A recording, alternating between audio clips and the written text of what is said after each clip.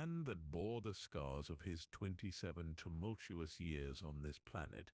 Harry Potter wiped away the blood which had splattered onto the brass pocket watch with a heavily calloused thumb. It streaked upon the glass but revealed a few of the Roman numerals placed around the circumference of the watch's face. Perhaps a cleansing charm would have been more efficient, but this was a moment that Harry knew he needed to remember, one that could not simply be wiped away with a casual wave of a wand. If he was going to have any hope of succeeding, he would need to remember what he was fighting for. Rising from his crouched position, Harry placed the watch into his faded and patched robes, before running a single hand through his ragged, blood-matted hair. It took effort to turn away from the horror that lay in the arched entryway, but the years had hardened him considerably. Long freed from the confines of glasses, Harry turned his pained, green-eyed gaze in the opposite direction, towards the only remaining path he had left. And why? The cavern had been roughly carved into the black stone in a vaguely circular shape, a narrow walkway hugging its circumference. Beyond the walkway, dropping down about 20 feet, was what appeared to be a bewildering network of gleaming brass cogs, gears, axles, and crystalline shapes submerged in an unidentifiable clear liquid.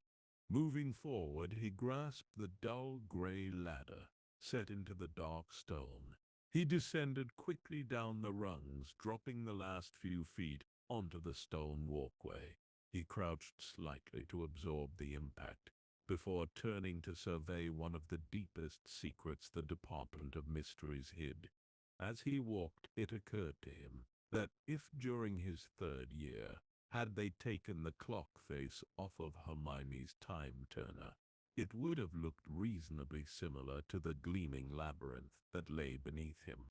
Though a small sliver of doubt still tugged at his conscience, he crushed it mercilessly and marched towards the opening. He had sacrificed too much to be dragged down by indecision. Too much of his life had already been wasted pondering the consequences of his actions. Reaching another ladder, he swung down it, landing softly on the stone floor below. In front of him, the gleaming clockwork stretched high above, filling his entire visage. Scanning the solid wall of gears and cogs, he found a space nestled between the machinery, just large enough to admit a person. Ducking low, his black sweat-matted hair brushed against a low-lying cog. Weaving between the various protrusions, he threaded his way through, until the passage opened up into a small chamber, the heart of the Unspeakable's final project. The small chamber was perhaps 12 feet wide, surrounded by clockwork on all sides. In the center, upon a slightly elevated steel dais, was a single steel column.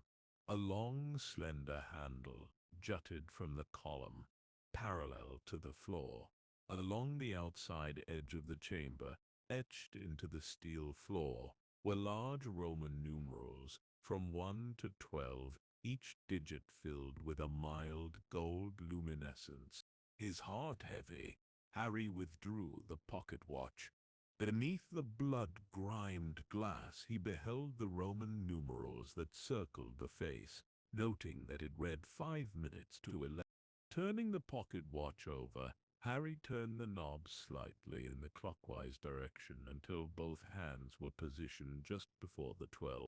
Placing his hands upon the handle, Harry began to push against it in the counterclockwise direction. It moved begrudgingly, the grinding of gears long dormant squealing in his ears. As he pushed, the donut-shaped section between the days and the Roman numerals began to move in rhythm with his efforts. A quarter of the way through the first revolution, a brightly colored arrow began to glow from the slowly turning section of ground, lined up directly in front of the handle. It moved slowly past the eighth, a mere foot away from the array of Roman numerals. It was time. The first revolution complete, the various crystals around the cavern awoke, glowing with a dull golden light. Reflecting off the liquid that surrounded the crystals, it gave the impression of pools of fire nestled within the machinery. Though momentum should have been on his side, his progress had gotten no easier. Taking a deep breath, he pushed harder to maintain his pace, his scuffed and battered boots pushing against the grooved floor. 3 revolutions, 4 revolutions, 5 revolutions. With each full turn, the crystals glowed brighter, and the gears fought him harder. Gritting his teeth, Harry bore down, pushing harder. Magical assistance would have helped things along, but sadly he had only his own physical prowess to rely upon. Croker had stressed that any magical emission could upset the big combination, disrupting the delicate measurements of the machine, quite possibly the last thing Harry needed. 6, 7, 8, 9. Breath burning in his lungs, Harry dug deeper, drawing forth from the well of perseverance that had kept him going for so long, even after all hope had long ago been buried. Straining forward, his back in agony, his spine having been replaced with a white-hot iron, he continued to push, never giving the glowing arrow a chance to rest. 10. As he did, the crystals began to glow brighter, inching towards their saturation point, begging for more time. Waves of heat rolling of the crystals, he pushed onward. Eyes nearly closed, Harry gave a final scream of effort, as the point of the arrow came to rest directly in front of the 12. Ignoring the agony in his back, which had become comparable to the Cruciatus curse, he closed the distance to the final revolution, the light from the crystals becoming blinding, their heat making the air waver before his eyes. The light reflected off of the endless brass surfaces. It was like he had been transported to the center of the sun. 11. To oblivion or salvation, he was bound. 12. His screams echoing throughout the cavern, his strength done, Harry began to collapse. As he did, the light in the room exploded, completely blinding him. Both were better options than this dead world. His eyes shut tightly. Harry was ripped backwards with such force that it stole the air from his lungs. With no breath to exclaim with, he flew through a blur of colors and shapes, unintelligible screams, whispers and shrieks echoing in his ears. Unable to blink, his eyes watered as the all-encompassing wind tore at his robes, tearing the bandolier containing all of his potion vials away. Panicking, he tried to snatch at them, but it was like he was at the bottom of the ocean, where movement was impossible. Helpless, the greedy wind continued to tear at him, ripping off his robe, revealing his battered leather guards. The chain from the pocket watch caught on his arm, wrapping around it snugly, cutting off the circulation. Not content, the wind continued its assault, beginning to tear at his wand holster. As if reading his mind, the wind tore the low-slung belt from his prone body. For a fragment of a second he saw the Elder Wand, snugly positioned with the holster, before it flew off into the unknown. As one final indignation, the wind ripped away the last vestiges of his clothing, leaving him as bare as the day he exited the womb.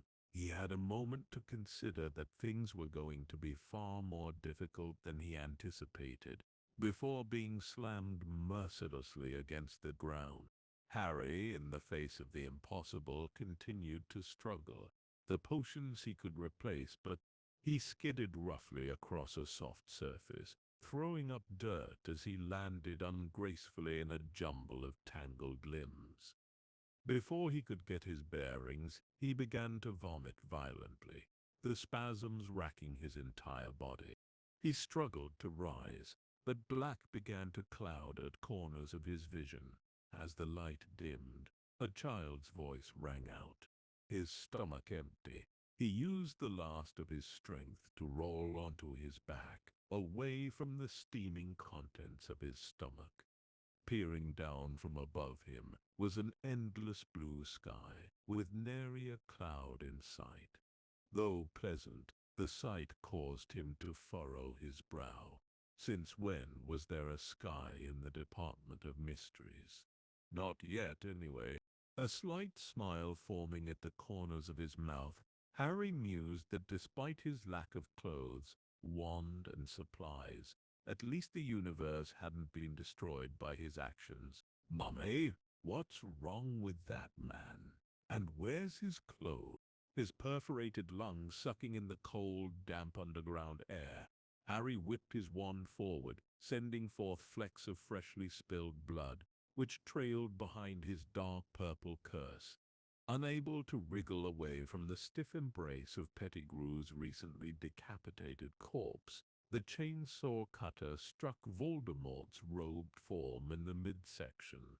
In a glut of blood, both of them were torn in two. The Dark Lord's upper half fell backwards, spilling his innards out onto the cracked stone floor in a steaming pile. Voldemort, his crimson eyes filled with equal parts hatred and fear, held out his remaining arm. "Potter," he rasped, "wait." Without hesitation, heedless to his own blood loss, Harry surged forward, flinging another spell. It struck in the crook of his elbow, severing the appendage. Voldemort's lower arm, his long white fingers, still wrapped tightly around the Elder Wand, flew off into the darkness. Before he could finish the sentence, Harry's spell had already collided with his forehead. It vaporized the Dark Lord from the eyebrows up in a grotesque spray of blood, brain and bone. The impact knocked him down again, his form master. Swiftly turning, he saw a killing curse strike Neville.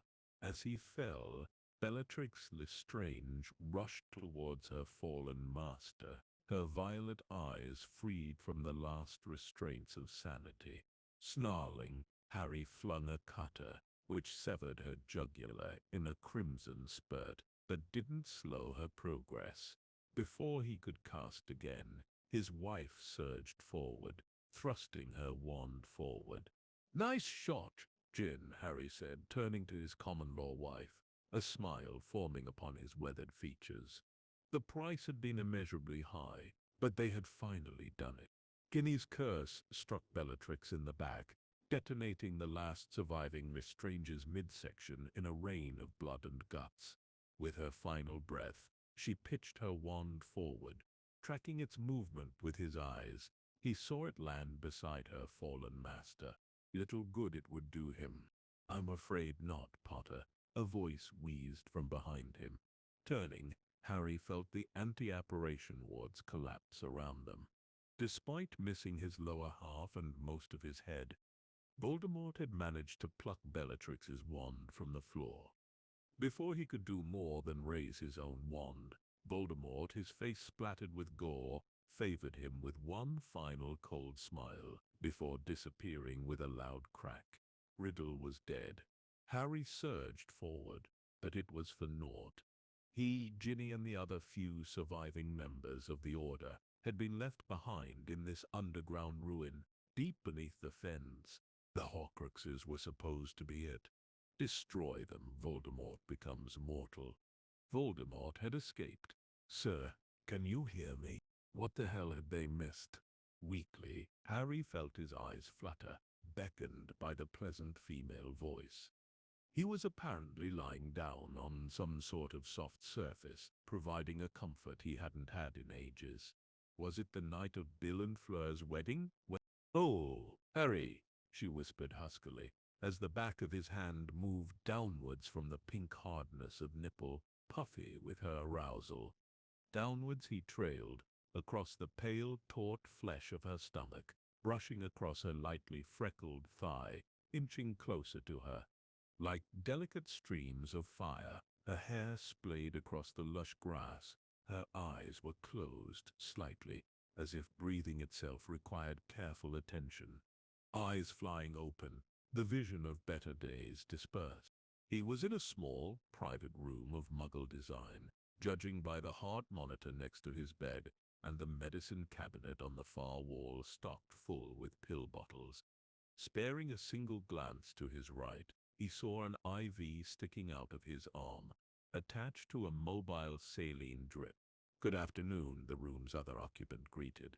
A young woman in bright turquoise scrubs, her coppery hair pulled back into a tight bun. "You appear to have been through a lot and need your rest," she said, her tone allowing for no discussion on the matter. "No time to rest," Harry snapped, his blood beginning to recirculate, bringing feeling back his weary limbs. "I've got to leave," Harry mumbled, attempting to enter a sitting position, but the nurse placed her hand over his chest, halting his progress. With a sigh, her face scrunched up in annoyance. She raised up her right hand. Poking out from between her delicate, slender fingers was a plastic cylinder, topped by a bright red button. "One push of this button, and I send morphine into your system, sending you back to sleep. That is, unless you want to behave." "What's it gonna be?" For a fraction of a second, he considered reaching out and breaking her neck with a sharp turn of his wrists, but quickly banished the idea. Though throughout the years the gap between himself and a common Death Eater had narrowed, he thought it better to have some moral superiority. Besides, there was no guarantee he would get there before she pressed the button. A scowl upon the heavily scarred visage of his face, Harry leaned back into the bedding. "Much better," she said, lowering the device. "Where am I?" "Lewisham Hospital," she answered. "A Muggle hospital." "Great. That would be June 24th, 1995, she answered. Harry's face immediately broke into a wide smile. "What's the date?" The wheels of memory turning, Harry recalled landing in a park after being tossed through the vortex of time. Must have been a Muggle one. It worked. He may not have any of his potions, or the Elder Wand may have landed in the wrong place, but he had arrived on the right day, and most important of all, still had. "And the time is," she continued, glancing at her bright pink watch, "4:45 in the afternoon." "Damn it," Harry said to himself softly, in disbelief. Nearly half of his time had burned while he slept. Harry's breath caught in his throat. 5 of his hours were already gone. Everything he had carefully planned out was now completely unworkable.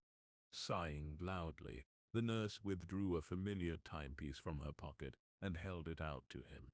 The chain looped lazily through her fingers. "This is the only thing we found on you. I assume that it's yours." Several inches above where his curled fingers clutched the watch, several red, angry lines crossed his arm perpendicularly. Their slight sting was a minuscule price to pay for such a memento, but the hour hand, which was just past the 5, reminded him that there was still much more to do. Harry nodded, transfixed by the gleaming brass, for a single moment forgetting his dilemma. It seemed that at least one piece of his former life had survived. Wordlessly, she approached closer and pressed the pocket watch into his hand. Only 7 hours remained to destroy all of Voldemort's Horcruxes and prevent his resurrection. Hearing indignant yells, Harry tensed. Without warning, the door to his private ward was thrown open, admitting 2 crimson-robed auras, trailed by an irate older nurse. Their arrival wasn't surprising, considering that his arrival into the past had probably fried the Unspeakable's monitoring equipment. More than anything, he was lucky that they hadn't arrived while he had still been comatose. "You two have no right to be here," she yelled, face reddened, her booming voice projecting Axadu authority. To her disbelief, however, her orders were ignored by the 2 Auros, as if she were no more significant than a fly. Harry's eyes hardened as he surveyed the two. One was younger, probably fresh from the Aura Academy. He had a slight build, not unlike Harry's, and a face that burned with embarrassment as he glanced nervously towards his partner, as if looking for guidance. A look of distaste upon his hard face. John Dawlish paid no attention to his partner. Dawlish, who had saved his own floundering career by attaching himself like a leech to Umbridge, and following her all the way to the Muggle-born registration committee, sent a glare at the nurse. "We're on police business," he said dismissively, before regarding Harry. "Right," the older nurse replied with a derisive laugh. "Maybe I'd have bought that on Halloween. But you jokers are a few months early. You show me your badges, or you show yourselves out." Dawlish, his mouth thinned to a line, began to reach into his robes, clearly going for his wand. Feeling the familiar rage wash over him, Harry raised his hand, imploring for Dawlish to stop. It was this sort of inferiority complex towards Muggles that had strained their relations so badly during the war. Being ignored was one thing, but being treated as an inferior race was another. "It's all right," he said calmly. "Let them ask their questions." His nurse threw a look at him, one which clearly implored for him to shut up. "Please?" Harry begged, throwing her a wide smile. It probably clashed spectacularly with the weathering his features had taken over the years, but it must have spoke to her in some fashion, since it prompted a moment of indecision. "Fine," she relented. "You have 5 minutes. And these two," the head nurse said, jabbing an angry finger at the two Aurors, "better have some ID when I come back." Dawlish merely snorted derisively, while the junior Auror suddenly found his feat very interesting. Not exactly surprising that Harry had never run into him during the war. If he had lasted more than a year, it would have been surprising. "Or," the head nurse said under her breath, before heading towards the door. His own nurse sent him one final questioning look, to which Harry responded with a sharp nod, urging her to leave. She shrugged at his response, following her boss out the door. As soon as the door closed, Dawlish turned and withdrew his wand, sealing the door. With the experienced Aura's back turned, Harry kicked off his sheets and swiftly rolled off the bed. Jumping up, he grabbed the IV stand by its head and swung it around in a long arc. The heavy, wheeled base smashed into the young Aura's stomach, knocking the breath from him in a loud whoosh. The impact flung him backwards into the medical cabinet, shattering the glass front, scattering bottles of pills and medicines across the pristine floor. "Damn it," Dawlish cursed, turning, wand raised. Ripping the IV from his arm, Harry quickly looped the length of plastic around the Aura's arm and forced it upwards. The Aura's stunner hit the dropped ceiling with a minor detonation, reducing the cheap fiberglass to dust. Grunting, Dawlish tried to bring his wand arm down, but Harry neatly stepped to his right and delivered a vicious headbutt to the taller Aura's chin. The force of the blow sent him stumbling backwards into the wall. Quickly grasping the IV stand again, Harry swung it, as hard as he could, directly at the junior Aur, who was still sprawled against the broken medicine cabinet, a dazed expression upon his face. His eyes widened like a deer in headlights. He only let out a low moan as the stand's base struck him in the side, driving him back into the medicine cabinet, which collapsed under the blow. His senses prickling, Harry dove to the right, narrowly avoiding a stunner. With a sudden burst of speed, he jumped up and dove behind the hospital bed, providing a rudimentary cover from the spellfire. As the junior Auror tumbled to the ground, Harry turned his attention back to Dawlish, who was shaking off the cobwebs. Beginning to raise his wand, Harry darted forward and grabbed the man's wrist, turning it in sharply. With a hiss of pain, Dawlish dropped to his knee, attempting to relieve the pressure on his wrist. Spinning around the Auror, Harry pulled the wrist higher and pressed the bulk of his repositioned weight upon the back of the Auror's head, driving him face first into the tiled floor with a loud crunch. "Why, you better surrender," the junior Auror threatened, his voice shaking. "What's your name, kid?" Harry asked, ignoring the idle threat. "Adalius Pussy." Suppressing a snort, Harry made his offer. "Well, Adalius, my time's short and I need to be going, so I'll make this short. You let me walk out that door, and I won't hurt you." Young Adalius, after all, had just been doing his job. No need to push this any further if unnecessary. Besides, if Adalius was every bit the pussy his younger brother, Adrian, had been, he'd take the offer in a second. And no, I can't, was as far as he got before Harry, crouching low, began to rush the wheeled bed at young Adalius. He had his chance. The young Auror tried to hit Harry with another stunner, but it went flying harmlessly over his head. The rapidly moving bed struck Adalius in the thighs, knocking him backwards into the wall. Popping up, Harry delivered a sharp jab to the jaw, putting all his weight into the punch. The junior Auror immediately went slack, his eyes rolling to the white. Pinched between the wall and bed, he slumped forward, unconscious. Harry leaped up from the ground and hit him with a flying tackle, driving him into the opposite wall. Moving back slightly, he sidestepped a poorly aimed punch from the Auror and grabbed Dawlish's arm. With a fluid motion, he jerked it forward.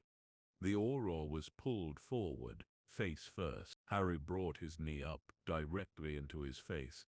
The blow flattened the Auror's nose against his face, causing it to once again spurt crimson. His senses flaring again, Harry immediately dropped to the ground, a stunner just barely missing him. He spun quickly and scrambled towards Dawlish. The Auror swayed uncertainly on his feet, his nose and mouth still leaking blood. Broken, jagged teeth peered out from between his lips, snarling much like a feral dog too stupid to realize it can't win. Bellatrix, moving quickly, jumped atop the woman and used her forearm to force the struggling woman's head against the floor. With a casual slash of her wand, she cut away the bottom of the witch's robes, carelessly slicing into her flesh. "No, please!" Marlene McKinnon begged. "You've already taken the rest of my family. Just leave my child alone." "Shh," Bellatrix urged softly, forcing the woman's legs open with her knees. "It will all be over soon." Bringing her wand down, she forced it between the woman's spread legs and thrust inward with it, penetrating her most sensitive area. Heedless to the cry of agony, Bellatrix fired off a spell into the woman's womb. Immediately, sticky bloody covered her hand. Satisfied, she withdrew the wand and got to her feet, leaving the sobbing, broken woman to herself. "Isn't that much better?" Bellatrix asked with a chuckle. "Doesn't it feel so much better to have that impure blood purged from your womb?"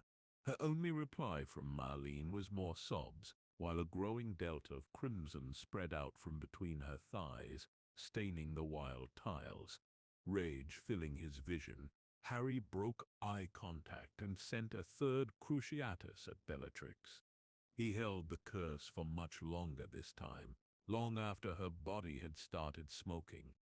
After a minute, the blood vessels in her unfocused eyes burst, staining her corneas crimson. Abruptly stopping the curse, Harry lashed out with another legilimency attack. "Is that—" Bellatrix began, before closing her mouth quickly. "Indeed it is," Voldemort answered, "the last remaining Hufflepuff artifact. Needless to say, its value is inestimable. While I devise an appropriate spot to store it, I need you to keep this hidden in your vault at Gringotts. I care not what protections you place upon it, only that the cup's safety is assured. Can I trust you with this task, Bella?" "Yes, my lord," Bellatrix answered, bowing her head. Triumphantly, Harry withdrew her mind. Hufflepuff's cup was at Gringotts. In the background, Bellatrix began to wail, fully cognizant that she had betrayed one of her lord's most precious secrets. Her usefulness at an end, Harry banished Bellatrix into the opposite wall, which she struck with a dull thud. Before she could fall to the ground, Harry followed up with a yellow curse. It melted through her midsection like it was butter, before impacting the wall behind her.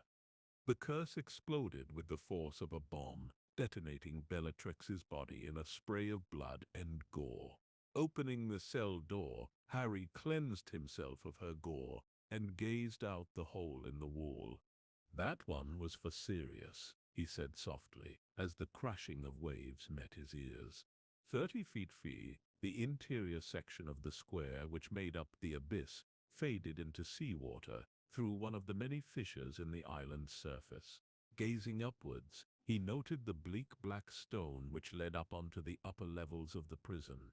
On the highest level, prisoners had the luxury of a small barred window, so that at least they could see the sunrise in the morning. Looking back behind him, Harry ripped the bars off the opposite cell.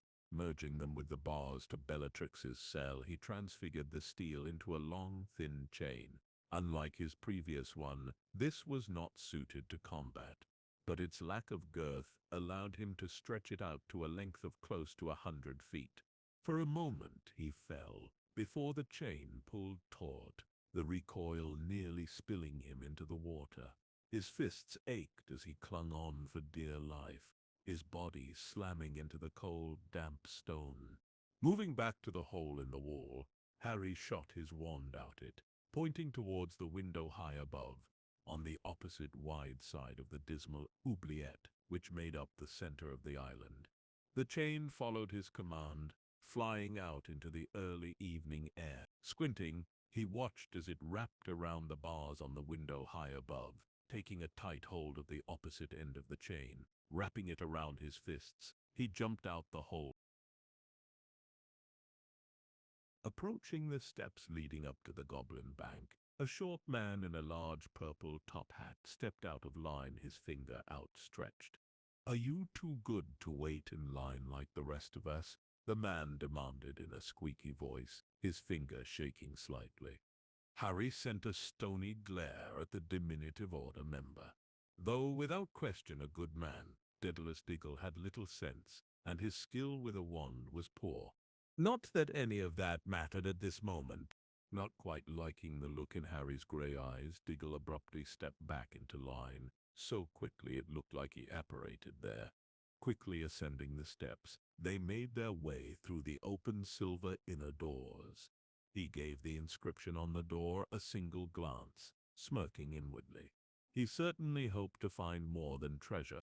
The large interior of the bank, carved mostly from marble, was almost completely packed solid with people, every witch and wizard wearing similar expressions of impatience and annoyance. At the far end of the bank, where a counter ran the entire length of the rear wall, goblins sat upon their high stools, serving the masses of people with barely concealed contempt. Huge mountain trolls, fitted with thick armor, leaned against the walls, waiting for the opportunity to dish out pain on any unruly customers.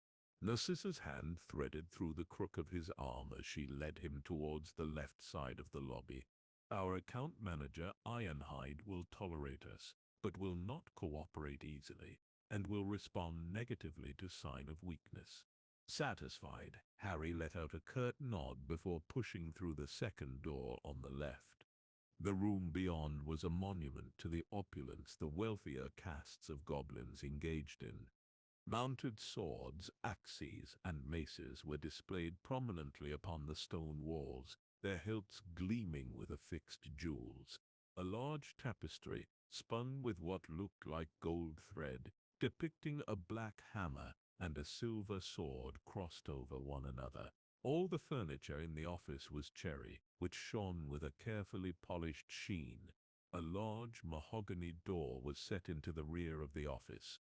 At the large desk sat an enormously large, bald goblin, dressed in a steel-gray suit, scratching away with a quill on a sheaf of parchment. Ironhide stopped writing, not even bothering to acknowledge Harry or Narcissus. "Then perhaps you should have made an appointment," Ironhide answered without looking up, his voice bored. "I do not have any moments to spare right now." I require a moment of your time. Mentally ordering Narcissa to close the door behind them, he approached the desk before putting his hands on the smooth surface and leaning forward. Well, Harry drawled, attempting to do his best impression of Lucius, perhaps then I should endeavor to find another account manager, one who actually makes time for his largest client. By all means, go right ahead, Ironhide replied in a bored tone, still yet to make eye contact. However, you should probably go wait in line now, as the proper forms are at the front desk. Setting down his quill, the goblin looked up. Its yellow eyes gleamed malevolently, clearly enjoying making Harry wait. For a moment Harry's hand twitched, the urge to kill the goblin becoming strong. He was fully conscious of the fact that every passing second spent arguing with this wretched creature was another step toward failure. Granted, it didn't help that he had little patience for the traitorous creatures, who, when they weren't squabbling with one another, were often on the brink of declaring war on the wizarding world. He hoped whoever had decided goblins should control the wizarding economy had died a long, painful death. Or, instead, you could just summon one of your underlings and have them show us to our vault, Harry said in a flat, cool voice. Ironhide's expression became far less malicious, his mouth contracting into a far more appraising glance. I suppose if I were rid of you, it would allow for me to finally finish up my own work. Ice pick. After a few moments, a door at the back of the office opened, admitting a small goblin dressed in a red uniform adorned with brass buttons. Escort the Malfoys to their vault, Ironhide ordered dismissively, waving the hand holding his quill carelessly. For the barest of seconds, Harry thought he saw the goblin's eyes widen, but it happened so quickly it could have been his imagination. Setting his quill down, Ironhide opened his desk and withdrew a leather bag which seemed to be full of jangling metal. Right away, Icepick answered in a gruff voice, taking the bag and turning towards the large door set into the back of the room. Without acknowledging Ironhide, Harry and Narcissa followed the goblin through the doorway, which opened out into a small tunnel with smooth rock walls, with shallow alcoves. Torches with bright yellow flame sat within, fully illuminating the tunnel, which led ever downwards at a shallow grade. Following it to the end, it cut into another, far larger tunnel, with a railway placed in the center, with both ends of the tunnel stretching out into the darkness. Following a sharp whistle from Icepick, a cart sped down the tracks, stopping before them. To have any hope of escape, he needed to know the way out. If his plan went accordingly, there was a strong chance the goblins wouldn't be all that inclined to help him find the way back. Without being prompted, Harry and Narcissa entered the cart, followed by the goblin. At once, like a bullet shot from a gun, they began hurtling down the labyrinth of twisting passages, the air growing progressively colder as they sloped steadily downward into the darkness beneath Gringotts. Despite every twist and turn, however, Harry's quick eye marked every bend, each dip, carefully cataloguing each.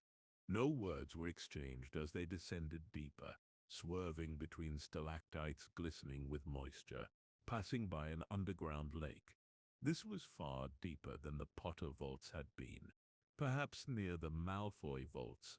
Feeling for the connection tying him to Narcissa's mind, he felt nothing. Quickly turning, he saw Narcissa look up, while her silk robes were sodden, and her long soaked blonde hair clung to her body. Chaotically, clarity reigned in her eyes.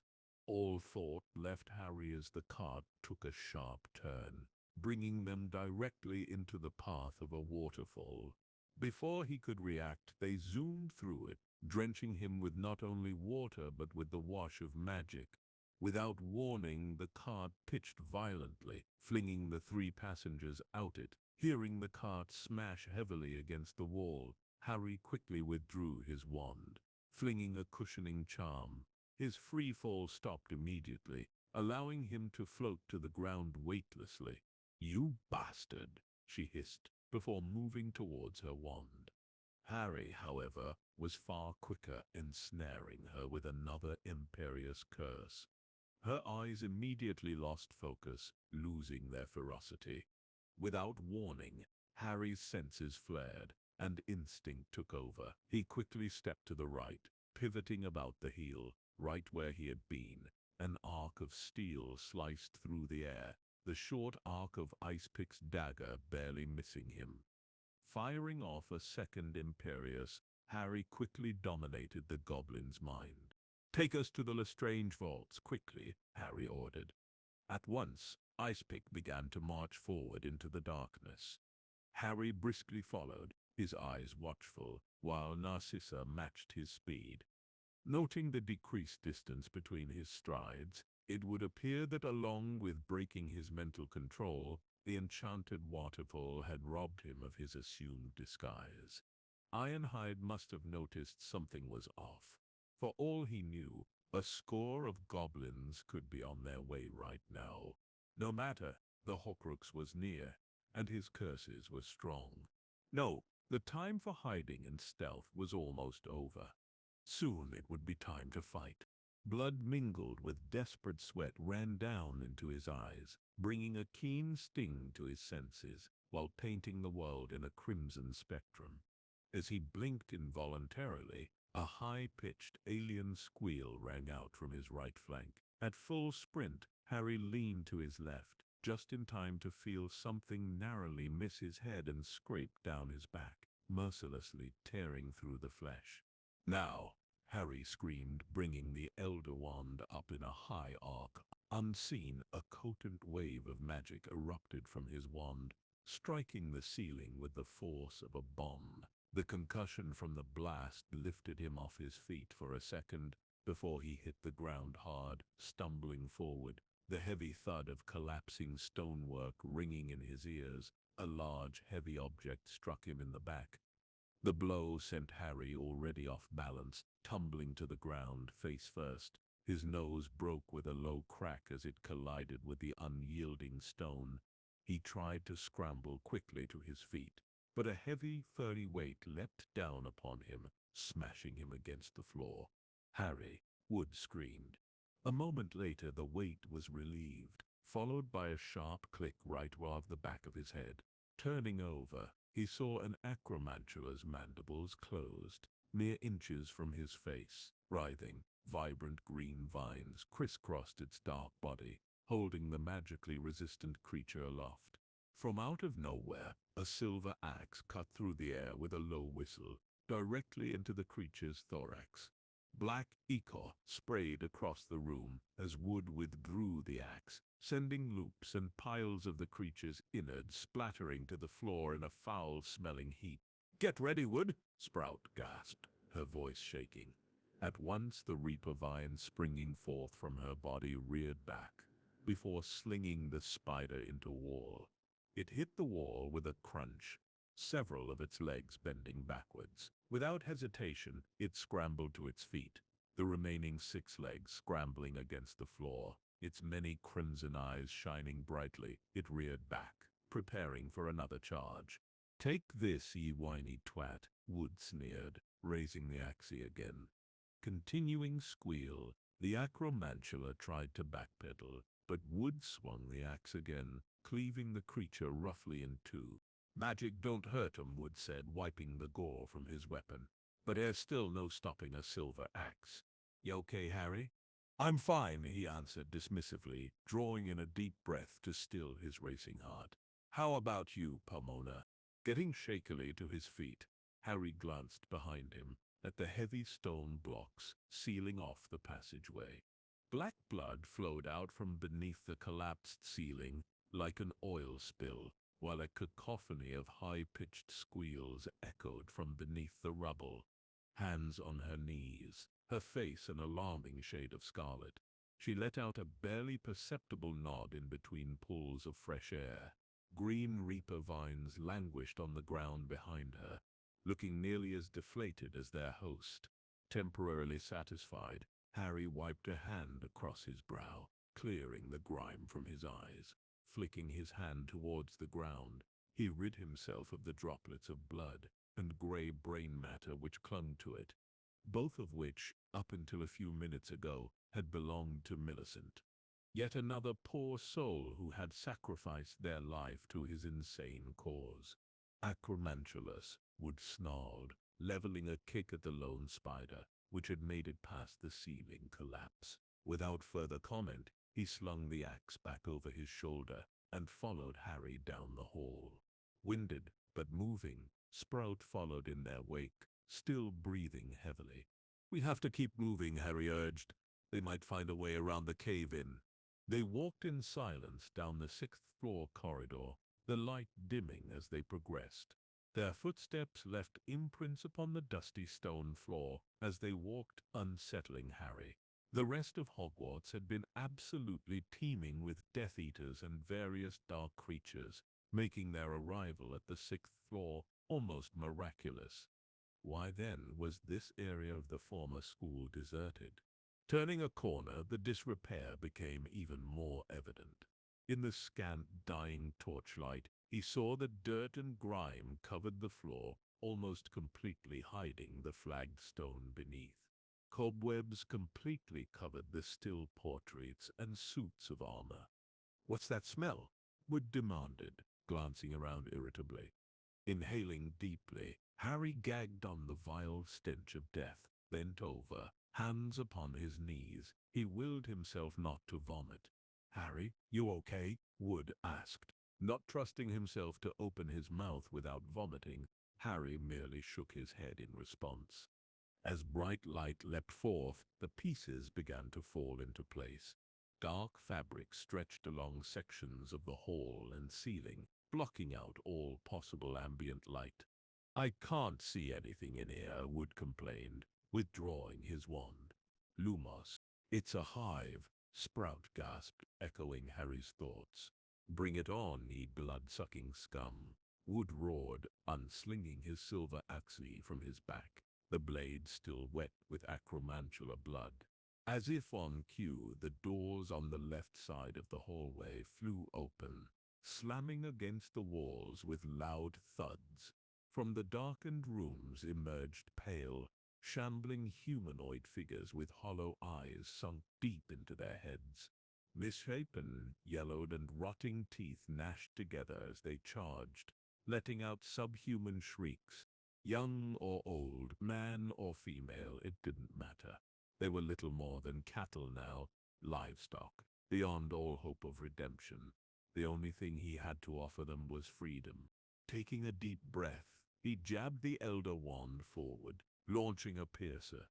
No sooner had the spell left his wand, he brought it left across his body, launching a cutter. From there he moved his wand in a counterclockwise circle, unleashing a hurricane banisher. The piercing spell took the lead slave, an older man covered in freely bleeding fang punctures in the forehead, detonating his head like a ripe berry. His cutting curse clove a young woman in half, just before his final spell threw both halves of her body into the oncoming mass of slaves. With movements almost too quick to track, Harry unleashed chain after chain of spells, painting the stone corridor with broad, messy strokes of blood and brains. 10, 15, 20 slaves all fell beneath his wand, restoring an eerie silence to the dilapidated hallway. "If that doesn't rouse them, nothing will," Sprout said, her own wand held aloft, lighting the way. "We have to move fast." The smell of blood, especially in such large quantities, was more than enough to wake a vampire. Moving quickly, the 3 remaining members of the strike team raced down the hallway.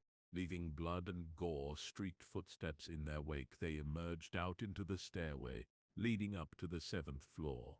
Reaching the landing between floors, a great unease began to pull at Harry's instincts.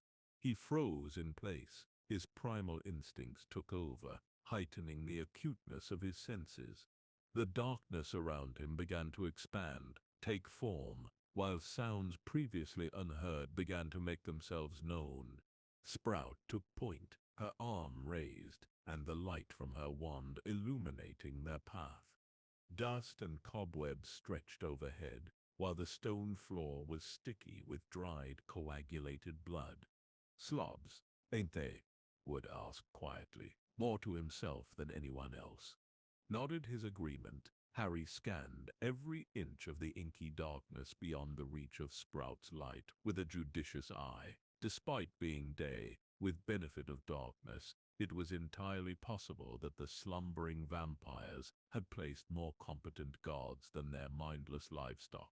Whipping his wand upward, eyes closed, he launched a solar flare, eyes dancing with yellow spots. He rolled to his side as an unholy screech filled his ears, sharp claws missing his neck by inches.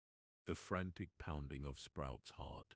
The slight swish of air gliding across steel as Wood raised his axe, prepared for anything. And the slight rustle of fabric above him. Crimson eyes gleaming with malevolence. Its pale skin marred with smoking burns.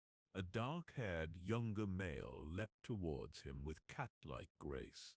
Harry quickly conjured a physical shield, which collapsed beneath a strike from its sharp claws. Knocked back, Harry hit the wall hard. In the blink of an eye, the vampire closed the short distance.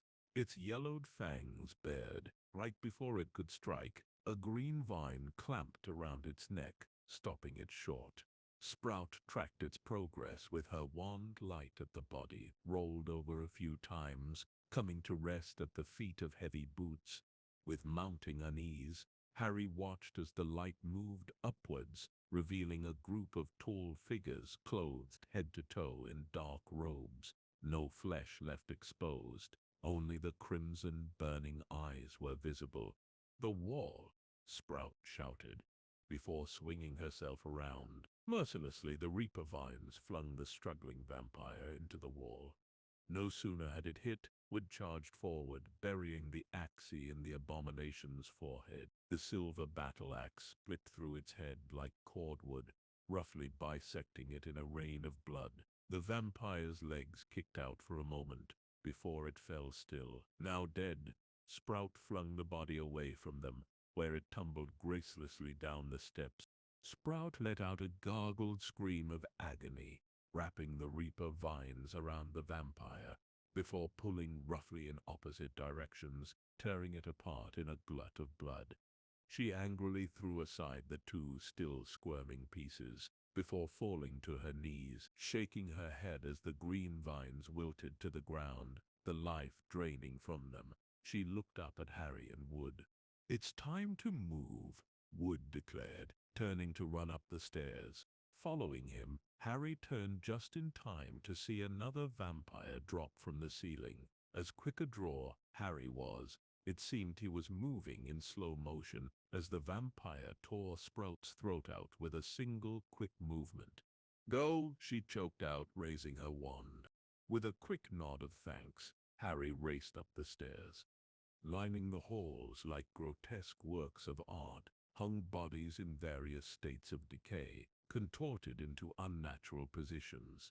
"Damn it," Wood screamed, before following him up. Reaching the 7th floor landing, they began sprint down the hallway, guided by the bright light emanating from the tip of Harry's wand. Sprout's dying screams echoing through the hall behind them. The stench of death and rot became even more potent.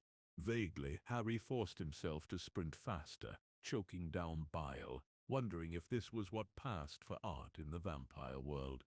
"Where is the gargoyle?" Wood roared, his eyes searching wildly for the entrance to the headmaster's office.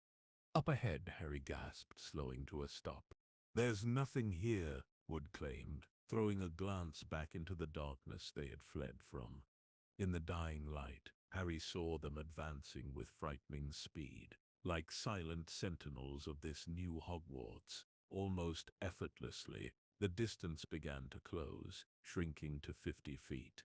Shaking his head, Harry flung a cleansing spell at an outcropping of wall, aided by the power of the Elder Wand. Years upon years of blood, dirt, grime, and other things too revolting to identify vanished, leaving behind only the gargoyle. "Whatchamacallit," Harry said quickly. With speed previously unseen, the gargoyle leaped to the side, Turning to the side, Harry went to cover Wood, but Wood was already on the move, pushing Harry through the entryway. Before he could make it all the way through, however, Wood was jerked backwards harshly.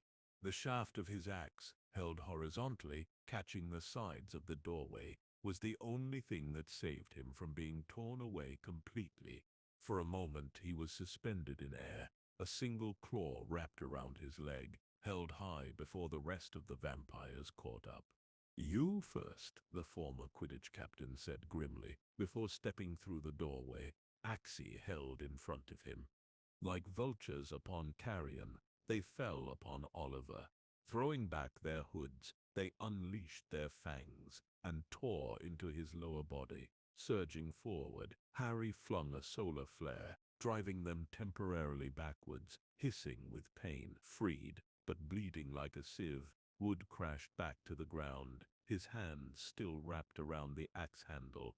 "Come on!" Harry screamed, wrapping his hands around the shaft of the axe, using it to pull Wood into the threshold. Feeling movement, he leaned back to have a claw cut through the area his head had occupied. At once, the vampires grabbed Wood again, pulling him backwards. Wood's hands, no match for the inhuman strength of the vampires, began to lose their grip on the axe handle. "Don't you quit on me," Harry screamed, flinging another solar flare. Spitting blood, Wood shook his head, his eyes full of clarity. "It's over, mate. Go give Riddle hell." His heart heavy, Harry released his grip, saying a single word: "Close." At once the gargoyle sprang shut, cutting off both of Wood's hands. They, along with the axe they held, clanged to the floor for the final time, the severed appendages trailing roughly torn tissue and streams of blood onto the dusty floor. "I'm so sorry, Oliver," Harry said quietly, giving one last glance to the remnants of one of his oldest friends from Hogwarts. His heart heavy, he turned away from the sight and towards the future, one that by all means he would ensure would end with Riddle dead. Huge, the dragon rose above them, both rear legs shackled with heavy cuffs which were linked to thick chains terminated in giant spikes driven into the rock ground. At Harry's presence, it fought against its confines, pale and flaky scales chafing against the metal shackles.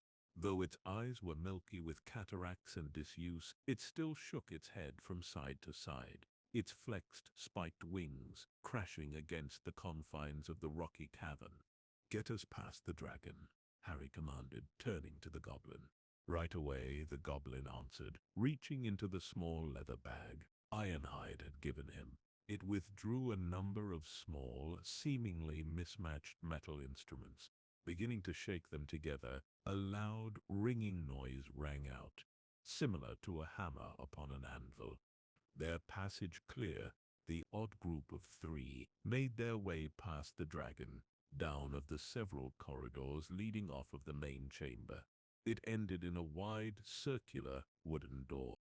Advancing upon the dragon, shaking the metal instruments, the dragon began to backpedal. Drawing nearer, Harry noticed that the dragon was actually trembling and saw that vicious scars crisscrossed its face. The Lestrange vault, golden coins, goblets and idols shone everywhere, giving the appearance of a sea of liquid fire. Amidst the gold lay silver armor, precious gems and potions in jeweled flasks. At his command, the goblin pressed his palm to the door, causing it to melt away. Beyond lay a cave-like opening, completely filled with treasure. Giving his wand a wave, searching for the magical signature of protective wards, he detecting nothing, not even basic blood wards one would expect to see. What was the wrinkle here? Casually, he raised his wand, attempting to summon the cup. He was almost relieved when the cup didn't come sailing out of the vault. There were at least some protections in place. Layered curse work, it appeared, the original object enchanted with the Gemino curse, while all the duplicates were infused with Flagranita curses. If the heat didn't kill, the expanding gold would still be around to crush any unsuspecting thieves. walking further into the vault. Barely having taken a few steps, he heard a muffled thud, throwing the Lestrange vault into darkness. Spinning around, wand lit, he saw that the door had reappeared, sealing them in. Harry immediately relaxed. The goblin was still in here with him, and was only an order away from reopening the door. By wand light, Harry stepped further into vault. His elbow brushed up against a stack of coins, sending them tumbling to the floor. With wide eyes, he saw as they seemed to split and multiply in mid-air, turning into an avalanche of gold covering his feet. He felt vast heat eating at the tops of his dragon-hide boots. Cursing to himself, Harry attempted to transfigure the gold into paper, but its shape remained static. He moved onto water, before trying ice, rock and wood, but all of his attempts failed. "Stay right where you are," Harry commanded to Narcissa and Icepick, before beginning to gingerly make his way further into the vault, weaving between the piles. Despite his careful steps, he nudged a chestplate forged from silver, causing it to multiply 20-fold, burning away part of his robe. "Shite," he swore, feeling time beginning to slip away. How was he going to get around this? Stopping, Harry took a deep, relaxing breath. Think, Harry, think. The entire point of the trap was to make it difficult to move around. So, it wouldn't make sense have the cup on the floor, where one could make minimal contact with the gold. No, it would only make sense. Raising the wand of his beam upwards, he shined it over the tops of the mountains of gold. High shelves were set into the walls, upon which perched yet more gold, as well as various other treasures. Sweeping the shelves with the light, he observed shields, goblin-made helmets, and the cup. His heart racing frantically in his chest, he saw the small twin-handled golden cup. Finally, he had found it. For a moment he appraised the high mountain of gold leading up to the cup, before shaking his head in amusement. Reaching into his cloak, he withdrew Lucius's shrunken broom, before restoring it for its normal size. Much better, all he needed. His instincts screaming, he turned to see Narcissa surge forward, wand drawn. Avada Kedavra! Still gripping the broom, he leapt sideways, directly into a pile of gold, which immediately began to multiply around him, burning through his clothes. Ignoring the searing pain, he scrambled to his feet, summoning a flame whip, and lashed out with it. Narcissa, a curse upon her lips, barely had time to blink before the thin column of flame sliced through her wand arm like butter, separating it from her body. Letting out a scream of agony, her neatly cauterized arm fell upon a pile of glowing gold, which multiplied further upon contact, burying both her arms and her legs up to the knees. Letting out a primal scream, her eyes burning with hatred, Narcissa ran headfirst into the pile of gold closest to Harry. Quickly he conjured a physical shield as the wall fell forward as it multiplied, completely burying Narcissa. The golden tsunami's progress was halted by the shield, but Harry immediately began to pant with the effort of maintaining the spell, which did nothing to block out radiated heat. Sweating profusely, Harry leaped upon the broom, the shield collapsing above him. Flying downward, he deftly scooped up the goblin with his wand arm, breaking the connection to the shield. At once the shield disappeared, letting loose the damned gold. With a curse, he pulled up sharply on the broom handle, moving upwards, avoiding the tumbling gold with milliseconds to spare. It crashed to the ground, multiplying yet again, causing the very air to shimmer. Head swimming with heat, Harry flew up, neatly plucking Hufflepuff's cup from the shelf. Ignoring the multiple copies which sprung from it, he flew back towards the vault door, which was now 2/3 covered. "Open the door," Harry commanded to Icepick, stopping aside it. As the goblin, still under the Imperius, reached out his hand, Harry began to conjure water in midair, forming a floating pool, which he shaped into a flat disc. As he froze the mass of water, the door once again disappeared, sending an avalanche of gold tumbling out into the tunnel. Pushing the goblin off the broom, Harry shot through the small opening. For a short moment, he saw 12 goblins surrounding the entrance, weapons at the ready. They disappeared from sight as Harry neatly dismounted the broom, ice shield held in front of him, neatly deflecting the goblin's first volley of arrows and poison bolts. Swinging his other arm, he lobbed Hufflepuff's cup over the ice shield like a grenade. Flinging a solar flare, he leaned around the ice shield, ignoring the temporarily blinded goblins. Squinting with his left eye, he tracked the cup's trajectory, lining up the shot. The green light leapt from his wand, flying straight towards the cup. Satisfied, he ducked back the shield, conjuring a physical shield. An explosion ripped through the cavern, shredding through his ice shield like paper. Rocks slammed into his shield like sledgehammers, knocking him backwards against the reclosed vault door. Avada Kedavra! Shaking his head, his vision obscured by thick dust, he waved his wand, vanishing the cloud of dust. To his right lay a goblin arm, roughly amputated at the elbow, still clutching a crossbow. Rocks, debris, and piles of rags, blood and guts covered the entire hallway.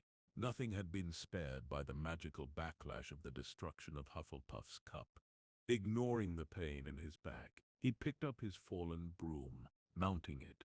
The cup might be destroyed, but if he didn't get out of Gringotts now, it would all still be for nothing. Kicking off from the ground, he raced forward towards the sounds of falling water, gobbledygook shouts, and roaring dragon fire. Voldemort's second Horcrux. The time to fight had come. Air pulled at his hair and robes as he sped down the tunnel towards the sound of water. Up ahead, reflecting the scant ambient light, water cascaded from a fissure in the ceiling, stretching across the entire tunnel. Bursting out through the mouth of the tunnel, under cover of steam, his hard green eyes surveyed the scene, quickly identifying and analyzing the situation. Quickly abandoning any plans to disillusion himself, he thrust his wand forward, launching forth a blast of superheated air, followed by a hurricane banisher. The water immediately turned to steam, before being blown away from him into the main cavern. 6 goblins hurried around the tethered dragon in the center of the room, each with clankers held in hand. Around the cavern's perimeter stood 20 goblins, each at the ready with crossbows in hand. The far end of the cavern, which held his escape route, had been barred by a large, tall gate. It stretched across the entire tunnel, completely blocking off the exit. So be it. Enraged, the dragon opened its mouth to fry Harry, but multiple shakes of the clankers made it reconsider. His wand a blur of motion, Harry snapped off 3 successive cutters. Raising a physical shield, he cut sharply to the right as 2 of the curses struck home, roughly decapitating 2 of the goblins.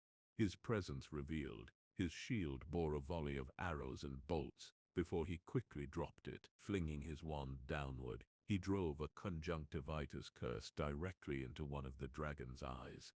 Shutting his eyes for a fraction of a second, he snapped off a solar flare before cutting rapidly to the left around the dragon. The goblins temporarily blinded, Harry snapped off a reductor at the gate. Dead center, the scarlet spell flew directly between the 2 trolls, hitting one of the bronze crosspieces. It struck with a hollow gong, before flying back at Harry. Cursing, Harry dipped low, right into the path of one of the trolls. Roaring, it took a swing with its club. Reapplying the physical shield, he dove down, close to the dragon. Turning, it swung out with its horned tail. Harry pulled up sharply on the broom, rising over the spiky appendage. Missing him, it struck one of the perimeter goblins, splattering it into the wall. Rolling to his right, he ducked under the swing, snapping off a blasting curse. The spell took the troll in the mouth, detonating its head in a spray of blood, bone, and brains. Cutting to the left, He conjured another physical shield. Though their aim was bad, one of the projectiles struck his shield. Instead of merely bouncing off the shield, the object burst upon contact, spraying Harry with foul-smelling ooze. Spitting the ooze out of his mouth, Harry pulled upwards on his broom. Quickly, he rose, avoiding another breath of dragon's flame. Dropping the shield, he cut roughly to the right, flying counterclockwise around the cavern. Moving quickly, he rained death down upon the perimeter goblins. He flew faster than the goblins' shots could ever hope to hit. Helpless, they fell beneath his wand, one by one. Skulls split, heads rolled, limbs and appendages fell like rain. Finishing his bombing run, he once again dove close to the dragon. As he did, the remaining troll charged, club raised. Once again rocketing upwards, the dragon's horned tail struck the troll in the midsection, impaling it. It thrashed around for a moment, beating at the tail with its club, before a sharp flick of the tail sent the troll flying into the wall. The column of liquid fire melted through the bronze gate with ease, creating a large hole in it. Wasting no time, Harry accelerated through the opening, the angry yells of the few surviving goblins in his ears. He took the first turn at high speed, leaning his entire body to the right. The effects of gravity pulled mercilessly at him, but he held on, before decelerating. Holding his wand in front of him, he cast a powerful illumination spell, banishing the shadows of the darkened cavern, revealing the smooth stone walls. If there was another attack team, they'd see the light, but the goblins were a secondary concern. Time was of far greater importance. Mirroring his descent down to the Lestrange vault, he followed the cart tracks back in the direction he had come from, his path leading continually upwards. His eyes stayed watchful, ever mindful that every oncoming corner could hold the next ambush. Without warning, Harry heard an almighty crash echo through the caverns, shaking the walls. What in the bloody hell was that? He wondered to himself, picking up his pace slightly. Had part of the tunnel caved in? He strained his ears, for a moment only hearing the steady drip of water, before another large crash shook the walls. It was far closer this time, and clearly coming from the direction he had came from. Filling the mouth of the tunnel, like a horror from the depths of the darkest nightmare, hovered the dragon. Milky eyes rolled in its head at it, let out a monstrous roar, its body wedged tightly between the stone walls. Driving forward, it began to shoulder its way through the stone, shearing off the sides of the opening. Turning back towards the path, Harry increased his speed.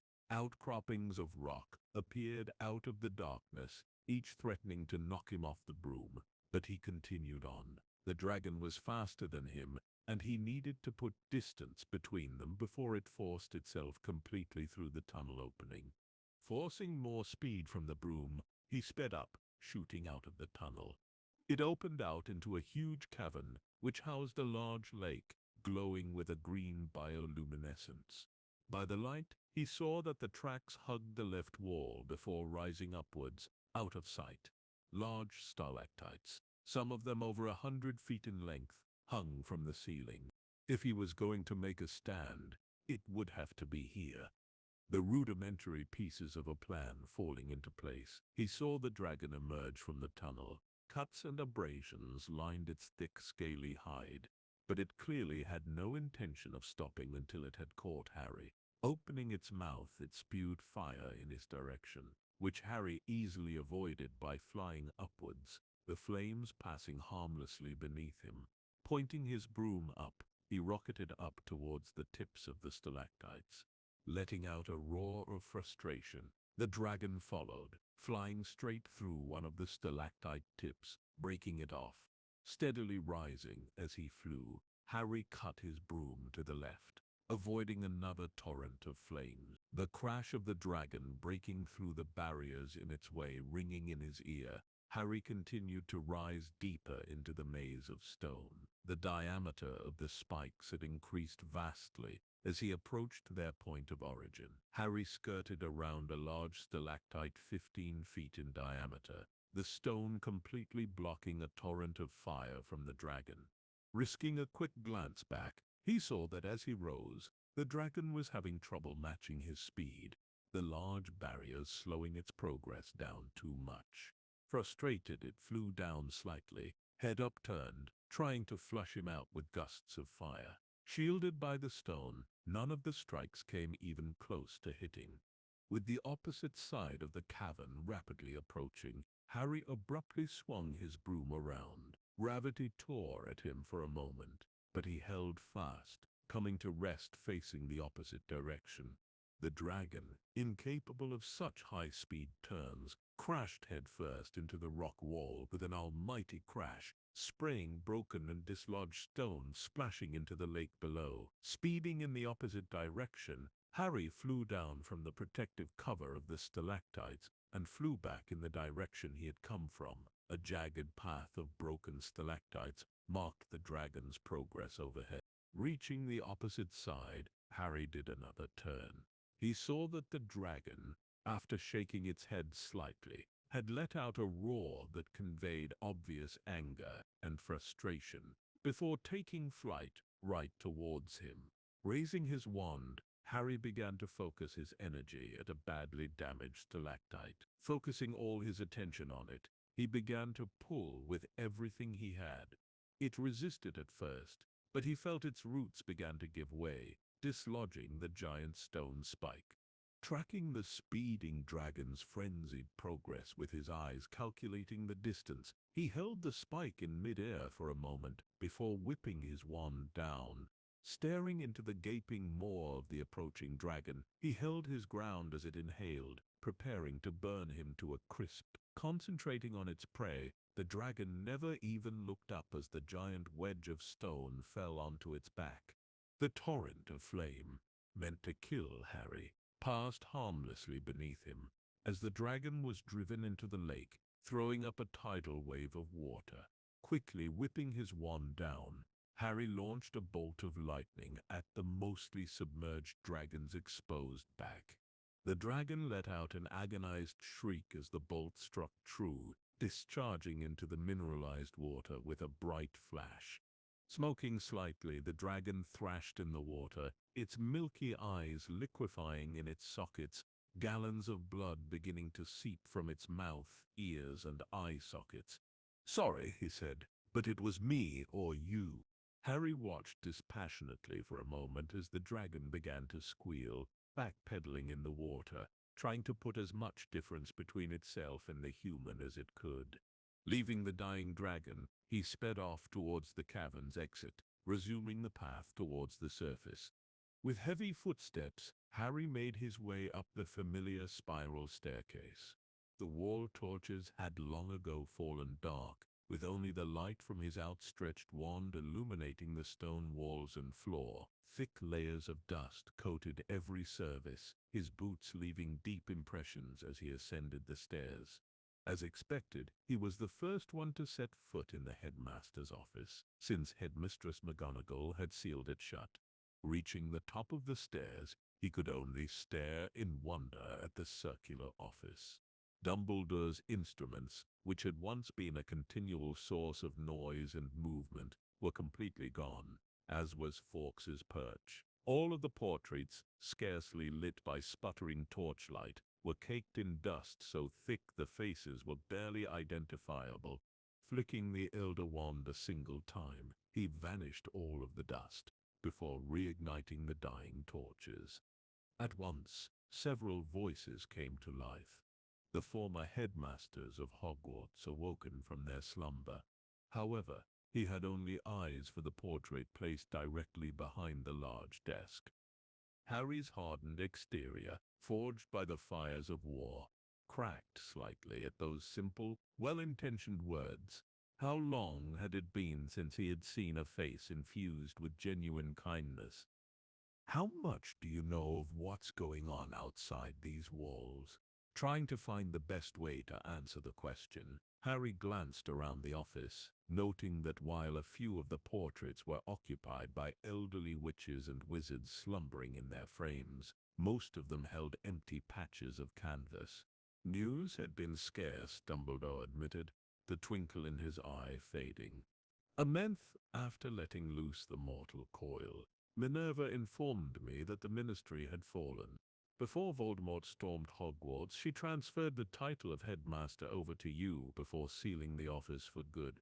Information after that was hard to come by, but my assumption would be that Voldemort, displeased with his lack of access to the headmaster's office, set about the world, destroying every portrait he could find of former headmasters of Hogwarts. The few that remain, myself included, are cut off from the rest of the world. Then you're one of the lucky ones, Harry snapped back bitterly, his expression hardening. If you could only see what's happened to our world. I am deeply sorry that you have had to shoulder such an unfair burden, Harry.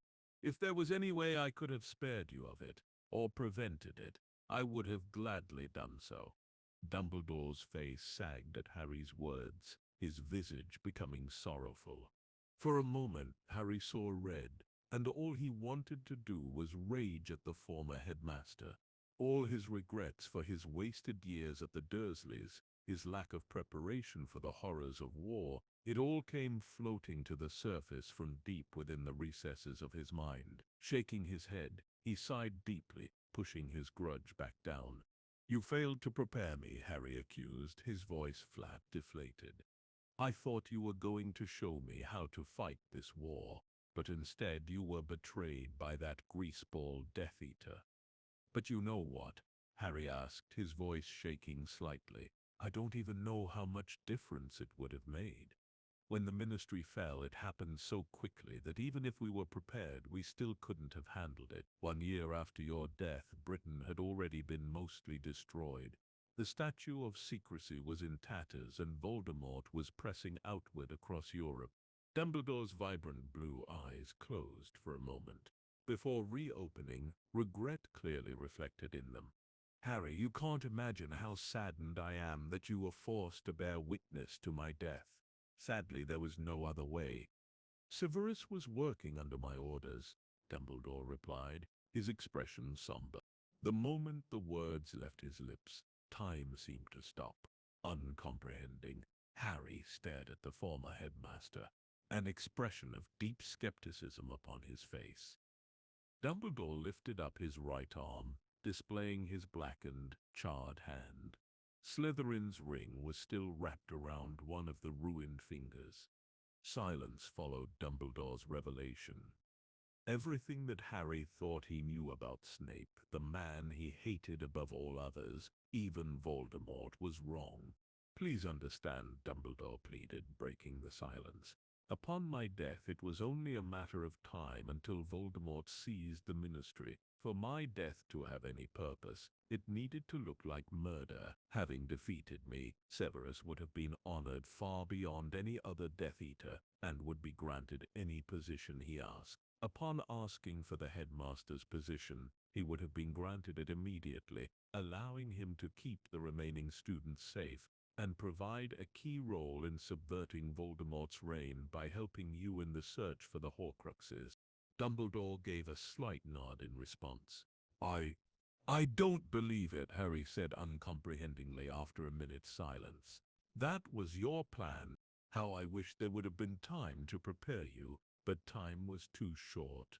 The best I could do was give you all the information I had gathered regarding the Horcruxes, and hope that with the support of your faithful companions and Severus's help, you would have been able to destroy all the pieces of Voldemort's soul. A lot of good that did, Harry exclaimed, livid. I found each and every one of those trinkets. Those 4 fragments cost us the Order, most of my friends, but we did like you wanted, found and destroyed them all. Guess what, though? It didn't matter. I cut that snake bastard in half, blew his brains out, and he lived through it. You were 1 Horcrux shy, Dumbledore answered, his eyes sorrowful. How? Harry demanded angrily, sticking out his fingers. Cup, he exclaimed, ticking off one of his fingers. Lock it, Snake. Something of Gryffindor or Ravenclaw. You told me right here in this room that those were the four I needed to find. Looks like I can still count, so what the is going on? The night of your parents' murder, Voldemort accidentally created a Horcrux, the former headmaster explained, one that even he was unaware of. And it didn't occur to you to know what it was.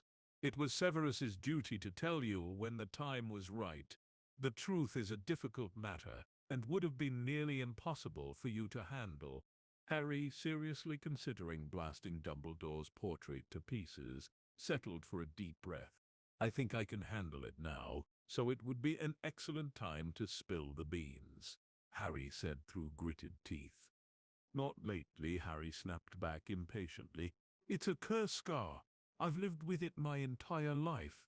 Harry trailed off, his eyes widening as comprehension descended. No way, he breathed. Slowly, he moved his fingers up to his forehead, tracing over the familiar scar. The truth bearing down on him, he began to whisper the words that had haunted his entire life. And either must die at the hand of the other, for neither can live while the other survives. Without further incident, he made his way through the twisting tunnels and caverns of stone, arriving at the main lobby. In sharp contrast to the chaos beneath Gringotts, the main lobby was eerily silent. Harry's left hand wrapped around the shaft, his broom, his right held upright, wand pointed forward. He flew low to the ground, crossing the formerly crowded marble floors, his gaze watchful. In the event of a break-in, it seemed reasonable that the goblins would evacuate Gringotts of all clientele, but where was the goblins' last line of defense? Notoriously vindictive by nature, goblins would, in general, rather exhaust every possible resource, no matter the cost, than allow a thief to escape Gringotts. Apprehensively, he passed by a wide marble column, stopping in front of the exit. Large stone archways curved over the exit, overlooking the gates of Gringotts.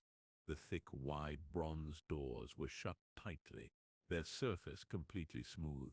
No lock, no jam, no handle, no obvious way to open them.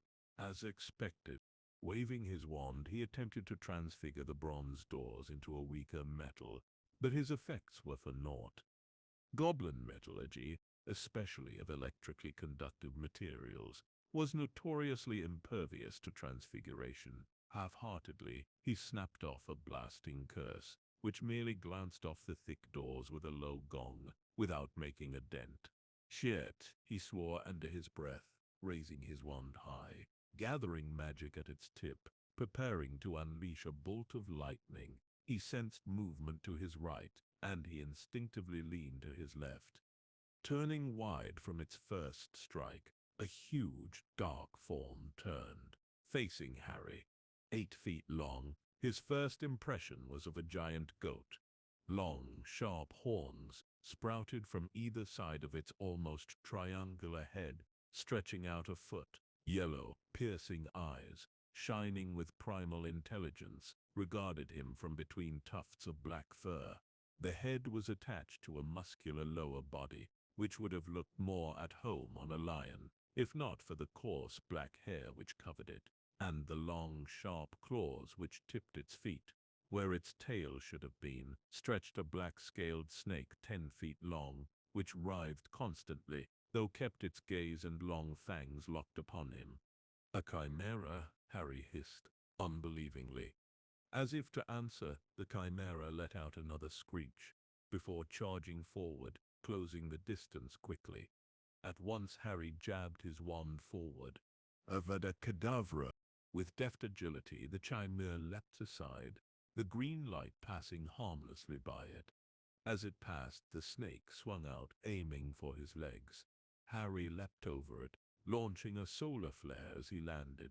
The bright flash drove the creature back for a moment, eliciting an angry shriek. Backpedaling quickly towards the rear of the lobby, Harry began to conjure a length of steel chain.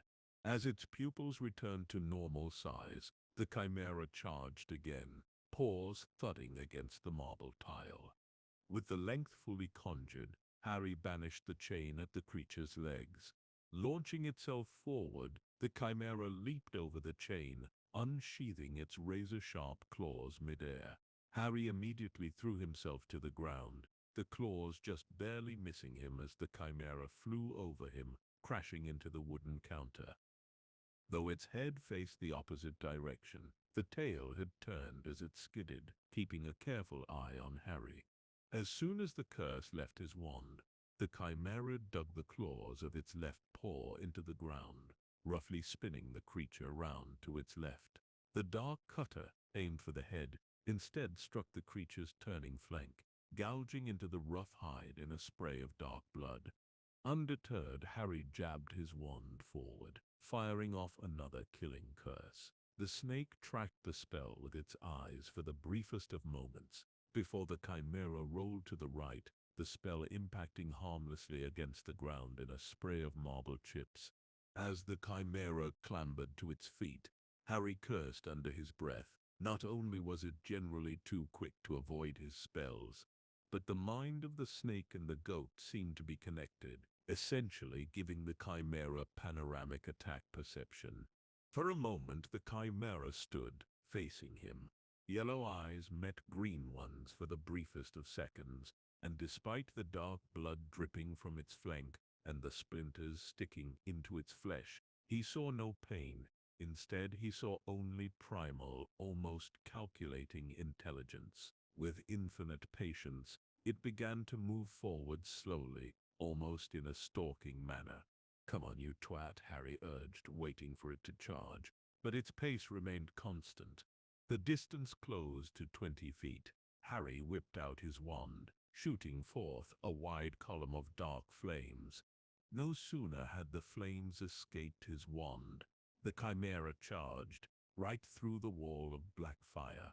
It emerged from the flames unhurt, head lowered as it charged. Harry darted to the side, the sharp horns grazing past his right thigh, ripping through his skin in a crimson mist. As the chimera passed by him, Harry brought up his wand, only to have the snake dart forward, doors clamping down on his hand. Pain exploded through his skin as the sharp fang penetrated his flesh, pumping poison into his system. With a scream of agony, Harry reached out with his non-wand hand, jamming his thumb and forefinger into the snake's eyes. The snake immediately let go of his wand hand, rearing back, hissing in agony. Beginning to turn, he briefly saw the lowered goat's head before one of the horns ripped through his stomach, impaling him. For a brief moment he was lifted up, in agony, before he brought his wand down, launching a point-blank blasting curse. Apparently sensing the curse, the chimera tried to shift out of the way, but only succeeded in moving its head slightly. Instead of striking its forehead, the curse struck the left side of the snout, blowing off the left side of its face in a mist of black blood, gore, and bone shards. The creature let out an enraged shriek of pain as one of the bone shards lodged itself into the left eye, puncturing the yellow orb. 3/4 blind, the chimera shook his head violently. The horn slid from Harry's midsection in a torrent of crimson blood as he was unceremoniously tossed. He back-impacted painfully against one of the wide marble columns as he hit the ground, ignoring the wounds to his hand and stomach, not to mention the heaviness of his eyelids.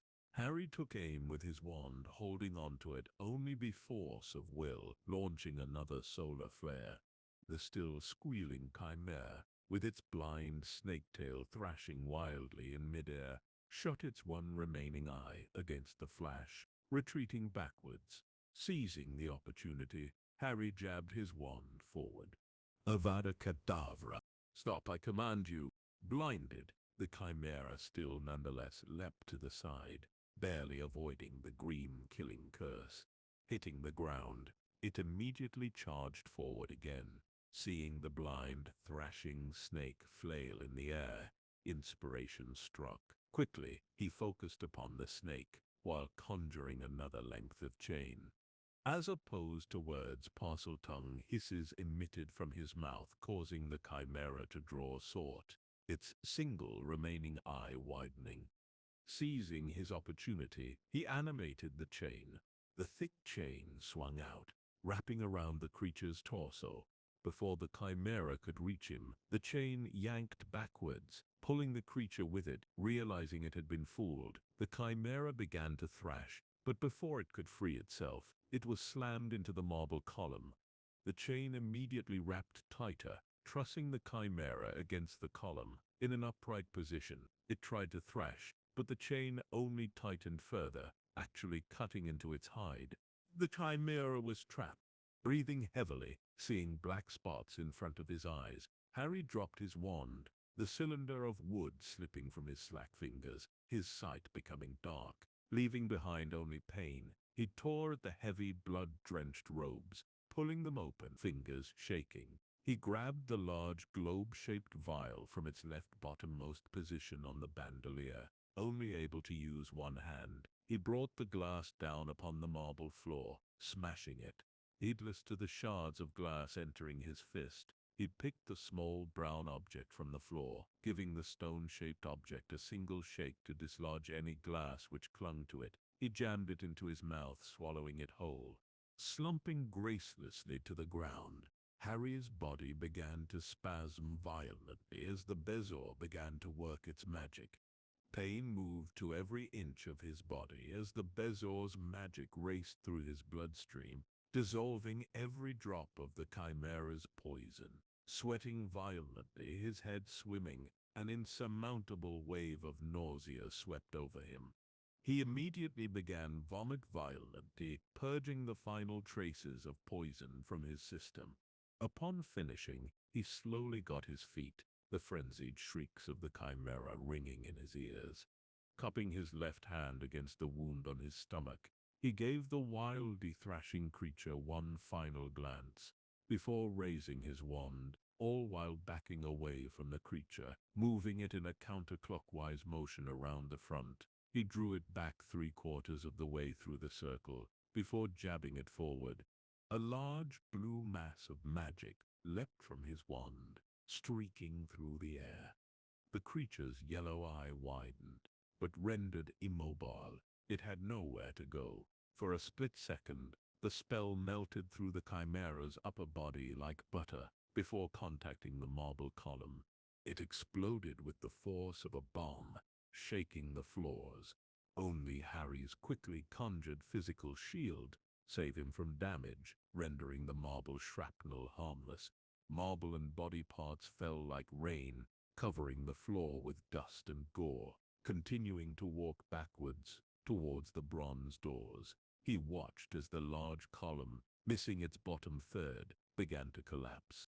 In a matter of seconds, large cracks spider-webbed across the remainder of the column, before falling completely pieces. It broke apart further as it fell, the pieces hitting the floor hard enough to shake the floor violently. With one of the supports missing, the ceiling began to cave rapidly. Large chunks of marble, easily bigger than the chimera, fell through the air, slamming into the floor. Each impact shook the very foundation of Gringotts itself, nearly knocking Harry off his feet. Reaching the bronze doors, he flattened himself against them, raising his strongest physical shield.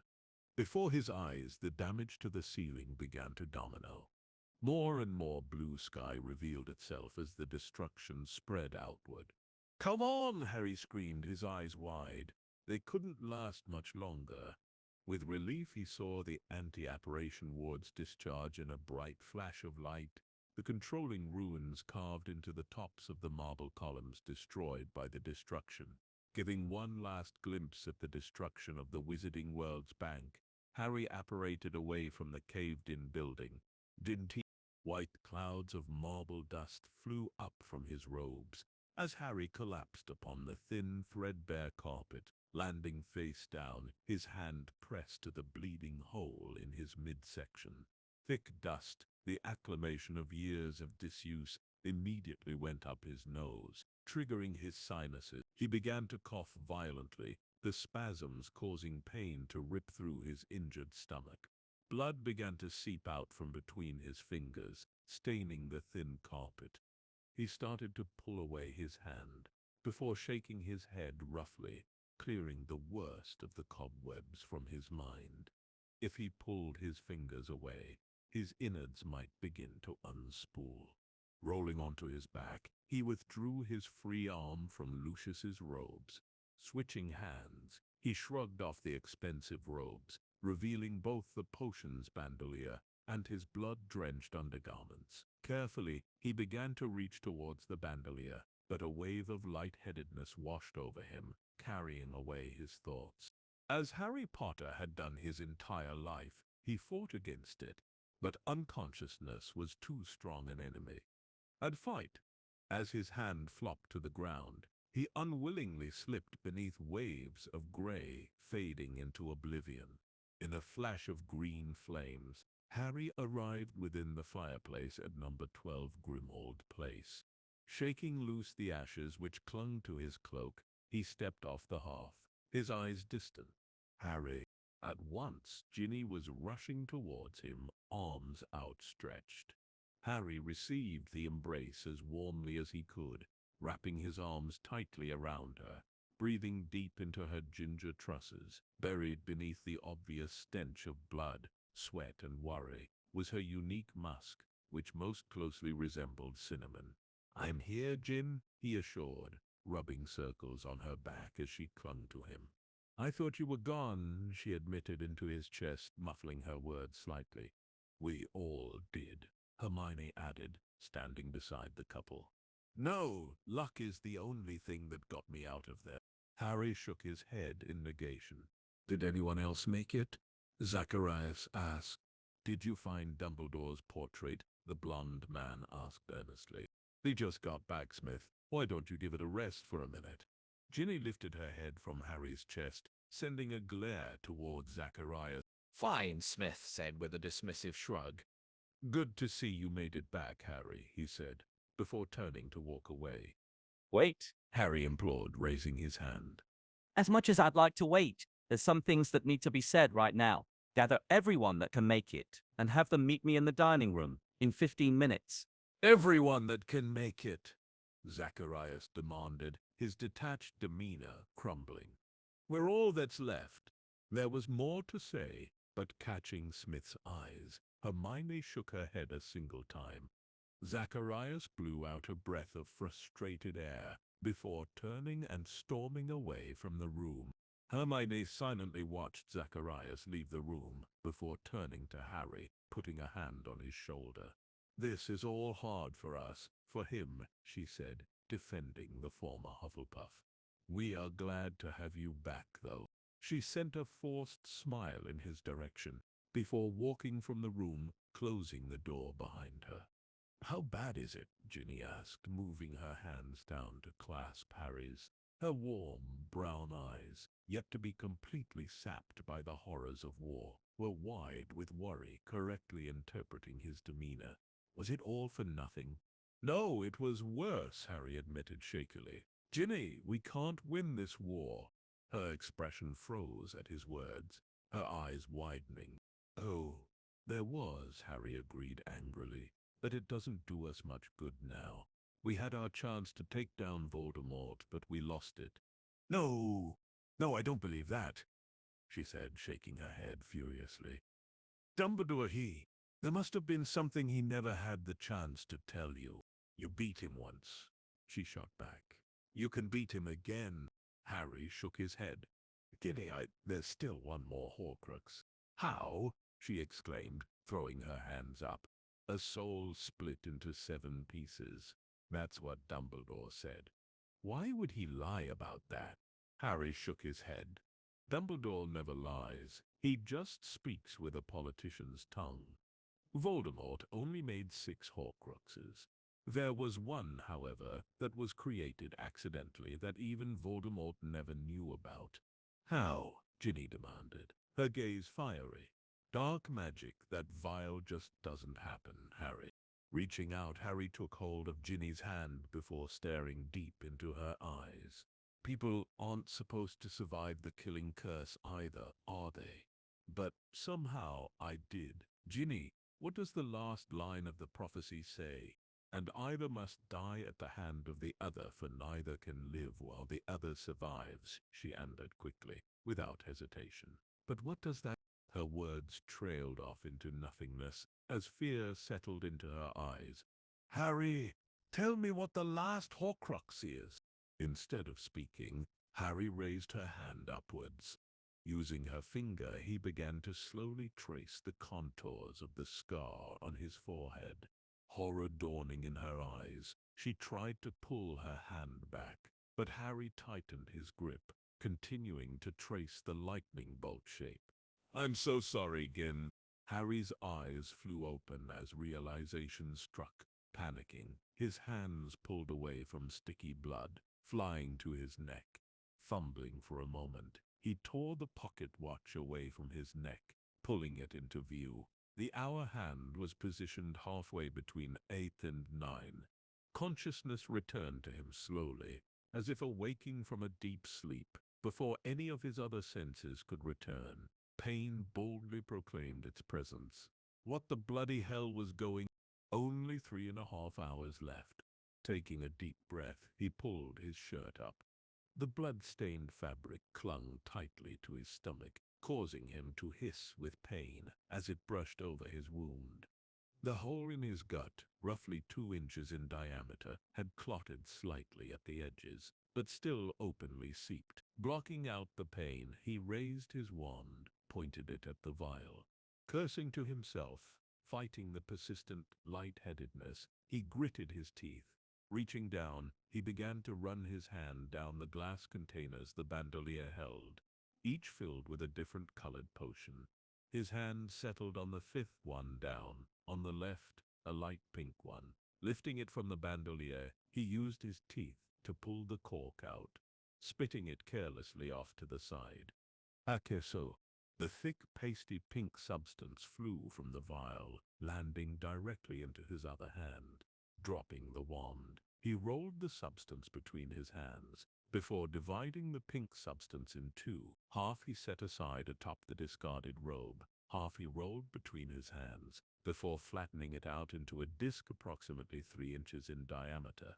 Carefully, he placed the pink disc over the wound, covering it completely. Taking a deep breath, he began to press down softly around the disc's circumference. The pain was immense, but Harry bore it with a patient hand, blocking out agony as best as he could. Upon finishing, he laid his head back, allowing a moment for the wound sealant to harden slightly. He hadn't intended to visit number 12 Grimmauld Place until later, but his injuries while fighting the Chimera had changed things. He had needed a quiet, deserted place to heal. Judging by the fact that Creature hadn't killed him in his sleep, it would appear he had made the right choice. Rolling onto his side, he reached back, his fingers feeling around his lower back. With a wince, he found the smaller exit hole the Chimera's horn had made on its way through his midsection. It was smaller than the wound on his front, but would certainly present a problem, if not treated. He repeated the healing process on his back, before doing the same to the twin puncture wounds on his right hand. By the time he was done, the seal on his stomach had completely hardened. Though the pink layer functioned like a scab, it looked more like someone had put a blowtorch to his midsection. Wound sealant nearly wasn't as good as completely regrowing the skin, but with his dearth of time it was more than adequate. As for any internal injuries, well, he'd take his chances. There was no quick fix for internal injuries, the only solution being a visit with a healer, a luxury he could ill afford right now, especially with only a little over 3 hours left. According to Pomfrey, stomach wounds were one of the most difficult injuries to treat, though in the short term, extreme blood loss and evisceration were the two most pressing matters. If both were accounted for, internal bleeding was next on the list, with the victim having anywhere between 3 and 48 hours to live if untreated. At least probability was on his side. The worst of his wounds managed. He withdrew a red potion from the bandolier, downing it quickly. The blood-replenishing potion tasted horrible, but the affront to his taste buds was a minor price to pay, especially considering the amount of blood he had lost. His head clear, he took a glance around the grim old place entryway, lit by the flickering light of badly maintained gas lamps. The view was not an inviting one. Thick layers of dust and cobwebs covered the peeling wallpaper. The portraits were so thickly caked that their inhabitants were completely obscured. All told, it looked like no one had set foot in the house for more than a decade. Or it would have, were there not multiple sets of fresh footprints in the dust. Withdrawing his wand, Harry moved forward, as stealthily as possible. The tracks led down the entry hall, some disappearing into the narrow stairwell which led to the kitchen. The rest went upstairs. Sirius was the most logical explanation. Though he had lived in a cave during most of the Triwizard Tournament, it wasn't a stretch to think that Sirius had come back, at the very least for a change of clothes. Though if he hadn't, who had? Shaking his head, he began to have a deeper appreciation for the work that Molly Weasley just have put into cleaning the place up before he arrived, the summer before his 5th year. Such a different time it had been, the last days of sanity for Britain. A single pair, the freshest of all, led into the drawing room. Reaching the second-floor landing, he saw that the footprints split off into several different directions. While most seemed to go upstairs, the others led into the small bedroom and the bathroom. Wand drawn, Harry approached the door slowly, from an angle, flattening himself against the wall. He reached out with his left hand, grasping the handle. With fluid grace, he opened the door a crack, before thrusting his wand through and casting a solar flare. Conjuring a shield, he launched himself into the room. It was completely empty. The drawing room's disrepair was just as advanced as the rest of the house. Layers of dust covered the thick curtains which hid the large window, completely obscuring the wide view of the street below. The 2 glass cabinets flanking the fireplace were similarly caked, as were the empty portraits on the left wall. All told, the only thing that looked like it had been touched was the tapestry of the Black family tree. He gave the tapestry a cursory glance, before turning his attention back to the cabinets. Waving his wand a single time, he vanished the dust, revealing the object he sought. Slytherin's locket. Nestled between snakeskins, bottles of blood, boxes of wart-cap powder, and various other dark knickknacks, was the locket. It was crafted from a heavy gold, with a large green S inlaid into the front. Here, it had been a matter of hours. Eyes narrowed, he summoned the locket, catching it by the chain. Holding it up, he reflected that it had taken him months to find Slytherin's locket, and had cost Ron Weasley his life. Quickly, he put the locket around his neck, where it lay cold against his chest. With the volatile nature of Horcruxes, if he destroyed it here, he ran the risk of destroying number 12 Grimmauld Place, which could not happen. Someone had activated the wards. If he failed tonight, the Order would still need a viable headquarters. As soon as he had slipped the chain around his neck, he felt a magical disturbance wash over him before fighting.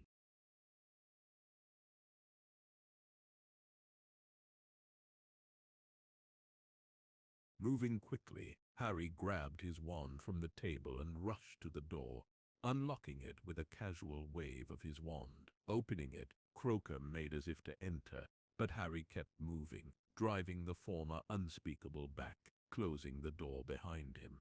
What the stir you want? Seemingly unperturbed by his hostility, the elderly wizard's red-rimmed eyes darted back and forth, his white hair sticking up in all the wrong places. "So talk. We need to talk," Croaker repeated, beginning to knead his gnarled hands. "In private," he clarified, shaking his head.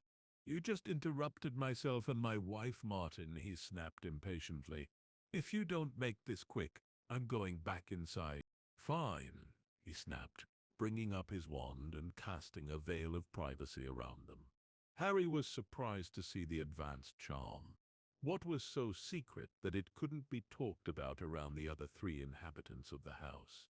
If not for the unease, the agony in the man's voice, Harry would have immediately turned around and left him, but the desperate quality in it spoke to him. Whatever was on his mind, it was clearly eating at him. "Do you think the extractor is really going to work?" I don't think so," Harry answered truthfully. Having both destiny and the odds against him was not an encouraging sign. Croker nodded to himself, almost in a satisfied manner, before cancelling the veil of privacy and walking away. For a moment, slightly surprised by Croker's abrupt departure, he considered chasing after the man, before discarding the idea. After all, it was impolite to keep a lady waiting. Harry left the room of requirement without a look back, brushing dust off his front as he moved, his eyes darting back and forth, making sure the coast was clear. Loath to get caught now that his work at Hogwarts was done, he crept back down the tall spiral staircase, all the way back to the third-floor corridor. For the briefest of moments he flung a gaze towards the doors to the infirmary, wondering if truly he did the right thing. He did need things to occur exactly the same the original timeline had, but to give Crouch. Making his way back to the statue of the one-eyed witch, he tapped it with his wand, once again saying the activation. The stone hump opened at once, and Harry scrambled through, running down the ramp. Lighting his wand at the bottom, he started down the dark tunnel at a jog. Harry crushed the thought before it could blossom further. His decision was made. Dwelling on the past did little good. He had gone no more than 30 steps when he heard faint movement from up ahead. Immediately extinguishing the light emitting from his wand, Harry quickly cast a hearing enhancement charm. At once, he heard the faint patters of rodents moving through the dirt, soil giving way as worms slithered through it, and the echoes of footsteps on the ground above. What he heard most clearly, however, were boots trudging upon the damp ground of the tunnel, and voices. "Telling you I heard something," an unknown voice insisted. "Could have been anything," a wry voice pointed out. "Maybe even your own footsteps." Quiet down. A third, more authoritative voice hissed. "And keep your wands out. Who knows what Jenkins heard, but whoever this guy is, he uses fiendfire and attacks the elderly. He'll have little sympathy for the law." Cancelling the hearing spell, Harry lit his wand, inspecting the tunnel. The earthen walls were barely 6 feet in width, making movement difficult. He could probably take out all 3 of the auras, but if any of their spells hit the tunnel itself, they ran the risk of a cave-in. Auras, Harry swore quietly under his breath. He had rushed the job at Honeydukes, and it hadn't been good enough. Another mistake he could ill afford.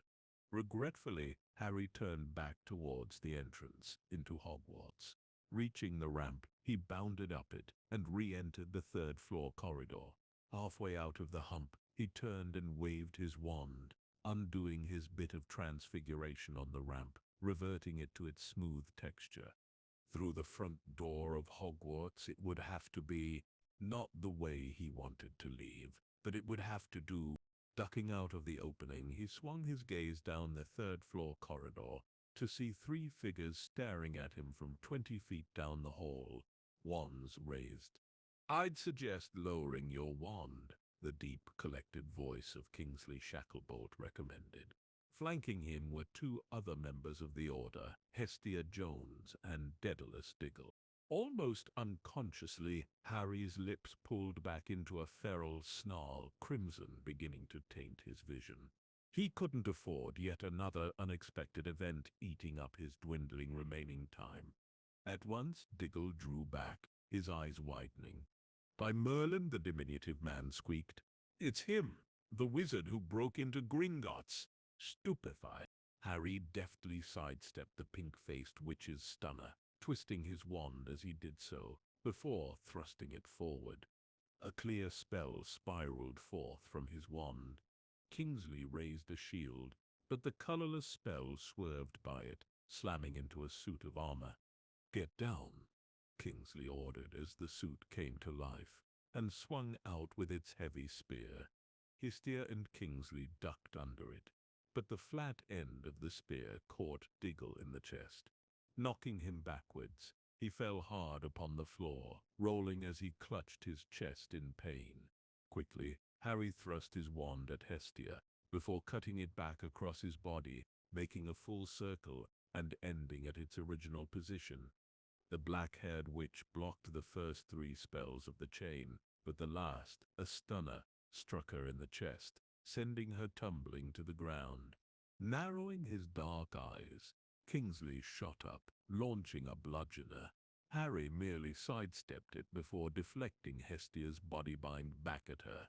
She blocked the spell, before ducking, barely missing another swing by the animated suit of armor. Spinning around, Kingsley flung a concussion hex at the construct, causing it to fall to pieces.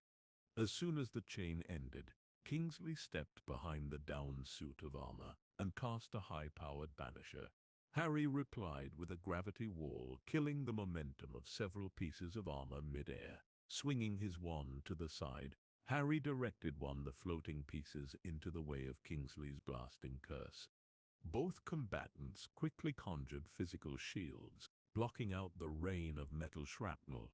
Harry, dropping his shield more quickly, flung a hurricane banisher, sending the entire set of armor swirling down the hallway. His wand still held aloft. Kingsley ducked, while angling the shield, letting the pieces collide off of the solid shield and go flying past him. Daedalus Diggle, finally struggling to his feet, was stuck in the stomach by the flying helmet, knocking him back to the floor. Whipping his wand to the side, Harry levitated a small end table and flung it at Kingsley. The aura quickly dropped the physical shield, before conjuring a length of chain from his wand. Swinging it forward, he knocked the table out of the air, shattering the piece of furniture. At once he began to violently cough, his eyes tearing and reddening. Kingsley began to swing the chain around, but Harry's cutter tore through it, rendering it useless, vanishing the small remaining length. Seeing a black spell heading towards him, Kingsley conjured a physical shield. Harry's pepper bomb exploded on contact with the shield, throwing out plumes of grayish smoke, which the aura inhaled. Occupied with holding the stone aloft, Harry saw Kingsley fling a stunner, pressing his advantage. Keeping his wand aloft, Harry spun around backwards, barely avoiding the crimson spell, before cancelling the freezing spell. "Run!" Kingsley croaked before raising his wand upwards. Needing no invitation, Diggle began to stumble down the hall, away from the 2 combatants. Frantically, Harry began to animate another suit of armor, but the stone archway above him collapsed with a loud crash. Abandoning the animation, Harry brought his wand up, freezing the mass of falling stone in midair. For a moment the chunks of stone began to fall before Harry's hurricane banisher struck. Like a deadly hail, the stone flew down the hallway. His eyes widening, Kingsley quickly conjured another physical shield. Not given enough time to position the shield, a large piece slammed directly into the flat of the shield, throwing him backwards, skidding along the floor. The auror jumped shakily to his feet, just in time to deflect Harry's disarmor, before cutting his wand back across his body, sending a bodybind into the wall. Walking forward, his wand a blur of movement, Harry continued to chain his spells, casting nearly continuously. Faster and faster Kingsley's wand moved. Beads of perspiration dripped from his bald head as he frantically tried to keep up with Harry's rate of fire. On the 8th spell, Kingsley swung too wide, deflecting a spell, taking him off balance. Sensing victory, Harry watched as Kingsley just missed swatting away a stunner, taking the spell in his chest. The aura immediately crumpled to the ground, his single gold earring gleaming in the torchlight. Stunner, disarmor, bludgeoner, confundus, bodybind. Immediately, Harry began to sprint down the hallway, passing by Kingsley's unconscious form. If it were anyone else, he might have considered using heavier, potentially dangerous spells to save some time. However, Kingsley was probably the best wand, aside from Dumbledore, that the Order of the Phoenix had. If Harry failed, Kingsley would prove vital to the war effort. Vanishing the dust from his robes as he ran, Harry turned the corner just in time to see a silvery shape pass by him. He rounded his wand on the form, but it didn't slow as it disappeared into a stone wall. Unease beginning to creep in, Harry entered into a full-on sprint. Though he couldn't be 100% sure, the silvery shape had looked suspiciously like an unformed Patronus, most likely Diggles. At full speed, he hit the main staircase, jumping the entire first landing in a single leap. He tumbled forward in a partially planned roll, before jumping up and repeating the process until he made it all the way to the ground floor. He was sending out word to the Order. The courtyard was much more tightly packed, with large groups of students and adults talking excitedly about the upcoming third tack. Standing at the base of the stairs, Harry's eyes widened as he saw the familiar form of Daedalus Diggle talking excitedly to a crimson-robed aura, his large purple hat askew. He gave a start at Harry's exit, before quickly raising his wand to his throat. A scant amount of students and adults cloistered about the main entryway, talking quietly. Reaching the bottom, a great deal of eyes turned in his direction. Unease and weariness written upon most of the faces. With his wild hair and torn expensive robes, he must have made quite the sight. The witches and wizards parted before him as he tore off through the main entryway, the silencing charms fading away. His boots clacked loudly upon the flagged stone as he sprinted towards the open doorway leading out into the courtyard. As he exited the school, into the dying rays of sunlight, his eyes took in all there was to see. Directly after the fall of the Ministry, Grimmauld Place had become one of the last refuges in Britain safe from the tyranny of Voldemort's rule. Order members, supporters, and their families had flocked to the door, and Harry had accepted them all. "That's him," Diggle's squeaky voice exclaimed, amplified to 50 times its normal volume. "The guy who broke into Gringotts." To compensate for the influx of residents, every available room had been upgraded to provide some sort of sleeping quarters. Even Regulus Black's old room had been pressed into service. The large, well-furnished room had been stripped bare of all of Regulus's possessions, even the large Slytherin banner which had hung upon the wall. Twin dressers had been placed up against the center of the wall, hugging each side of the bank of dressers, and extending all the way to the wall, leaving scant inches of space, was 2 full-size beds. The bed on the right had discarded robes, socks, and various undergarments strewn all about it, almost completely obscuring a crimson and gold bed cover. The debris of clothing stretched out onto the floor, under the bed, and even onto the dresser, even more scraps peeking out between partially open drawers, tacked to the L-shaped section of white plaster above the bed, so thick that it practically wallpapered the entire area. Were hundreds upon hundreds of photos. The majority of the photos showed a black-haired girl with long bangs and a prominent chin smiling wide. They showed her eternally picking a daisy from the ground and placing it behind her ears. Another showed her eyes dart around back and forth before giving a devilish smile and lifting up her shirt to reveal a lace-trimmed crimson bra. Despite Colin Creevy's proclivity for taking pictures, there were a few of him and his girlfriend Romilda. One at the center had both her and Colin, bobbing drunkenly, cheering as they held up matching bottles of fire whiskey.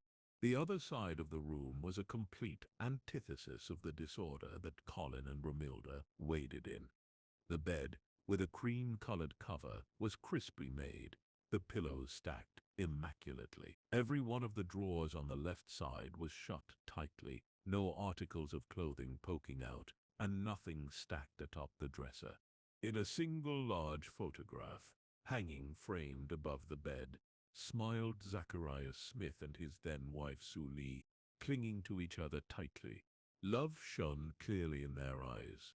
Colin had been devastated by Romilda's death by friendly fire, a stupid mistake that still bothered him to this day. But the small, blonde young man had held it together until Harry's last encounter with Voldemort, deep beneath the fens.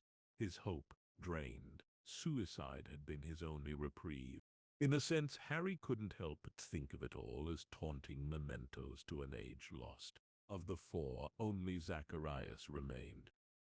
Sue had been one of the first to die, being killed during the first attacks on Diagon Alley. Zacharias had abruptly moved out of the room, prone to long stretches of disappearances, using every waking moment to hunt the ones responsible for Sue's death. Only his hatred had kept him going. They had never complained about their close quarters, none of them, not even once. With such divergent styles of living, Harry would have thought the living arrangement would cause problems, but in dark times, they had banded together. And Harry had let them all down. With a sigh, Harry sat down on the cleaner of the two beds, putting his head in his hands. Seeing reminders of his failures was never an easy thing. He probably would have never set foot again in the room had not Croaker requested that Harry meet him up there. Conversing deeply with the ghosts of friends long since departed, Harry was caught unawares by the opening of the bedroom door. It admitted the wild-eyed Croaker, wand held aloft. Waving it once, he cast a revealing spell. "You requested a meeting alone, didn't you?" Harry asked, displeased by the man's actions. The former unspeakable shook his head, further disrupting his unruly nest of white hair. "You never know who might be trying to listen," the elderly man replied, his eyes continuing to dart about the room. "That's quite enough of that," Harry snapped, his voice rising in volume, before raising a hand, his middle three fingers extended. "There are 3 other people in this house, all of which I trust more than you, Martin. Believe me, I'm tempted to tell them everything I learned today." "You can't," Croaker insisted, shaking his head again. As opposed to answering, Croaker began to nervously pace about the small room, his head down, his hands grasped behind his back. Stopping, he fixed his wide gaze upon Harry. "Why not? You didn't seem to have any argument ready when I told you the extractor probably wouldn't work. Why not tell them? What could I possibly tell them at this point that could be any worse than that? Even if the extractor works and you end up both finding and killing Voldemort, what then? Would this world truly be any better off?" Harry let out a derisive snort. "You have to ask me whether a world with or without Voldemort would be any better. So if Voldemort was gone, you'd still bring a child into this world?" challenged Croaker. Harry stayed silent for a moment, frustrated that he'd been so easily led by Croaker's questioning, and well aware of the truth of the matter. There were so few people left in Britain, the devastation so rampant, that there was barely any magical society left to speak of. What few remained not only had to deal with the tattered remnants of the Death Eaters, but with Muggle military forces, caught in the crossfire between the different sects of wizarding society. The Muggles had decided to fight back, with devastating results. Though Harry was loath to admit it, even if Voldemort was defeated, the war would continue until nothing of Britain remained. "Fine, I wouldn't," admitted Harry between clenched teeth. "But what does it matter? I'm not going to walk away from this. It'd be an insult to every person that gave their lives to destroy that bastard and his pawns." "They followed you willingly," Croaker gently pointed out. "That's besides the point, though. It matters because I can give you the chance to go back and prevent the war from happening in the first place." Harry could only stare at the elderly wizard, wondering if the cheese had finally slid off Croaker's cracker.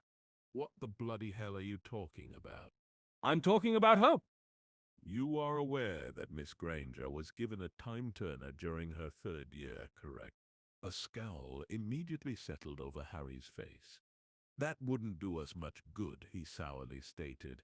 Even if you somehow developed a time turner that went back further than a few days, whatever happened, happened. You can't go back in time to fix a mistake. It's either intractable or the traveler is the one that causes the problem in the first place. Harry should know. After Dumbledore's death, he had spent far too much time thinking about what he would change it, given the opportunity. Surprisingly, rather than looking put out by Harry's certainty, the former unspeakable grinned widely. So, you've known people who have traveled back into the past? I've used a time turner before, Martin. When you use it, the outcome is already determined. That's funny, Croaker replied, crossing his arms. According to Hermione, the two of you were successfully able to save Sirius Black from the kiss of the Dementors. Do you think he would have escaped without your help? Retorts immediately rose in Harry's mind, but he swallowed them, considering Croaker's words. Picture the time turner as a raindrop falling upon the ocean, Harry. However negligible, a raindrop has impact when it strikes the surface, albeit in a small, localized area, all with no discernible effect upon the rest of the ocean. Picture time as being this ocean. What would happen if an asteroid fell instead of a raindrop? You'd destroy the world, answered Harry, crossing his arms. Perhaps, Croaker conceded, but it's all conjecture at this point. At the very least, you'd be able to make widespread changes, which would have lasting effects. Destroying the universe won't solve many of our problems. The concept of a paradox is a theory, not fact. Regardless, say it wipes the slate clean, thus destroying this world, as if it never existed. Is there truly much here left to save? Ginny immediately sprang to mind. The sole bright spot in his life since the summer he turned 17. This was bigger than him, though. All the friends, family, and allies that not only he had lost, but every innocent person that had fallen victim to this endless war. It's a moot point, Harry claimed, sidestepping the question. If we had the ability to travel back in time, why wasn't it used? We saw the world crumbling around us years ago, saw where it was heading. There are obvious risks involved. I may not be concerned by the idea of a paradox, but that didn't mean my colleagues weren't. What kind of risks? Croaker raised a single bushy white eyebrow. Look, Harry said with a sigh. I still don't believe that the unspeakables made a time machine, but if we had the chance to save everyone, I'd be a fool if I didn't at least listen. At Diggle's amplified shout, the groups of mingling people broke off from conversation, looking around with equal parts confusion and fear. Before the echo had even faded, Harry leapt the front stairs, landing on the flagged stone at the bottom.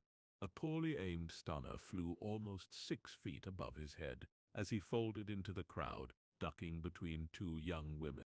Where is he? The shorter one asked before jumping in the air, a vain attempt to scan the code.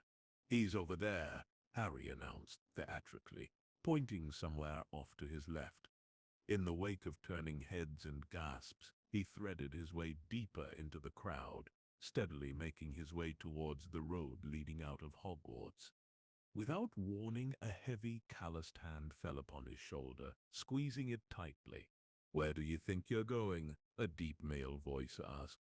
Keep quiet if you want to keep your arm, Harry hissed, but his warning came too late.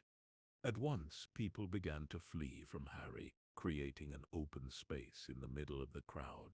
In a single movement, Harry grabbed the arm with his left hand and spun around. Raising the arm upwards, the tall, bear-like man was forced to one knee, letting out a growl of pain. Damn it, swore Harry, seeing a crimson-robed Auror emerge from the crowd wand.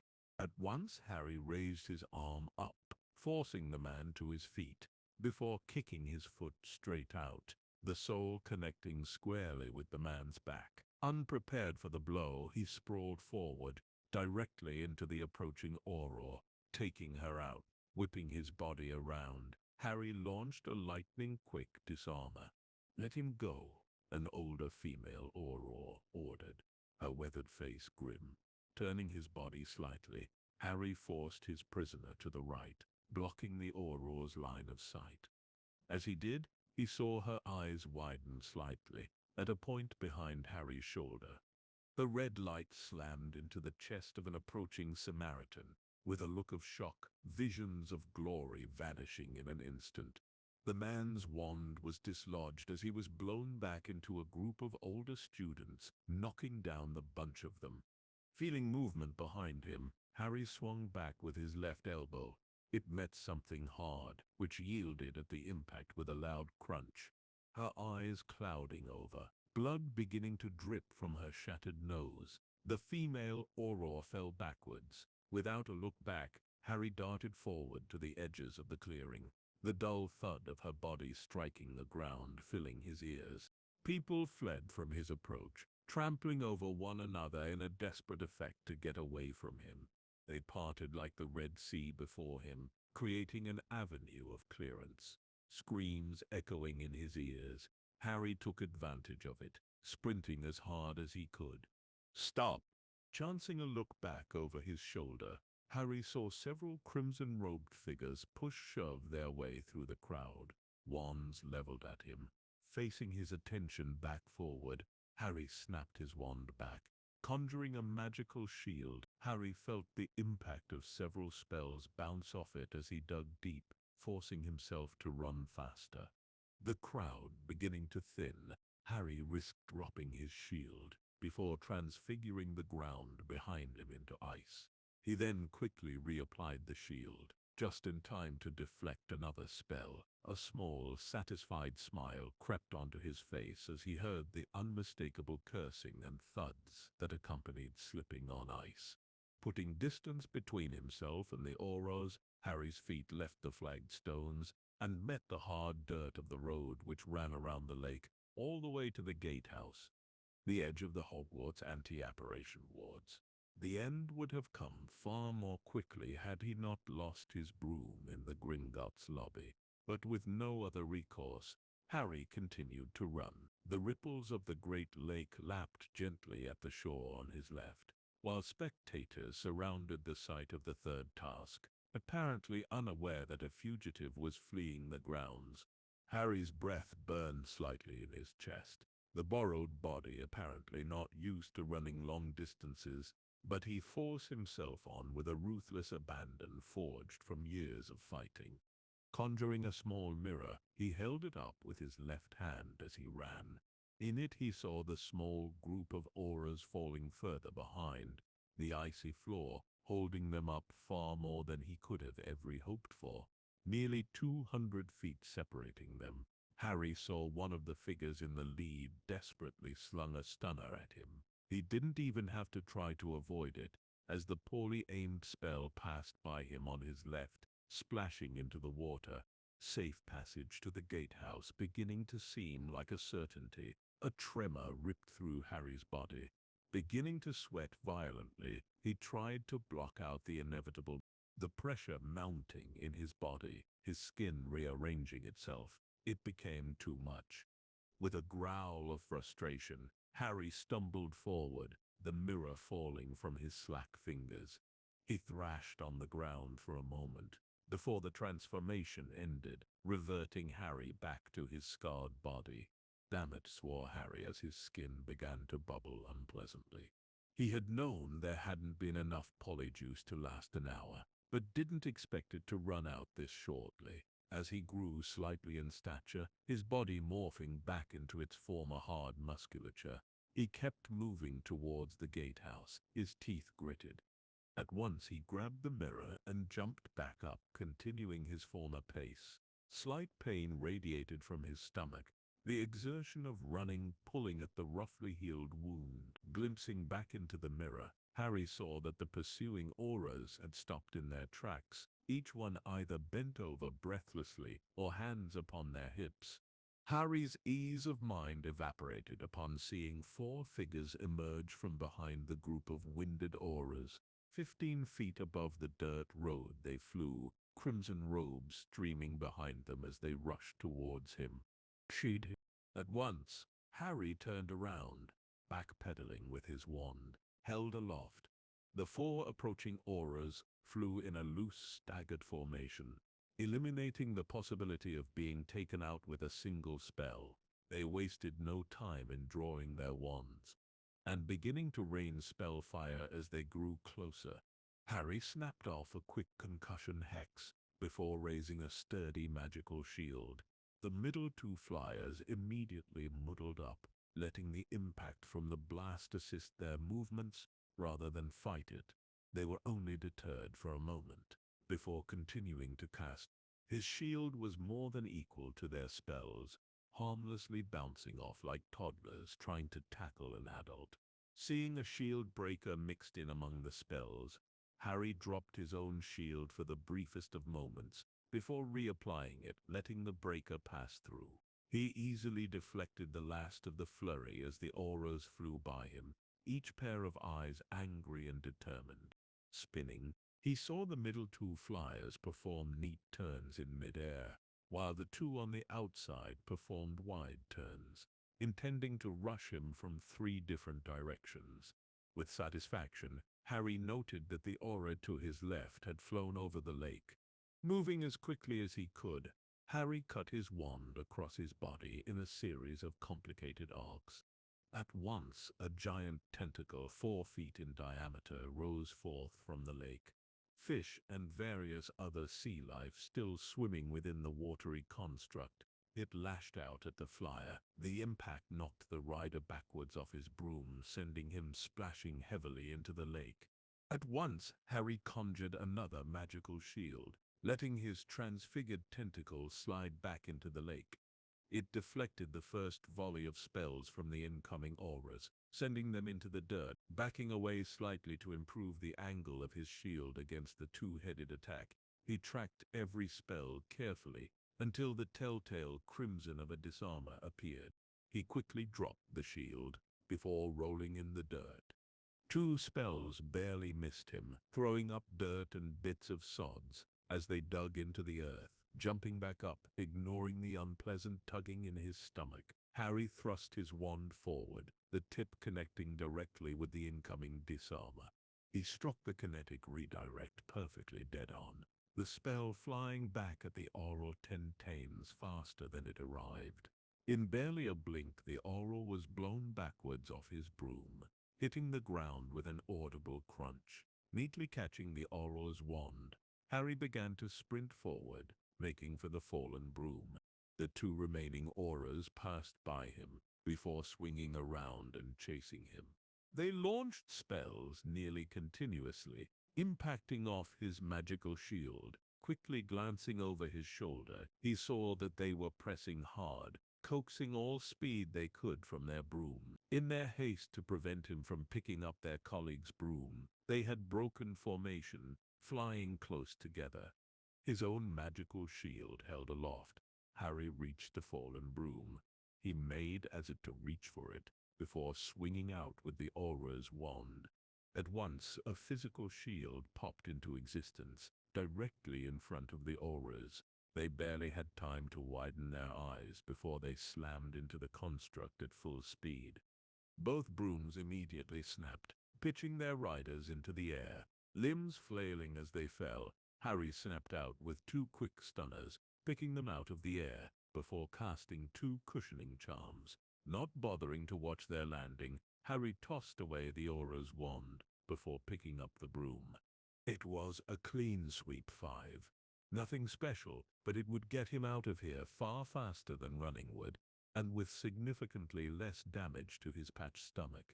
Quickly mounting the broom, Harry rocketed forward, heading straight towards the gatehouse. With another broom in hand, his next objective would be far easier. A mere 50 feet from the stone structure of the gatehouse, a figure appeared in a flash of fire, wearing bright purple robes. The figure's bright blue eyes blazed as it beheld Harry's approaching form, A bright red phoenix perched upon its shoulder. Dumbledore! The hand holding the Elder Wand beginning to move. They locked gazes, bright blue meeting bright green. Dumbledore's eyes widened perceptibly, surprise reflected in them, stilling the motion in his arm. It was only a half-second of hesitation, but it was all Harry needed. Urging even more speed from the broom, he flew over the gatehouse, soaring above Dumbledore. The air began to grow heavy with magic as he did, as if lightning was about to strike. Not having a desire to cross wands with Dumbledore, Harry apparated in midair. A tremendous pain ripped through Harry's body as he disappeared, an ear-splitting crack left in his wake. A gasp of pain escaping his lips, Harry appeared in the darkened woods, deep agony ripping through the lower portion of his right leg. He fell heavily to the ground, onto a thick, spongy bed of rotting leaves and pine needles. With a grunt of pain, he rolled onto his back and raised his right leg to see that everything from the shin down was missing. "Damn it," he growled, slamming his fists upon the ground. It had been idiotic to apparate at such high speeds as he had been on the broom, but with Dumbledore in the immediate vicinity, what choice did he have? Harry had no illusions. Right now, he was one of the best duelists in Europe, more than a match for any Death Eater, nearly the Dark Lord's equal in overall skill, all of which meant nothing against Dumbledore, who could probably mop the floor with him. He was well aware that he was lucky to have escaped Hogwarts, but had paid a steep price for it. For the first time, genuine fear began to penetrate his hardened mental defenses. Not because of his missing foot, but at the recognition Harry had seen reflected in Dumbledore's brilliant blue eyes. How much did he suspect? How much did he know? Most of all, did the headmaster have any idea what he was planning? "Screw it," spat Harry. He couldn't start to worry about things he no longer had control over, as they would make his task even more difficult than it already was. Reaching down the front of his robes, he withdrew the brass pocket watch. The hour hand of the watch was ahead of the 10th digit by a fraction of an inch, correcting for the hour offset with the actual time. It was 5 minutes past 9. Back at Hogwarts, Ludo Bagman's whistle had already sounded, heralding the beginning of the third task, urging the contestants forward into the maze of greenery. As the champions made their way through the darkness, Barty Crouch Jr. would be waiting, clearing the path as best he could so Harry could reach the Triwizard Cup first. Tucking the watch back into his robes, his leg still burning with pain, he heard movement close to him. Drawing his wand in a single fluid motion, he quickly conjured a physical shield. No sooner had the gray shield popped into existence, something heavy smashed down upon it, driving Harry deeper into the pile of leaves. The pressure eased for a moment, before a long, drawn-out hiss echoed into the night air. At once, the force struck downward again, driving him even deeper into the ground, walls of leaves, needles, and rot beginning to enclose him. Taking a deep breath, Harry apparated as soon as the crushing weight lifted, landing 15 feet from his original spot. Momentarily forgetting that he only had one foot to stand on, he tumbled to the ground. For a single moment he saw a large green viper, its body as thick as a man's thigh. Whirling around, it abandoned the physical shield, slithering towards him, yellow eyes locked upon Harry. With movements as quick as lightning, it slithered up to him, snapping its jaws down. The poisonous fangs just missed Harry, who quickly apparated away. Landing using a nearby tree to brace himself, he quickly slung a silencing spell, striking Nagini. The giant snake immediately fell silent as she advanced, long tongue flicking through the air. Her movements were cautions wary, the viper well aware that its prey was not the easy meal she had envisioned, and more than capable of defending itself. Without warning, Harry began to wave his wand. in a complicated fashion, the narrow stick of wood cutting through the air swiftly. Seeing his movements, Nagini rocketed forward, only to have one of the weathered branches on an ancient tree bend downward, wrapping itself around the snake's tail. Nagini let out an entirely silent hiss of annoyance, before twisting back and snapping at the branch wrapped around her tail. The sharp fangs split through the decaying wood, splinters flying outward, nearly severing the branch. Opening her mouth, Nagini went to strike again, only to have a second branch descend and clamp down around her neck.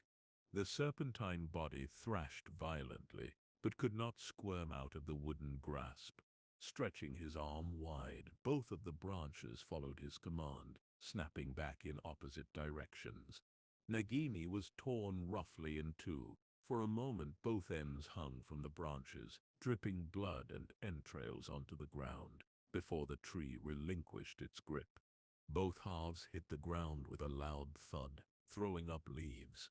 While the bottom half remained still, cut off from the nervous system, the top continued to thrash wildly, the snake hissing in agony, spraying droplets of dark blood everywhere from its severed stump.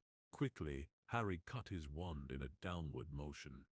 At once, a thick branch swung down like a sledgehammer, directly upon Nagini's skull. With an earthy crunch, it struck, smearing Nagin's head against the ground, instantly stilling her movements. The blood-stained, cracked branch rose back into the air quickly, the tree forming back into its original, pre-animated form. Left behind was the snake's shattered skull, blood and brain matter leaking from beneath the green scale. Leaning up against a tree, Harry let out a deep, heavy breath. He had known that Nagini had been out hunting during the night of the resurrection, but didn't expect to practically appear atop Voldemort's most cherished pet. It had certainly been close, but it was about time something finally went his way. The law of averages practically demanded it.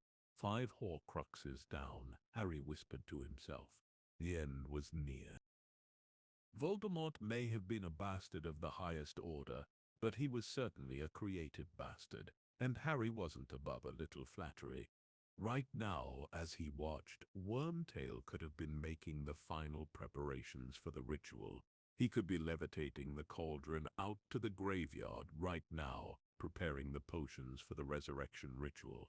In the space of a few minutes, Harry knew he could kill Wormtail and disable Voldemort. How easy it would all be too. Wormtail was no match for him. With great difficulty, he tore his eyes away from the large home. He had no choice in the matter. Fullibut needed to be saved for last. The Horcruxes were his priority. Regret tearing at him, conjuring forth the shadows of doubt, Harry apparated away. "To Hermione!" thundered the 4 people, holding aloft a smoking shot of fire whiskey each, before throwing them all back. "No more lonely night for you, eh, Smith?" Ginny said with an impish smile, drawing a laugh from the group. Hermione feigned righteous indignation for a moment, before a chuckle broke through the half-hearted facade. Hermione, her belly large with her child, merely shook her head and smiled indulgently at the toast. Zacharias, his normally pale cheeks pink, his smile lopsided, gently draped one of his arms over her shoulders. "To an end to lonely nights," Harry said cheerfully, raising the bottle of Ogden's finest fire whiskey.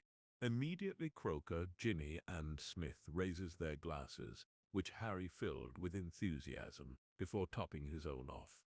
"I'll drink to that for the entire rest of the week," Zacharias slurred, beginning to cross over from merely drunk to completely obliterated, drawing a further laugh from the crowd. "In fact," the blonde continued, turning his head towards Harry, "I think you should use it tonight, just so I know for sure I've got my woman back for good." At once, the gazes drifted over to the mantel of the fireplace in the dining room.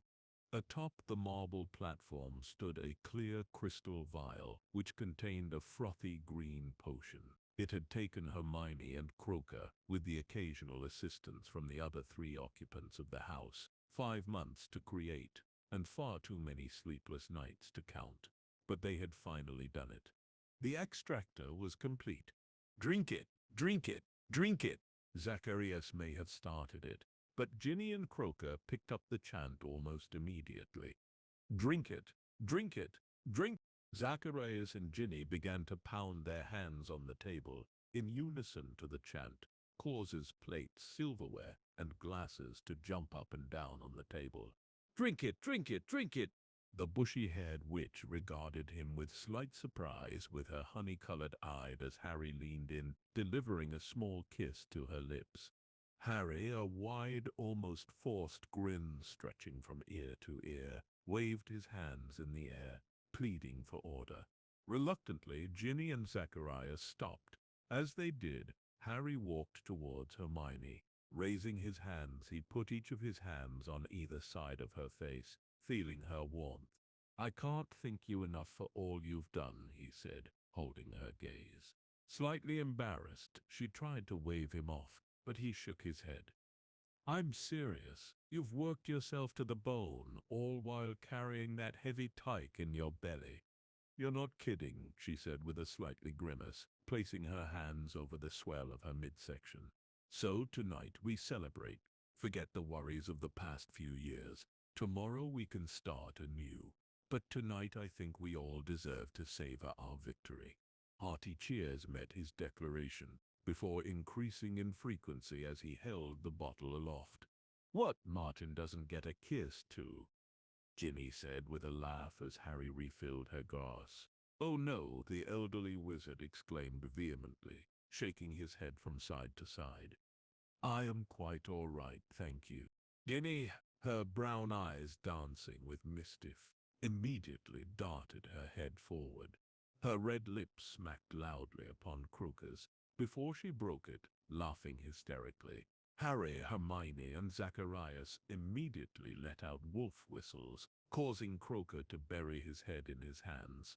"Now none of that," Ginny scolded, drawing herself up, doing a passable impersonation of her mother, before bursting out laughing again, downing her shot of fire whiskey. Unseen the rest of the party, Harry subtly vanished the fire whiskey before it passed down his throat. With every pretend laugh, with every word spoken, with every glance exchanged, guilt ate at him. In less than 12 hours they would all hate him. Harry arrived a mere half-mile from his original apparition point, on a narrow dirt lane with a steep grade. A thick hedgerow on his right closely hugged the road. Hundreds of feet below, the small village of Little Hangleton dreamt, only a few solitary lamps burning in the night. He jogged forward a short distance, until the lane curved away to the right. Seeing a narrow gap in the hedge, he stepped through. Branches and brambles pulled at his robes, but he shrugged them off, coming out onto a narrow dirt track. The grass and weeds grew wild on the path, almost up to his waist. The hedgerows grew tight on either side of him, eerily reminding him of where his younger counterpart was at the exact moment. In a few more years, the path would probably close completely. Following the downward grade, the track opened up into a small clearing. In the dark of the night sat the god's cottage, nearly completely cloaked by the tall trees. Casually casting a light amplification spell on his eyes, he surveyed the decrepit home. Black moss had long since replaced the mortar in the foundation, as though the bricks and wooden walls themselves had sprouted from the earth, growing intertwined with the ivy that covered it. Nearly all of the roofing tiles had been dislodged, the rotting rafters beneath poking through like exposed ribs. Nettles grew high around the squat building, completely obscuring the entrance. Inside the overgrown home hid Slytherin's ring, the last of the founder's artifacts. Harry expected to hear the chirping of crickets, the cry of the nocturnal predator, but aside from the wind, he heard nothing in the clearing. No signs of life. Without question, it was here. Instinctively, he withdrew the golden pocket watch, to find that 10 minutes had passed since he had last checked, right before being attacked by Nagini. The ring was the Horcrux Harry had always been the most wary about, even more so than Hufflepuff's cup. He hadn't the faintest idea what sort of protections cloaked the ring, never having asked Dumbledore how he retrieved it. 45 minutes remained in the 11th hour. Tucking the pocket watch back into his robes, he closed his eyes as he began to pull in deep, slow breaths. The physical sensations of the warm night air buffeting against his skin, the gentle rustle of the wind stirring the trees, and every other physical sensation began to fade to the background, as if deemed unimportant by his brain. Reaching out with his mind, he began to feel the subtle breath of magic before he inhaled, widening the range of his perceptions. It was like drinking milk left for hours in the sun. The cottage thrummed with dark, vile energy, a blight upon the clearing, like a rotting teeth inside a healthy mouth. And Harry could no longer consider anything about the cottage to be natural. The very idea was as foreign and sickly as the Horcruxes' signature. Withdrawing from his state of heightened magical consciousness, he saw that the last strings of the dusk had been cut, giving way completely to night. Thrusting his wand forward, he sliced it in a low arc. A wide, invisible scythe cut through the nettles, while the follow-up banisher cleared the greenery from the front of the house. The small windows were completely dark, devoid of glass, yet hinted nothing of the interior of the home. A wooden door, hanging halfway out of the frame, leaned drunkenly in the doorway. With a simple wave of his wand, he summoned it, before tossing it off to the side. The empty doorway loomed like the maw of some unholy beast, the windows its gaping eyes. Even with the light amplification spell, pure darkness lay beyond the threshold. Wand at the ready, Harry stepped into the black unknown. The night seemed to still as Harry crossed the threshold of the abandoned home, as if holding its breath. Standing right inside the doorway, he stopped and listened, ears straining. Aside from the thudding of his heart and the roar of blood in his ears, silence reigned within. Canceling the light amplification spell, he quickly thrust his wand forward, conjuring a dull globe, a foot across, levitating it in the air. Bit by bit, a marginal yellow glow began to emit from it, stinging against the extreme dilation of his pupils. As it brightened, chasing the shadows out of sight, he floated it into the center of the room, where it hovered, slowly illuminating it. Harry found himself in a room that only vaguely resembled the one he had seen in Dumbledore's pensieve during his 6th year. Little remained of the kitchen and living room combination the Gaunt family had made use of. The armchair that had merely been ratty over 50 years ago was completely covered in mold and rotting to pieces. The black stove to his right was completely covered in filth and rust. Littered upon the floor were rusted, fading husks of what may once have been cookware, the shelf holding them having completely disintegrated. Random cracks and splits marred the thin, stained wooden flooring. The boards creaked beneath his feet as he took another step into the newly lighted cottage. Gazing around, he mused that a curse-breaker could probably be in and out in 5 minutes, but ancient runes and arithmancy had always been beyond him. His transfiguration, however, was as sharp as ever. Waving his wand in a complicated arc, the creaky, rotting floorboards below him began to fade away, as if becoming insubstantial. He could still feel the pressure of his boots upon the warped slats of wood. He had just increased their transparency. The light from the globe passed through the wraith-like planks, revealing nothing but pockmarked dirt. Hadn't the headmaster said that the Horcrux was located beneath the floorboards? "At your ring," he said firmly, his eyes watchful. Unlike his trip to the cave with Dumbledore, his incantation had no visible effect. With a heavy sigh, Harry resigned himself to the idea that the retrieval of Slytherin's ring wasn't going to be easy. Swinging his wand around, He pointed it at one of the misshapen, rotted pots.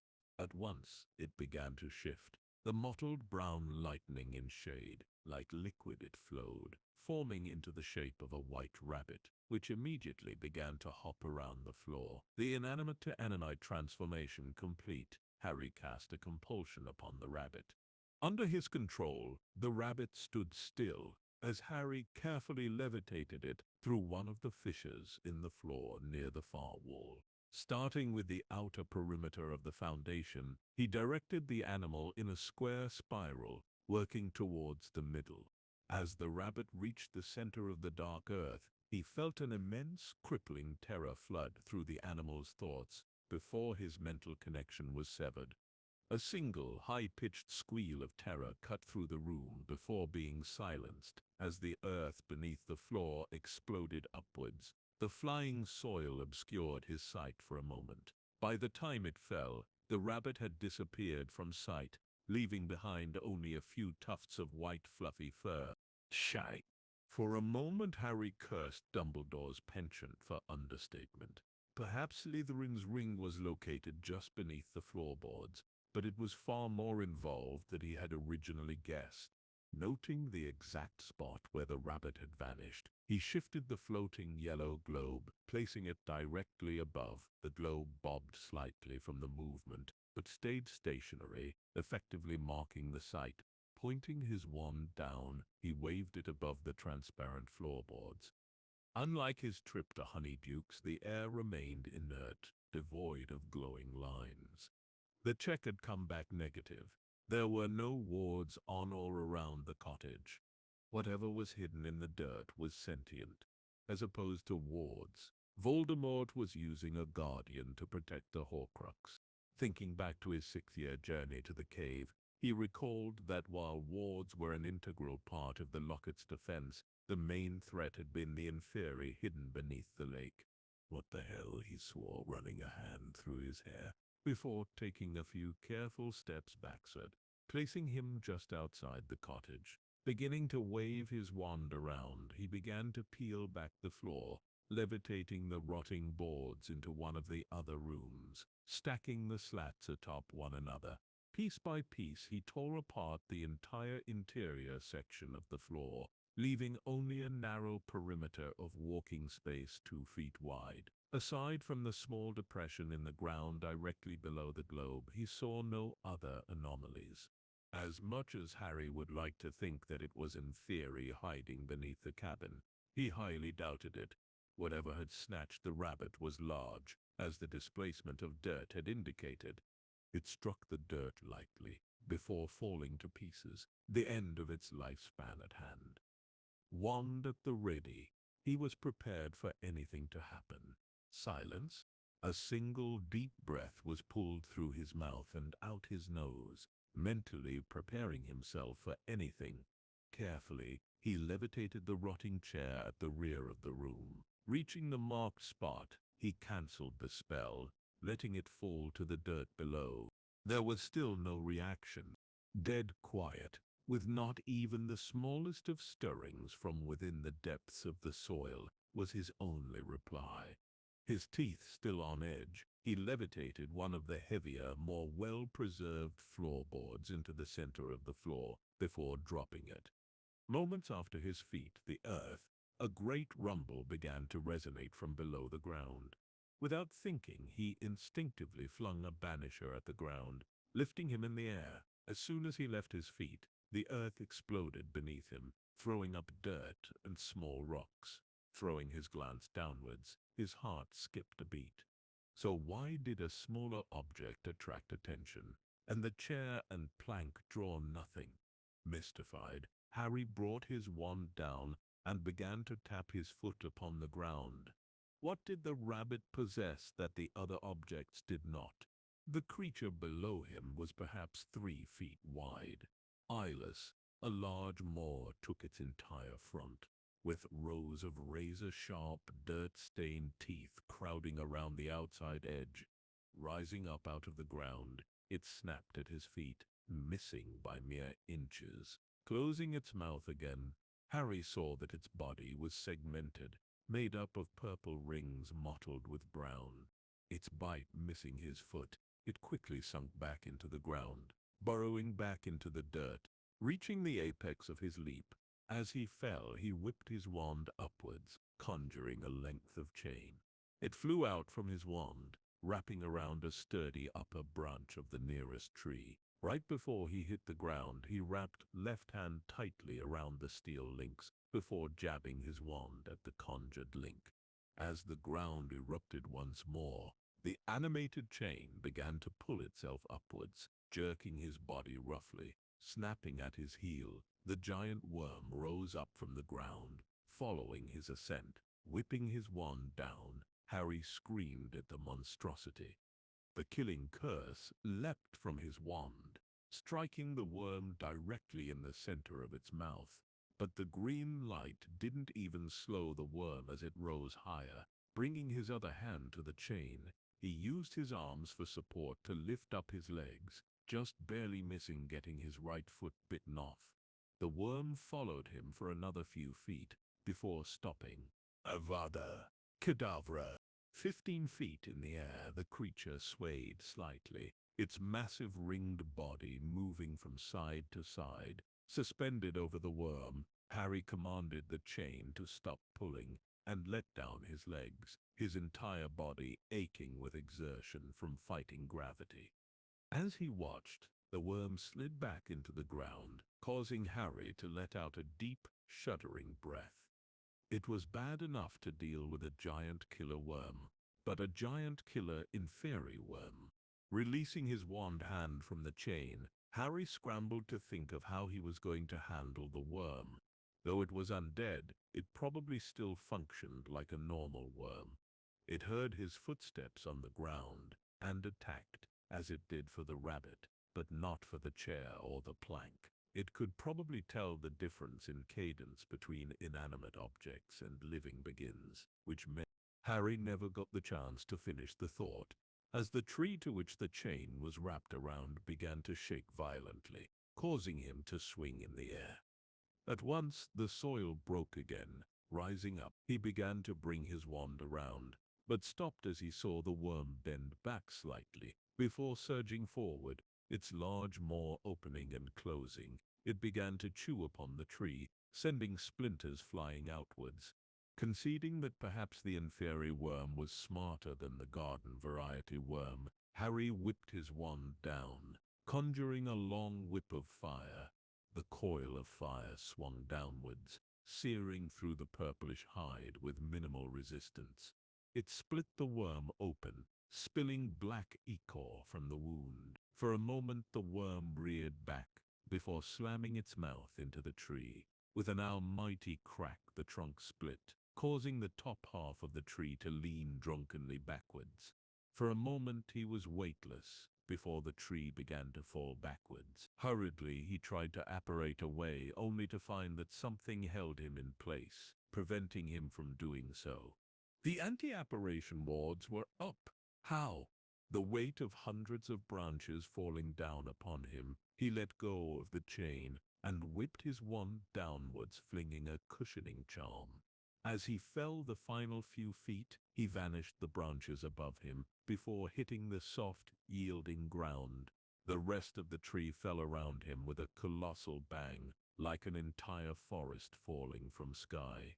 The impact kicked up a cloud of dirt and rocks, which rained back to the ground, covering Harry. Dirt nearly burying him, he heard the earth split as the worm rose from the ground on the other side of the downed tree.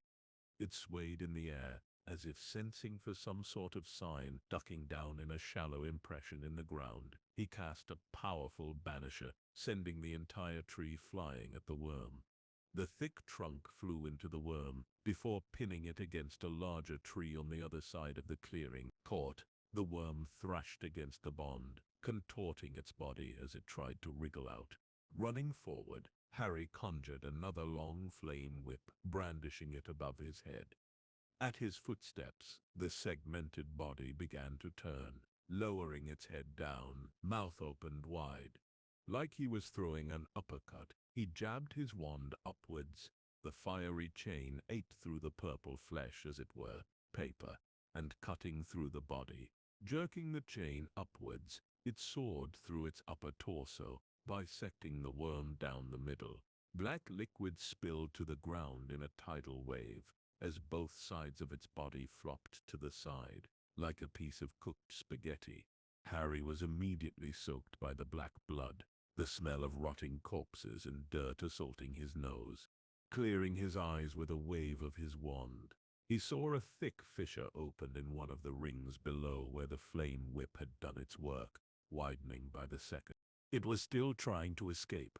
"I don't think so," Harry snarled, cutting his wand down. Sweating with concentration, he transfigured the soil housing the worm's body into salt. At once, every inch of the worm began to spasm as the salt absorbed the liquid from its skin. Like a flower wilting, the worm shrunk and shriveled, the purplish-brown rings of its hide contracting into dried white husks. The worm was dead. Victorious, he let out a deep breath. That had been messed up, even by Voldemort's standards. And, to think, Dumbledore hadn't even mentioned the necro-worm. Was he so powerful that something like a 30-foot killer in fairy worm didn't register?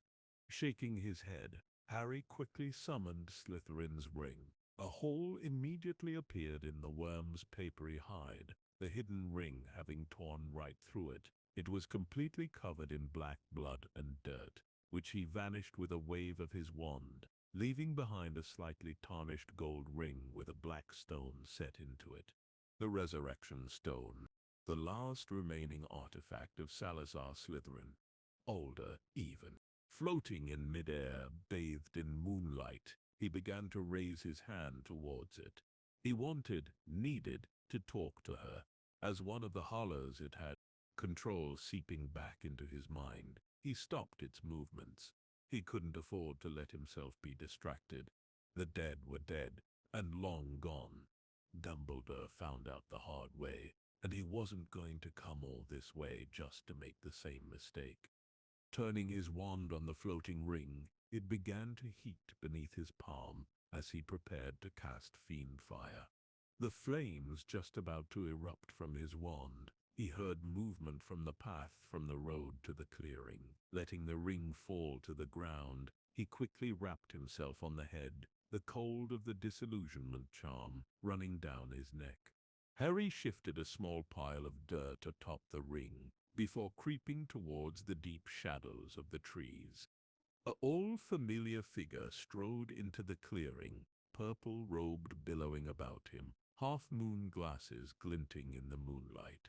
Albus Dumbledore gave the corpse of the necro-worm a curious glance before his bright blue eyes swept around the clearing, finally settling upon Harry. "Why, hello, Harry." The echoes of their combined cries had faded, leaving behind only the pants of labored breathing. Harry rode the breaking wave of his release blissfully, eyes closed, the helpless spasms of his muscles slowing. He lay on his side atop the smooth silk sheets, her pale, darkly freckled back pressed tightly against his chest. His left hand was draped possessively around her bare midsection, while his right arm was snaked under her lithe body, his hand cupping the lower of her small, perky mounds. Smiling against her vibrant, flowing red hair, he lightly pinched the hardness of her nipple between his thumb and forefinger. Ginny let out a deep moan before pressing harder against him. Still sheathed deep within her, she clamped around him tightly, eliciting a harsh intake of breath from Harry.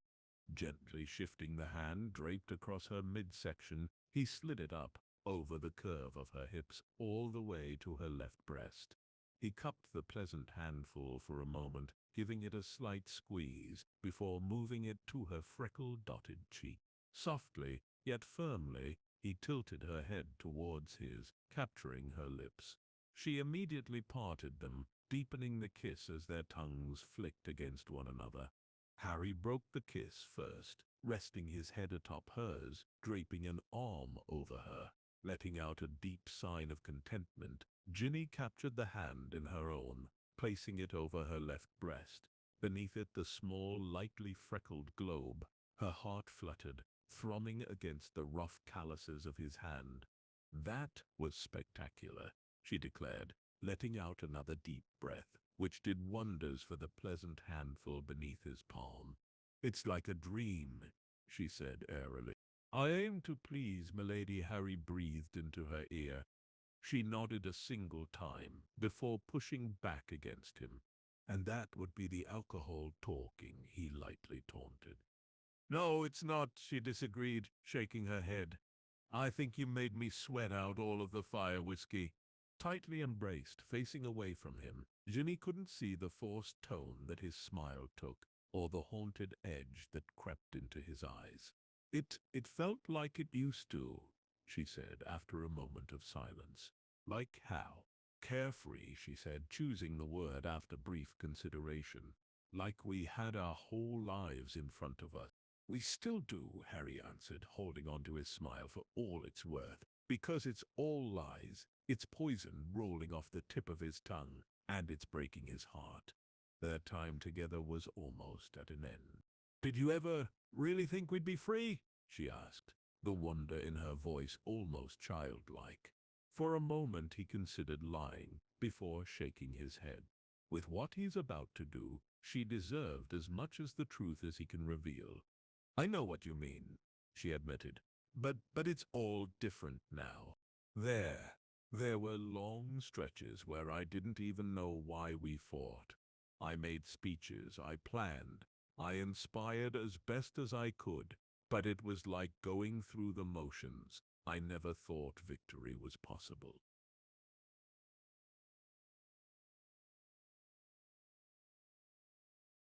I smell guilt. There is a stench of guilt in the air. An involuntary shiver racked the frames of the gathered Death Eaters, fear rising off them in waves. I see you all, whole and healthy, with your powers intact, such prompt appearances, and I ask myself, why did this band of wizards never come to the aid of their master, to whom they swore eternal loyalty? No one spoke, nor breathed. Only Wormtail twitched, while Crouch Jr. stood proud, despite his pale visage. And I answer myself, whispered Voldemort. They must have believed me broken. They thought I was gone. On and on Voldemort's self-pitying diatribe stretched. It was remarkable how the Dark Lord orchestrated his followers like a conductor, playing with their guilt, reducing the most reasonable of assumptions to a debt to be repaid. Voldemort merely laughed as he lowered his yew wand. Unable to stand the weight of failure upon his shoulders, one of the Death Eaters broke the circle, throwing himself to the ground. Master, he shrieked, head pushed into the ground at Voldemort's feet. Master, forgive me. Forgive us all. Crucio. Just as Harry had minutes ago, the Death Eater shrieked and writhed as invisible knives flayed his body. Beneath the cover of the screams, Harry fought against his bonds, fighting for every bit of purchase that he could find. Get up, Avery, Voldemort said softly, relinquishing the grip of the Cruciatus curse. Stand up. You ask for forgiveness. I do not forgive. I do not forget. 13 long years. I want 13 years repayment before I forgive you. Wormtail here has paid some of his debt already. Have you not, Wormtail? You return to me not out of loyalty but out of fear of your old friends. Yet, you played a role in returning me to my body. Worthless and traitorous as you are, you helped me, though not as much as my most faithful of servants. Rise, Crouch. Pettigrew cringed at having Voldemort's focus fixed upon him, but managed to stutter an answer. Why, yes, my master. Cold sweat popping out upon his skinny face, the effects of the polyjuice having run dry. Crouch rose, shivering as he did so. I am yours to command, my master, he whispered with bluing lips, which you have proved time and time again. And Lord Voldemort rewards his helpers. The Dark Lord raised his wand upwards, twirling it. A streak of molten silver erupted from it, which writhed and gleamed beneath the bright moonlight. before shaking itself into shining replica of a hand. He brought his wand down, causing the silver hand to fly towards Crouch and affix it to his dripping stump. Rapture flashed across Crouch's face as he flexed the hand carefully as though testing a glove. He made a fist before smashing it against a nearby grave marker, cracking it in two. My lord, breathed Crouch, his eyes shining with tears. Master, it is beautiful. I thank you. He scrambled forward upon his knees and kissed the hem of Voldemort's robes. May your loyalty serve as a reminder to your brethren, said Voldemort. Yes, my lord, came Crouch's reply before taking his place in the circle, squeezing in so that he remained closest to the yew tree. And here we have 6 missing Death Eaters, 3 dead in my service, 2 who are too cowardly to return. They will pay. 1, how I believe has left me forever. He will be killed, of course. Through the regiment of Death Eaters the Dark Lord went, calling upon each by name, McNair, Crabbe, Goyle. Each he chastised, enslaving them more fully to his cause, while promising more. When Voldemort reached the largest of the gaps in the circle, he stood silent for a moment, regarding it with crimson eyes. Yes, McNair, Voldemort prodded. You look like you want to say something. The large, muscled man shuffled uncomfortably beneath the red-eyed gaze, before speaking. At his words, the Death Eaters stirred, their eyes darting sideways. McNair even opened his mouth as if to speak before thinking better of it. My lord Lucius was always faithful to you. Is that so? Challenged Voldemort. During the Quidditch World Cup, he fled at the sign of the Dark Mark. He also failed to answer my call. How would you explain his absence, McNair? My lord Lucius is dead, as is Bellatrix. Explain yourself, rasped Voldemort. For a fraction of a second, Harry let out a smirk as surprise broke out over Voldemort's snake-like features, before being replaced with a mask of indifference. My lord, the auras and hit wizards are all on high alert. Someone broke into Azkaban earlier today and killed Bellatrix and Dolohov. There was a break-in at Gringotts today. The bank collapsed, and the goblins aren't letting anyone in. Witnesses said it was Lucius that broke in, but the Auros found Malfoy Manor burned down, and found both Lucius's and Narcissa's bodies inside. Continue. McNair cringed, but Voldemort bore the loss of his most psychotic follower with stoic indifference. Voldemort's eyes blazed with such intensity that the large man took an involuntary step backwards, fear written across his features. 3 of my faithful Death Eaters lost, and no one feels that this is important enough to bring to Lord Voldemort's attention. Is there anything else? Despite his obvious trepidation, McNair took a hesitant step forward. Someone snuck into Hogwarts and fought the Aurors. They used Polyjuice, but it wore off right as he escaped. The Aurors think it was the same wizard who broke into Azkaban and Gringotts. All they know is that he's short, has long black hair and green eyes. Voldemort's eyes burned with rage as the Death Eater screamed beneath his curse, writhing on the ground. A smirk stretched across Harry's lips as he almost felt panic slide beneath the Dark Lord's mask of indifference. Did Voldemort realize that most, if not all, of his Horcruxes had been destroyed? Crucio. Best of all, none of it mattered. Voldemort wouldn't deal with Harry until the Death Eaters departed. To show such weakness, to admit he had an enemy which had outwitted him, went against the ethos of the prideful, arrogant megalomaniac. To his followers he needed to appear omniscient, all-powerful. Voldemort cancelled the curse abruptly, allowing McNair to crawl back to the edge of the ring. He whirled upon the Death Eaters, each and every one dropping their eyes at his challenge. Another Dark Lord rises to usurp my position, and you say nothing. Could it be that you are all fearful of this new threat? Yet again you lead by example, Crouch. To the rest of you, How could there have been any doubt? Silence stretched out in the wake of his question. It was Crouch Jr. who broke it, taking a confident step forward. This wizard would not last 5 minutes against you, my lord. Has this other Dark Lord also conquered death? We failed you, my lord, answered Avery, misery in his voice. We thought you dead. How could anyone had survived such an explosion? What a story it is, Avery, breathed Voldemort, seizing the opportunity to move the subject away from the unknown Dark Lord. And it begins and ends with my young friend here. The younger Harry, who had been largely ignored until now, gazed at Voldemort in silent fear as the tall figure moved next to him. For untold minutes, the Dark Lord regaled his followers with complete account of the journey which started in Eastern Europe and ended within the moonlit graveyard. Through it all, Harry struggled against his bonds. The ropes covering his arms and midsection had loosened, but not enough for him to free his hands. And here he is, the boy you all believed had been my downfall. The intricacies of his plan lay bare. He jabbed his wand, non-verbally cancelling the silencing spell, before followed up with an incantation. Crucio. Voldemort raised his wand into the air, ending the Cruciatus cruise without warning.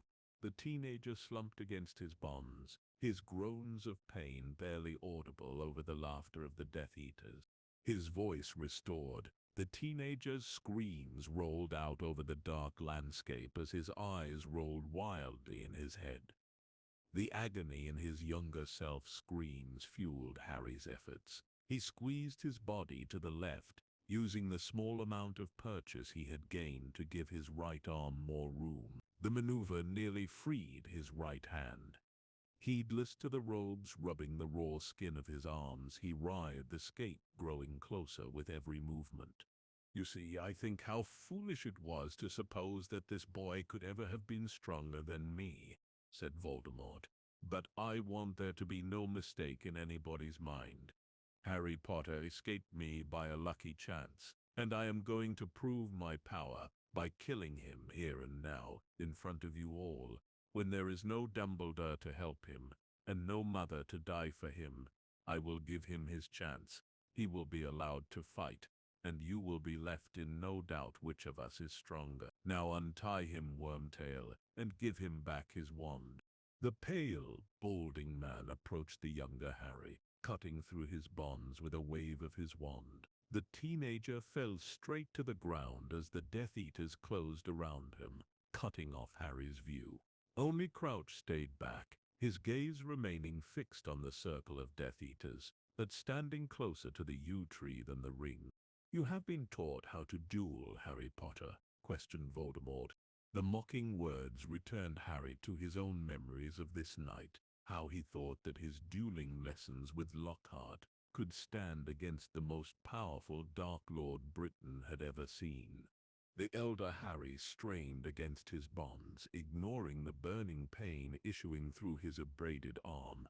We bow to each other, Harry. Come, the niceties must be observed. Dumbledore would like you to show manners. Bow to death, Harry.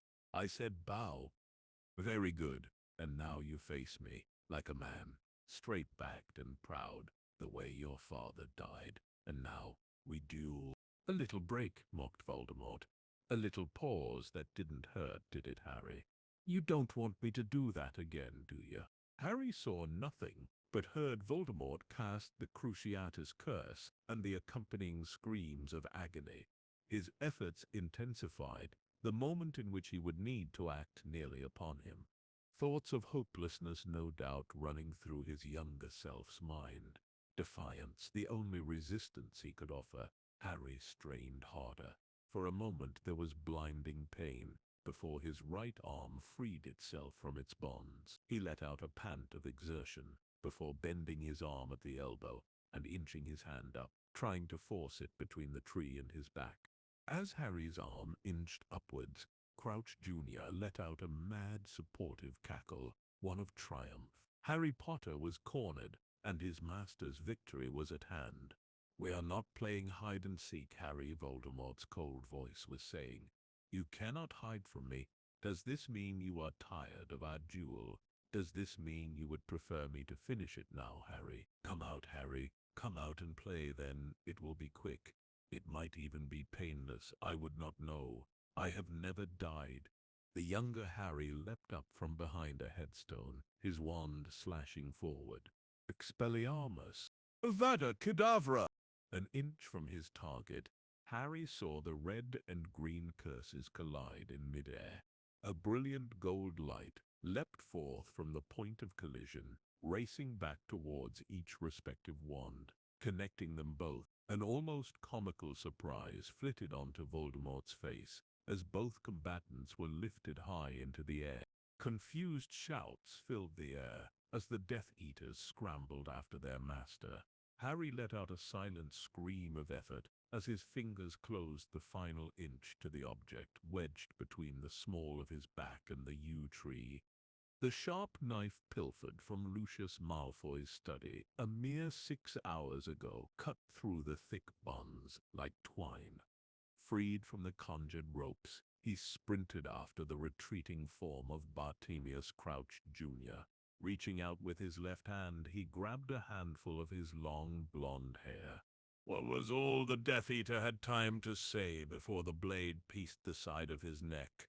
Flesh tore and blood spurted as Harry buried it to the hilt in a single movement before withdrawing it. Crouch Jr. went sprawling to the ground, his punctured jugular pumping pints of his lifeblood onto the ground. That was for Moody, Harry spat, before ripping the wand from his grasp. Crouch tried to shout a warning to the other screaming Death Eaters, but all that emerged was a wet gurgle as Harry turned the wand upon its master. Avada Kedavra. The green light struck Crouch Jr. in the face, etching a permanent look of shock upon his skeletal features, Moody's large robes falling off him like a child playing dress-up. Murder purred in his veins, crying out for more blood. With a ghastly smile, he obliged the voice, stalking towards the Death Eaters with crimson-tinged vision.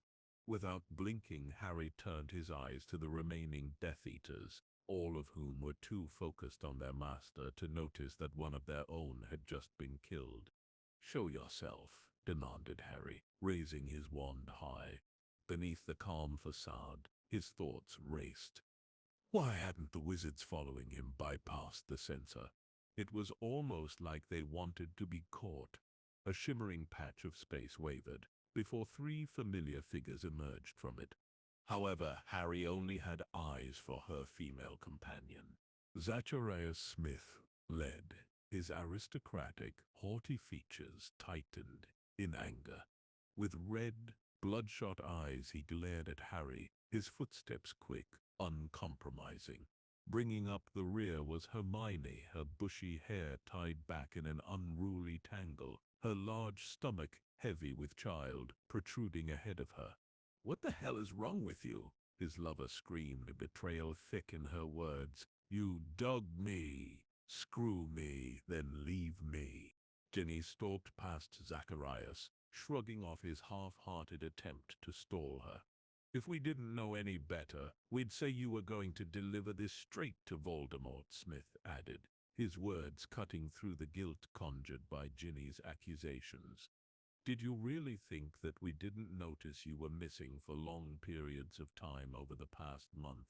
Hermione's been monitoring the Grimmauld flu just in case you did something stupid. But this, what were we supposed to think, Harry?" Ginny said, shaking her head with anger. "The Ectrector was gone. How were we supposed to know you hadn't sold us all out?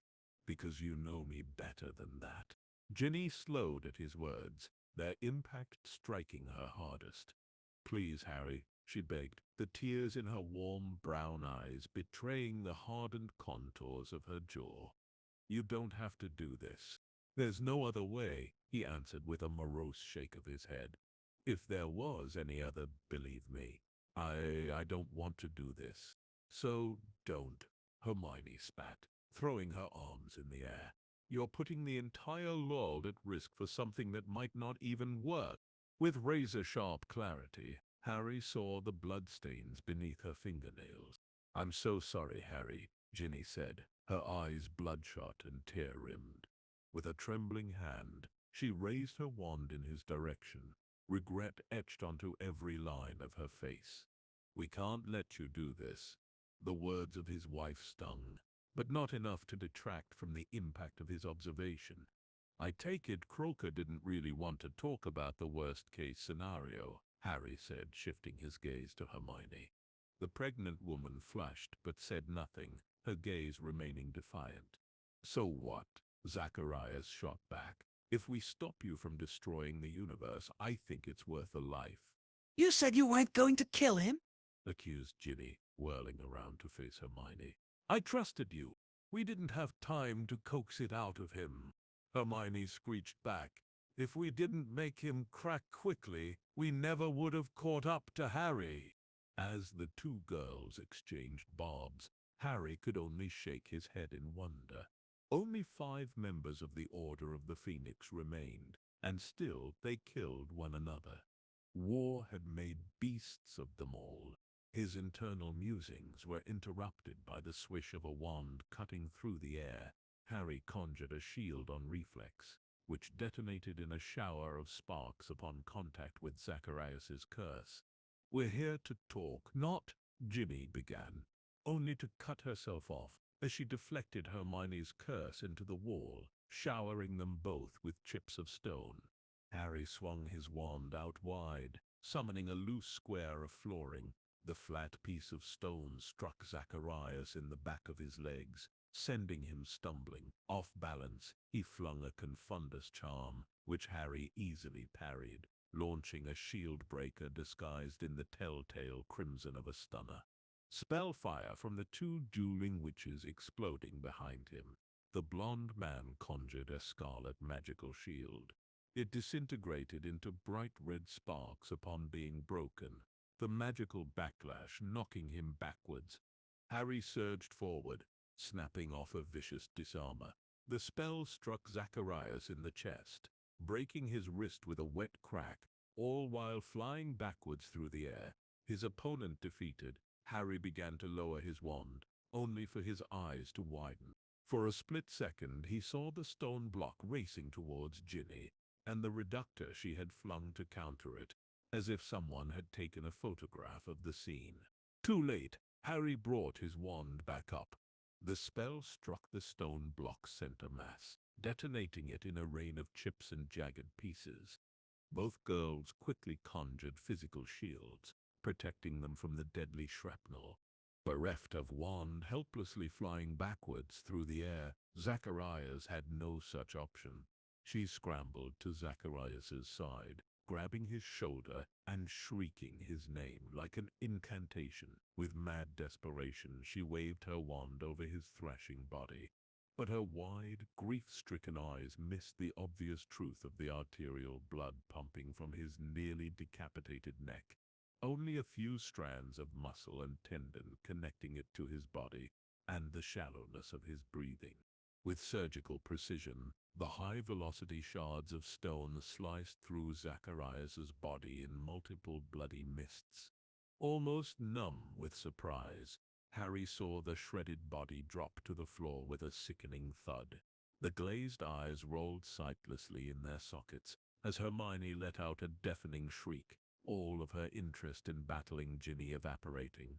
"Zach! Zach! Don't leave me! Zach!" The one-time Hufflepuff still had words to dispense, but his mouth only wavered before drawing in one final breath, which was never exhaled. Hermione broke down, burying her face in his perforated chest, wailing into his cooling body. Harry wanted to comfort her, to do anything, but the words and the actions wouldn't. It had been an accident, a stupid mistake, but it did nothing to dispel the fact that he had just contributed to killing not only one of the few people who had followed him through the war's twisting course, but a friend, a brother.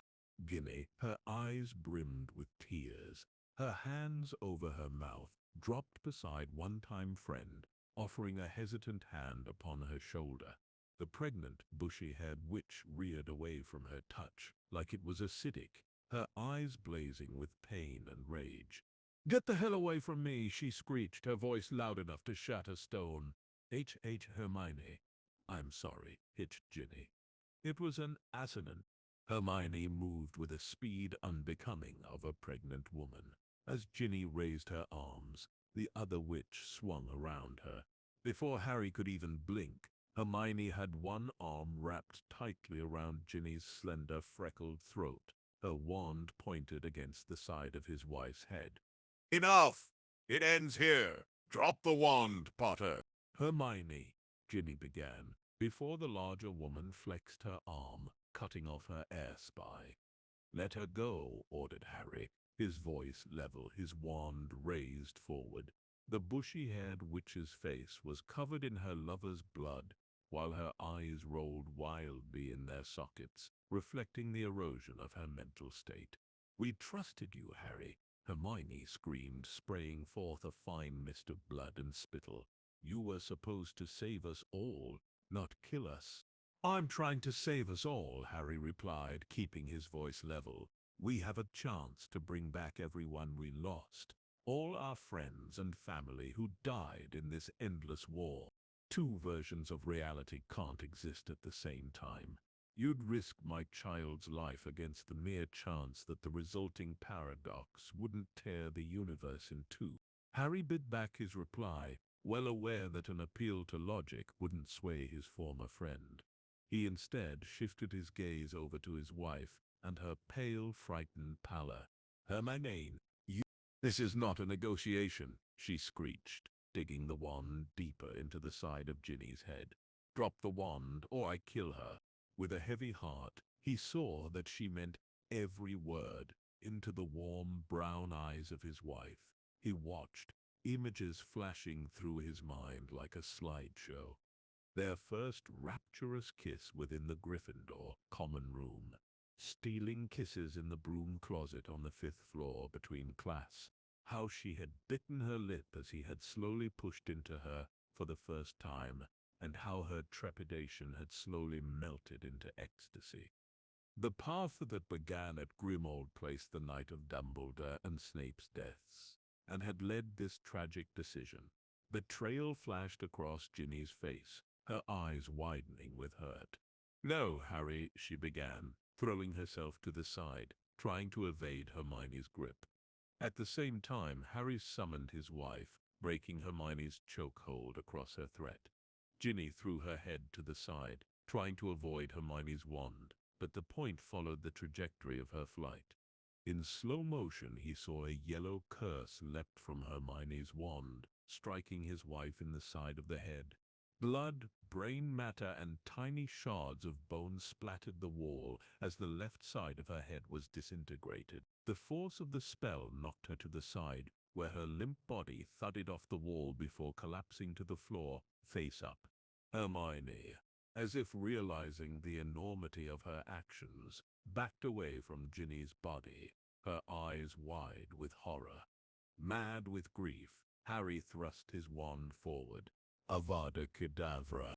The malevolent green light struck Hermione in the chest before she could react. The witch, the light extinguished from her eyes, toppled backwards. She hit the floor with a sick thud, the large hill of her bloated midsection rising into the air. Harry lowered his wand, unable to escape the accusatory gaze of his former best friend. From his loosening hand, his wand fell, clattering to the floor. In the space of 5 minutes, his choices had spelled all of their ends. He had killed them all. On a raised patch of ground overlooking the graveyard, a brilliant dome constructed from webs of golden light pulsed. The light banished every shadow, illuminating every inch of the overgrown cemetery. His feet slapping against the grass as he ran, Harry withdrew the watch from around his neck, reading the face by the Phoenix Cage's blinding shine. 11:30. 30 more minutes to stop Voldemort. Not nearly enough time. Up ahead, Death Eaters surrounded the bright radiance, like pygmies dancing around a bonfire. Within the dome, Harry could just make out his younger self and Voldemort locked in a battle of wills. A bright thread of golden light connected the two wands. A cold egg yolk dripped down the back of his neck as wrapped himself atop the head, applying the disillusionment charm. The distance cut to 30 feet. Harry stopped in his tracks. With precision, he began to wave and cut his wand through the air before thrusting it forward. His arm bucked heavily as a column of amber light erupted forth, the unfamiliar wand robbing the spell of at least half of its punch. The Devastator flew like a cannonball through the air almost leisurely, at a sloping angle. Had a single one of the Death Eaters turned, they would have had ample time to avoid the powerful curse. None did. The spell struck the ground with a colossal thunderclap before an invisible wave of force exploded forth from the impact site, consuming the nearby Death Eaters. Dirt and grass kicked out in all directions before the air within the translucent sphere began to swirl. Rocks, branches, and gravestones were ripped from the earth and began to spin around the circumference of the expanding vortex. Upon being swallowed by the spatially contained tornado, the Death Eaters were shredded by the high-velocity projectiles, as if they had been thrown into a blender. Dark scraps of cloth and severed arms, legs, and heads joined the swirling vortex as it expanded further, eating 2 more Death Eaters before its momentum slowed to nothing. Blood-stained rocks, dirt, grass, and scraps of dark fabric fell to the ground like a pestilent rain. Harry moved quickly, camouflaging his own movements within the confused screams of the Death Eaters. He apparated through the night air, appearing behind Avery. With an angry jab of his wand, he launched a dark cutter, but the Death Eater was already in motion. A blindly conjured shield popped into existence behind the small man. As opposed to lopping off his head, the spell glanced off the shield, striking the ground. He let out a snarl of rage before apparating away. Harry scanned the immediate area, seeing that the cloaked figures had moved their attention away from their master and back to the unseen assailant, who had just launched a curse powerful enough to kill a third of their number. With a loud pop, he appeared behind a slow-moving Death Eater, probably either Crab or Goyle. The hulking form started to turn at his arrival, but Harry was far faster, launching a blasting curse into the back of the hooded head. Like a pinched ripe berry, his head exploded in a rain of blood and brains. For a second, the headless body stood, blood still pumping out of the throat, before Crab or Goyle slumped to the ground, lifeless. A sharp crack cut through the air as Avery reappeared on the other side of the glowing cage, his wand pointed at his throat. We're under attack. He's under a disillusionment. Enhanced by the sonorous charm, Avery was cut off as Harry appeared in front of him, launching another killing curse.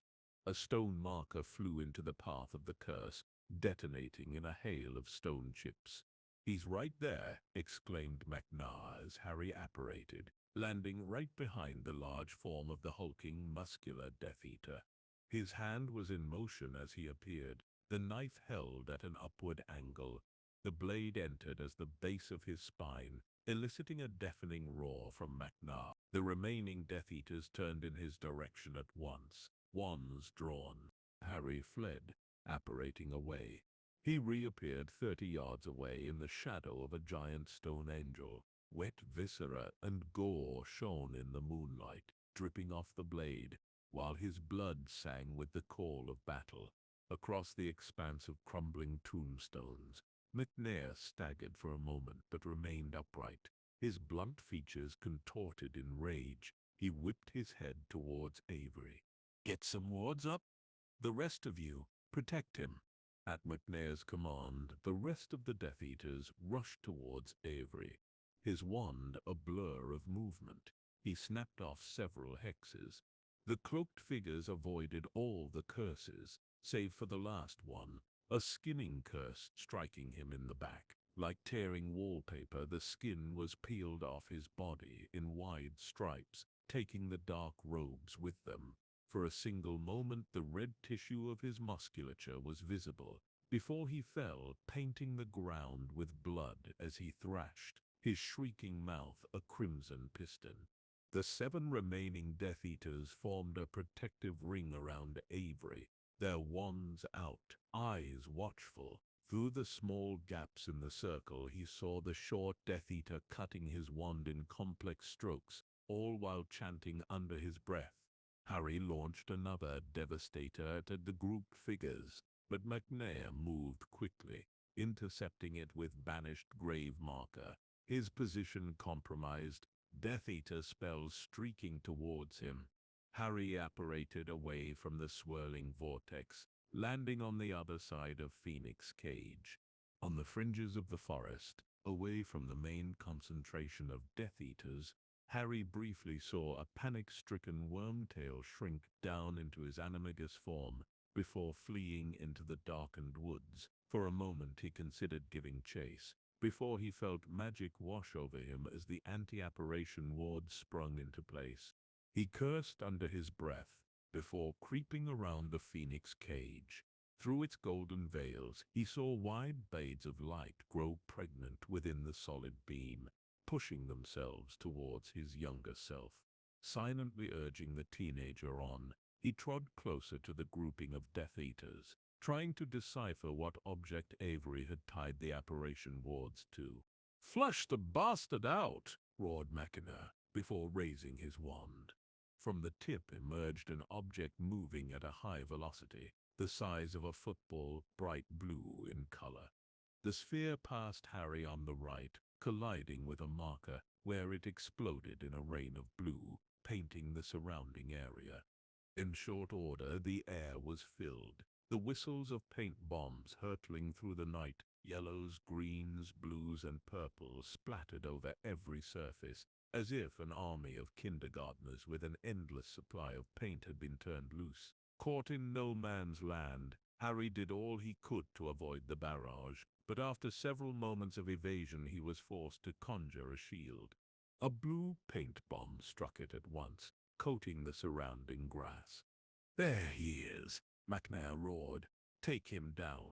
Spells collided off of the opaque shield as Harry scrambled backwards, taking refuge behind a large grave marker, hexes digging into the stone, spraying fine bits of granite in every direction. He dropped the shield and transfigured a nearby stone marker into mirror. Through the clear reflection he saw the Death Eaters charging towards his position, casting as they ran, closing the 60-foot distance. Harry whipped his wand forward, tearing a marker from the ground. He banished it at the Death Eater in the lead, staggering the trajectory. The cloaked figure tried to blast it out of the air, but missed, the running motion throwing off his aim. A chorus of cracks echoed through the air as the heavy stone struck the Death Eater in the chest, collapsing the cavity. Like a rag doll, the hooded figure was flung backwards, before landing in an awkward tangle of robes, severe spasms racking his frame. In the fraction of a second before a stray curse smashed his makeshift mirror, he saw a large gray curse leap from McNair's wand. Harry began to backpedal at once, conjuring a physical shield right as the gray curse detonated the marker. Flying chunks of stone collided off the shield, knocking Harry off his feet.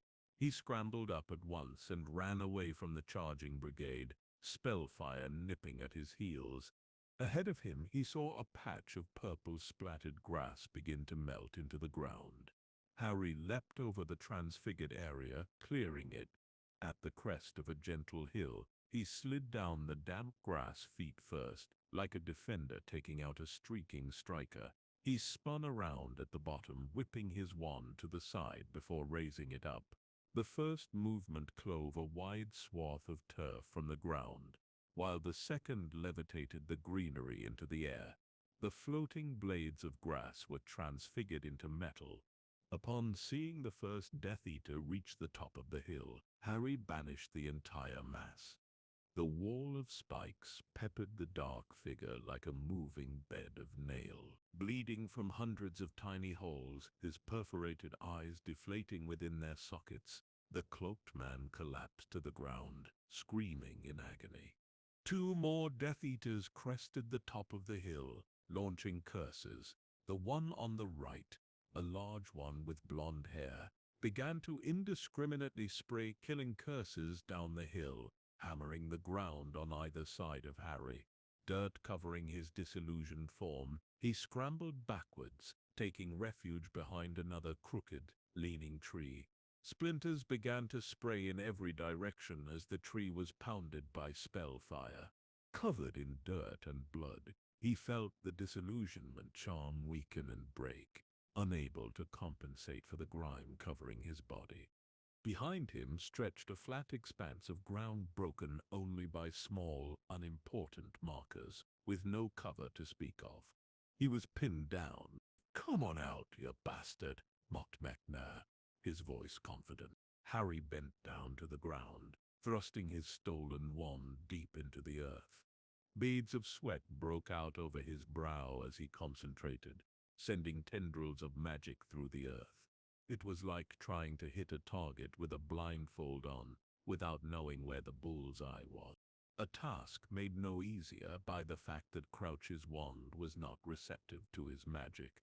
"Yeah, come on out," added Avery, before the short man let out a high-pitched screech. A skeletal hand, caked in black soil, had emerged from the ground, snaking around the Death Eater's ankle. A wet snap echoed through the night as Harry commanded the hand to close, shattering the delicate bones. "It's got me!" shrieked Avery, equal parts agony and terror spilling into the air. A potent, focused wave of magic washed over the faint connection Harry had forged with the buried body, obliterating it. At once Harry tried to withdraw the wand from the ground, but it remained stuck within the ground, which had hardened beneath his feet. With growing unease, he tugged harder at the wand, but it might as well have been lodged in dried cement. Someone had frozen the ground. "We've got his wand," McNair yelled, victory in his voice. "Get him." Harry darted his head around the corner before pulling it back again, avoiding a jet of malevolent green leap by the slimmest of margins. Avery was down with a broken ankle, and the wound in his back was slowing McNair. But the other four remaining Death Eaters ran towards the tree. He took a deep breath before withdrawing Malfoy's knife from the small of his back. Stepping to his left, he brought the hilt down sharply. It smashed upon the lead Death Eater's wrist, sending a dark purple curse into the ground. The large cloaked figure threw his weight forward, trying to use his superior size to pin Harry against the tree. At once he brought the blade up, burying it in his assailant's armpit, piercing the clustered bundle of nerves. With uncontrollable motions he began to flop like a fish out of water. He shot out his arms, grabbing the man by the shoulders and spinning him around. The thrashing Death Eater's upper body exploded in a rain of gore, taking the curse meant for Harry. Crimson blood and bits of flesh clinging to his form, he ducked down, dodging another spell. Crouched low, he swung out with the knife, burying it in next Death Eater's thigh. A torrent of blood spurted out as Harry withdrew the blade. The Death Eater fell to the ground as if shot, screaming as the dark blood from his punctured femoral artery ran between his fingers. Harry was atop the man at once, tearing at his hands, trying to steal the wand away. Green light filling his peripheral vision, he rolled to the side. The stray killing curse struck the Death Eater, silencing his cries. Another killing curse forced him to scramble backwards, his boots squishing in the mixture of blood and paint splattered onto the grass. The large blonde Death Eater, Gibbon, lined up another shot, firing another jet of green light. Harry rolled to his left, before rising up, throwing the knife as hard as he could. Gibbon's eyes widened as the blade flew end over end, streaking towards him. In the process of casting another curse, he only had time to turn his body slightly. The knife stuck into his chest, the blade lodging itself into one of his ribs. Gibbon let out a scream of pain, but the entry point saved his life. "Sheet!" cursed Harry, already in motion, diving to the ground. He took the fallen Death Eater's wand for himself, launching a disembowelment curse. Gibbons' conjured shield shattered under the curse, discharging in a shower of sparks. Harry followed up with a killing curse, which the Death Eater dove to the ground to avoid, chest first. Wedged between the ground and Gibbons' heavy body, the knife punched itself through his ribs, perforating his lung with a loud pop. The large man let out a low wheeze as he flopped onto his back, air leaking from the hole in his chest. Harry seized the opportunity, thrusting his wand forward. In his agony, Gibbon never saw the green curse freaking towards him. The spell struck him in the chest, extinguishing his life. Before Gibbon's twitching had stilled, Harry spied red light on the edge of his peripheral vision. He whirled around, levitating a nearby marker into the air, taking the brunt of the Cruciatus curse. The look of triumph upon the unknown Death Eater's face morphed into terror upon seeing his blindside attack fail. The young wizard threw his hands into the air, dropping his wand to the ground, surrendering. "I give up." "What are you doing?" roared McNair, making his way towards them at a slow pace. Harry ignored the hulking Death Eater, replying to the young wizard's offer with a smirk. "I'm not much for chivalry," Harry said, thrusting his wand forward. A grey ball of light soared through the air, striking the wizard in the chest like a cannonball. A crack echoed through the night air as he was blown backwards, leaving his empty boots standing upon the wet grass. A killing curse streaking towards him, he directed another marker into its path. The chips of stone bouncing off Harry, he batted away McNair's follow-up cutter, beginning to slash his wand in fast, precise motion. Curse after curse burst from his wand, streaking towards the hulking Death Eater, all as he closed the distance between the two combatants. McNair's shield absorbed the first 6 curses, but Harry's insanity curse shattered the shield, sending the large man reeling backwards. He advanced on the defenseless Death Eater, green light gathered at the tip of his wand. Without warning, something slammed into his back, throwing him forward while dislodging his wand. As he hit the ground, a triumphant cry rang out from behind him. "I got the bastard!" exclaimed Avery. On his back, Harry rolled to the right, another curse slamming into the ground next to him. Avery, his back propped up against a marker, launched another curse, but Harry scrambled to his feet, avoiding it. At a full sprint it took off, towards Gibbon's body. The crippled Death Eater let out a mocking laugh, before focusing his wand on the dead body. A crimson reductor curse leapt from his wand, striking Gibbon's arm. The wand was vaporized in the blast, as was the right side of the body. Dirt, scraps of cloth, and gore raining to the ground. Harry settled for the knife, drawing it from the corpse in a single movement.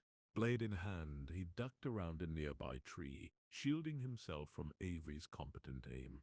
His mind racing, the next step being plotted. The large form of McNair crested a shallow rise, staring down at Harry. With slow, methodical movements, the Death Eater stowed his wand, before withdrawing a large silver axe from within his robes. "So ye like blades, eh?" Walden McNair asked, stalking towards Harry. The very same one, a lifetime ago, Oliver Wood had claimed for his own.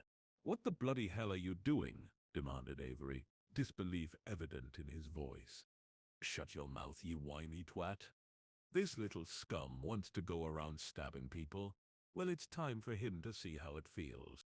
Harry held the knife tight within his hand, the sensation of time slipping through his fingers almost physical. As much as he wanted to charge McNair and finish him off, patience stayed his hand. A few seconds saved wouldn't matter if the silver axe separated his head and neck in the process. McNair knew how to fight with Muggle weaponry. The breath was driven from his lungs in a loud whoosh as he was knocked back into the trunk of the tree. Too late, his mistake made itself clear. The silver axe was not for show. On the balls of his feet he waited, his muscles coiled like a snake ready to strike. The Death Eater's dark eyes narrowing in anger, he charged forward, raising up the axe. Harry prepared to roll to the side to avoid the swing, but McNair instead thrust the blunt end of the handle forward, catching Harry in the chest. Harry ducked down, avoiding a horizontal sweep of the axe, which clove neatly through the tree. He lolled to the side, avoiding a vertical blow. McNair lunged forward with another wide streak, the blade whistling through the air, bisecting a grave marker. Harry grabbed the upper half of the split marker, launching it at McNair's head. The large chunk of stone struck his heavy jaw with a crack, breaking it. The Death Eater roared in pain, swinging out with the heavy axe. Harry ducked under the wild swing, bringing the blade across McNair's left knee. The large man cat in composure as tendons ripped and blood spurted, kicking out with his right leg. The tip of the boot connected with Harry's nose, breaking it with a wet snap, driving him back. "Take that, ya bastard!" McNair roared, bringing the blade back down. Blood flowing down his face, Harry rolled backwards, the sharp edge kicking up dirt as it hit the earth. "You're a quick bugger, I'll grant you that," said McNair, lunging forward. Harry cut to his left, forcing the Death Eater to follow. The large man went to pivot, only to have his left knee betray him. He stumbled, falling to his knees. Harry was upon him at once, slashing out with the knife. The four fingers clutching the head of the shaft were amputated in a single slice, the severed digits falling to the ground. McNair tried to bring back the axe with his other hand for one final swing, but with his front left unguarded, Harry pounced. A rough, ragged crimson smile appeared on the Death Eater's throat, the knife opening him from ear. Hot blood spurted from the wound in a high-pressure spray, but McNair never stopped trying. "Bastard," he spat, blood dribbling from the corners of his mouth as he fumbled for his wand. Harry got to it first, ripping it from the large man's grasp. McNair made a feeble attempt to win it back, but he pushed forward, knocking the Death Eater onto his back. "McNair," cried Avery from out of sight, "please tell me you got the little run." The man in question attempted to answer, but all that emerged from his mouth was a wet gurgle. It was a good effort, but McNair just couldn't close the deal. "Not this time," Harry muttered under his breath, moving towards the sound of the high-pitched bass. Wand held high, he stepped into view of the crippled Death Eater. Avery whitened at his words before bringing his wand up.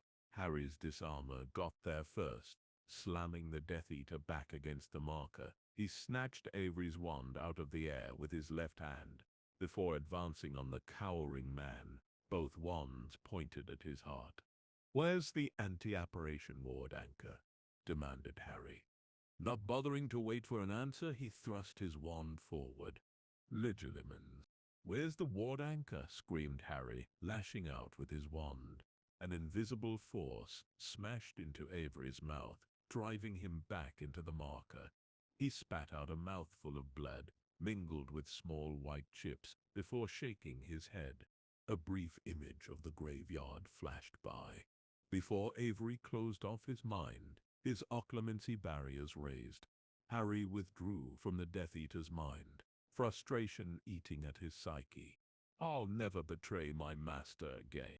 With difficulty he turned his attention back to the defiant Death Eater. How much longer did he have until the cage broke and Harry fled? Through his crimson vision he shot his gaze towards the luminescent phoenix cage. Between the glowing webs of golden light, he saw silvery figures surrounding the two combatants, echoes of Voldemort's victims, which included both of Harry's parents. 5 minutes, 2 minutes, 1. Time was too precious to waste playing mind games with Avery. Harry swung his wand back towards the man, felling him a killing curse. Without a second look down, he stepped over the cloaked body, tucking the dead Death Eater's wand into an inner pocket, before marching towards the phoenix cage. Accio Wormtail. From the dense undergrowth the old, ragged rat flew, squeaking as it landed in front of Harry. Red light enveloped the small creature before it began to stretch, sprouting arms, legs, and a head. The transformation complete, Pettigrew writhed on the ground, seeking mercy. "Please don't kill me. Shut up! Harry kept his voice level, but the rigidity in his words silenced the blubbering man. "Give me my wand back." Wormtail did as ordered, withdrawing from his cloak the wand stolen from the Malfoy manor. If he was going to have any hope of besting Voldemort, he needed a wand close to the compatibility his old holly and phoenix feather one had possessed. The shaking man rose to his knees, clasping his hands together. "Please let me go." A flat crack echoed out over the night as Harry's fist connected with Wormtail's nose. He fell backwards, whimpering as blood began to leak from his nostrils. "That was for serious," said Harry, leveling his wand at Pettigrew's heart. "And this is for my parents." As soon as the words left his mouth, a supernova of light swept across the graveyard, blinding him, white pain filling his eyes. Harry cursed, spinning around through large yellow spots. He saw his younger self darting between the graves, dodging curses from Voldemort. The teenager hooked a sharp right at a marble angel. A stray curse vaporized the angel, but Harry kept on going, taking a hold of Cedric's wrist. All thought of Wormtail fleeing his mind. Harry thrust his wand forward. Accio Cup. For a moment, the twin-handled golden cup flew through the air. Triumph shone as his younger self's bright green eyes, victorious at having bested Voldemort. The elder Harry's blasting curse struck the cup in the center, detonating it in midair. Golden slivers and chips rained upon the ground, the teenager's mouth falling open as he saw his one chance at escape vanish. He stood motionless, the light within his eyes fading as hopelessness took hold, making no effort to move as a purple curse streaked toward him. A marker flew into the air, taking the curse. His younger self blinked in confusion as Harry advanced upon Voldemort, wand drawn, eyes blazing. It was time to end it.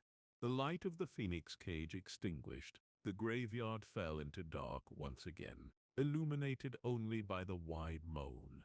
Like a soft rain, chips from the stone marker pattered to the ground. Your servants didn't pose much of a challenge. Voldemort's crimson eyes swept across the graveyard, searching for the soul who had been foolish enough to save Harry Potter.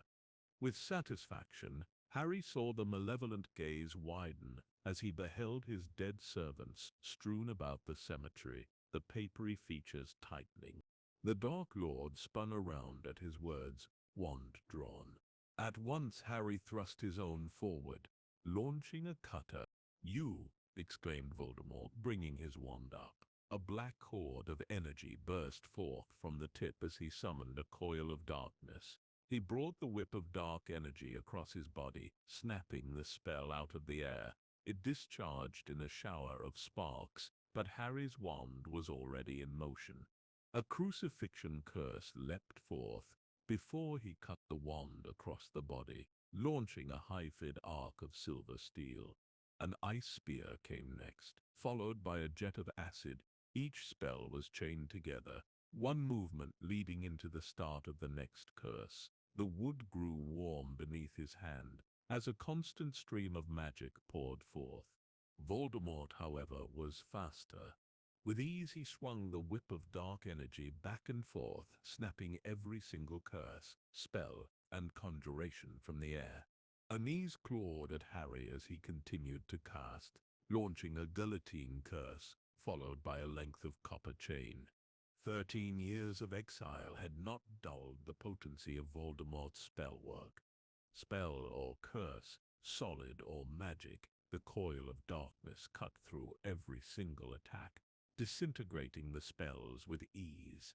Time had taken nothing from the Dark Lord's reflexes. With every cut of the Black Whip, he gained upon Harry threw himself to the ground, letting the thin whip pass over him. The dark energy fizzled out as Voldemort discarded the coil, thrusting his wand forward. A mottled grey curse leapt from the wand, forcing Harry to roll backwards. The grass in front of him began to blacken and shrivel as Harry cut his wand upwards. A stone marker rose from the ground, detonating as a killing curse struck it.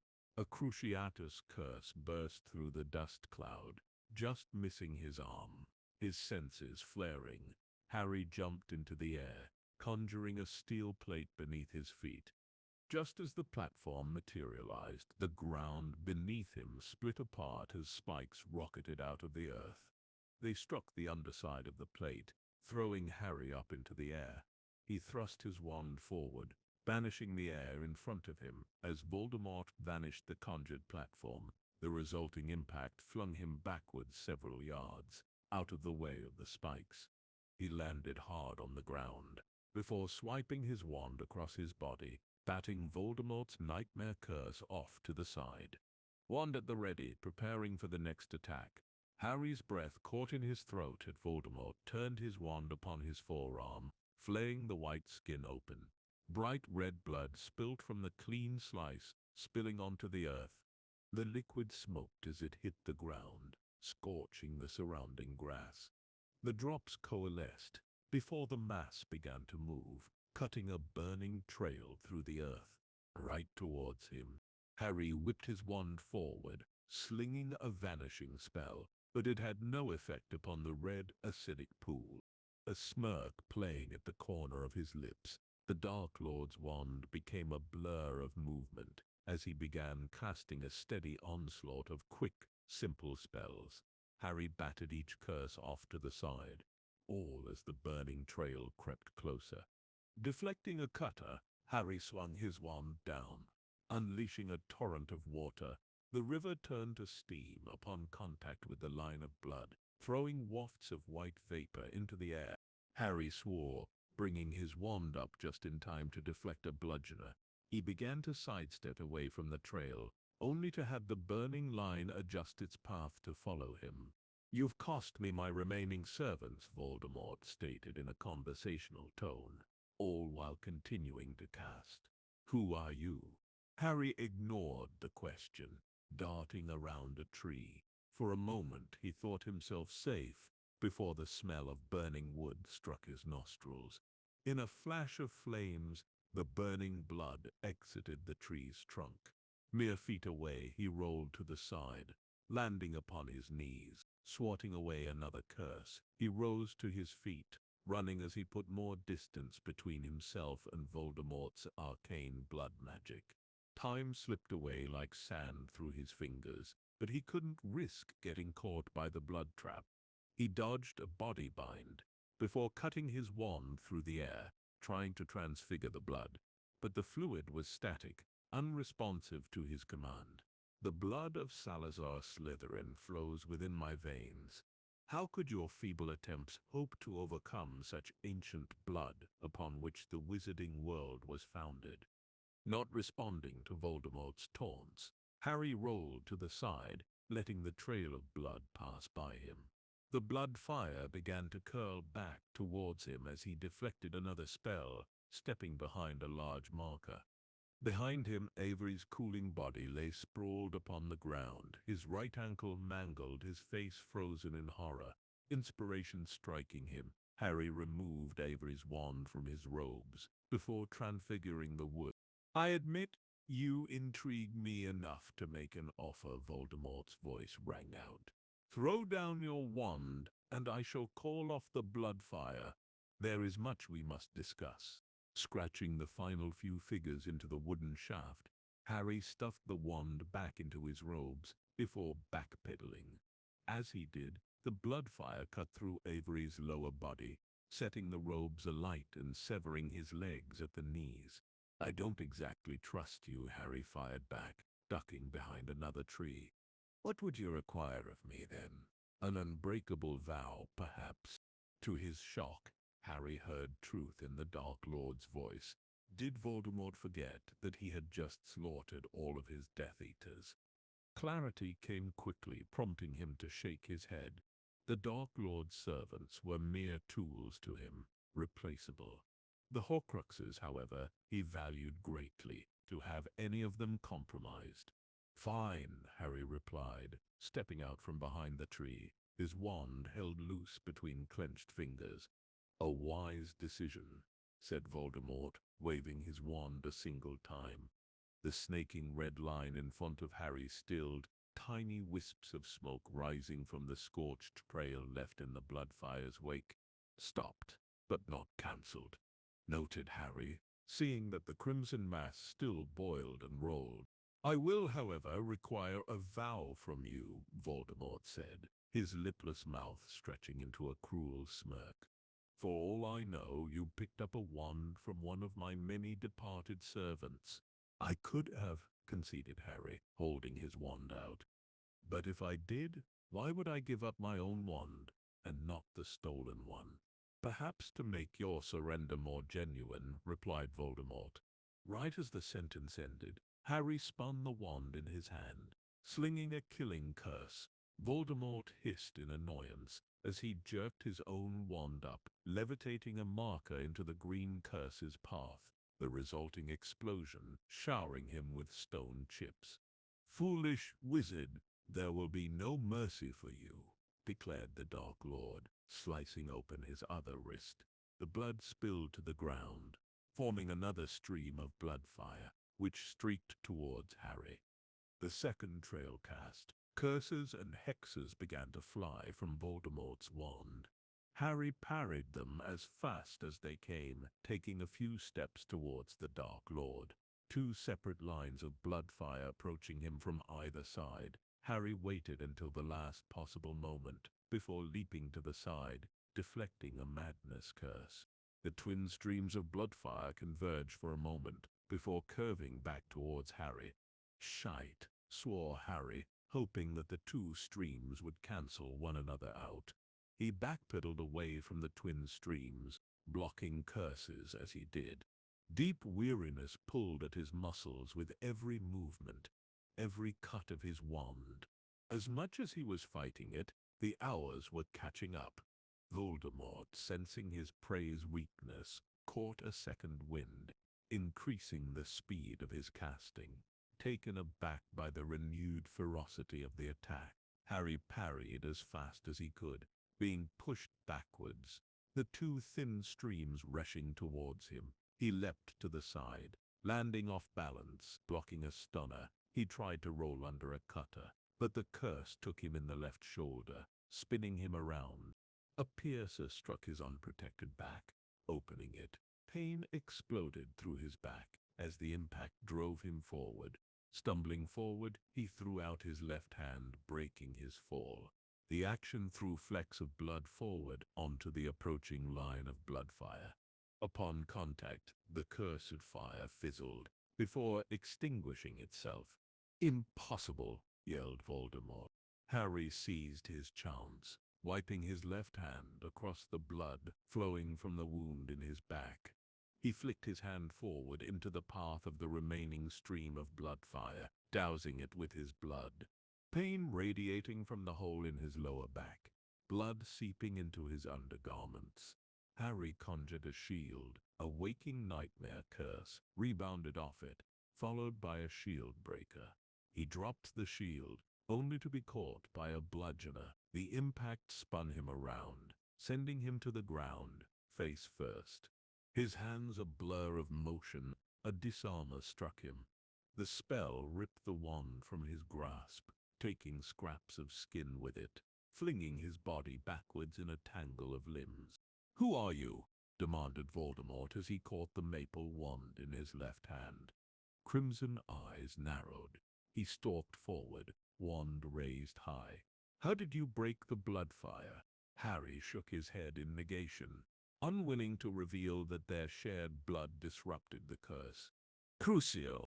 A scream tore through the night as Harry thrashed on the ground, thousands of invisible razors flaying the flesh from his bones. For what seemed like hours he thrashed on the soft ground, before Voldemort cancelled the curse, Who are you? I will not ask again. Every one of his nerves singing, Harry struggled to his feet, catching the Dark Lord's gaze. He took a deep breath before opening his mouth. Activate. The key phrase deployed.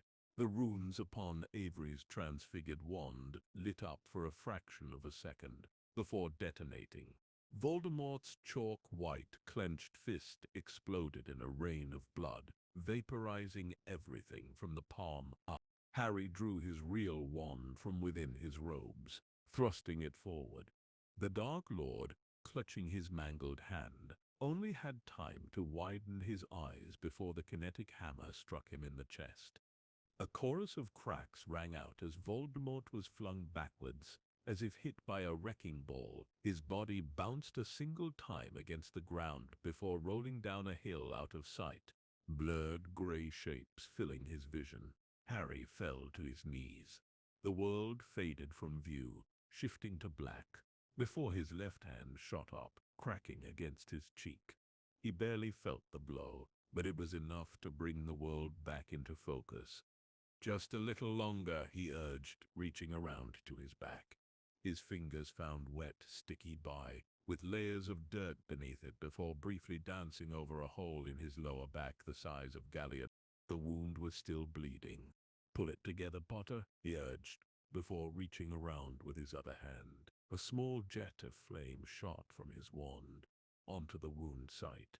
He let out a strangled cry as the fire did its work, sealing the wound. He vanished the flames clinging to his robes, before drawing the last pepper up from his bandolier. The red potion was downed in a single gulp. Steam sprouted from his ears as strength flowed back into his limb. His left shoulder and scorched back both singing with pain. Harry jumped to his feet and held high. He pointed it towards a nearby willow tree before cutting his wand back and forth across his body, the movements becoming more intricate with each wave. Beads of sweat breaking out over his body, he completed the process, just in time to see the Dark Lord appear at the top of the hill. Voldemort looked as if he had taken a battering ram to the chest. The cavity had partially caved in, giving it a concave look. The dark fabric of his robes had been shredded, revealing a flat, pale chest through which broken and splintered ribs poked. Yet, despite the damage, the Dark Lord stood tall, his wand slashing through the air. At Harry's command, the willow tree came to life. The thick greenery blotted out the moon as it descended upon Voldemort, trying to smash him into oblivion. He conjured a large physical shield before the branches obscured him. The wooden arms cracked upon the shield, showering green buds onto the ground. Voldemort emerged from the verdant rain, unscathed by the tree. Desperate, Harry commanded 2 more branches to crush him, but Voldemort's wand was quicker, his spells cleaving the 2 appendages from the tree. A third wrapped itself around Voldemort. The Dark Lord tried to blast the limb apart, but the branch jerked upwards, sending his spell flying into the sky.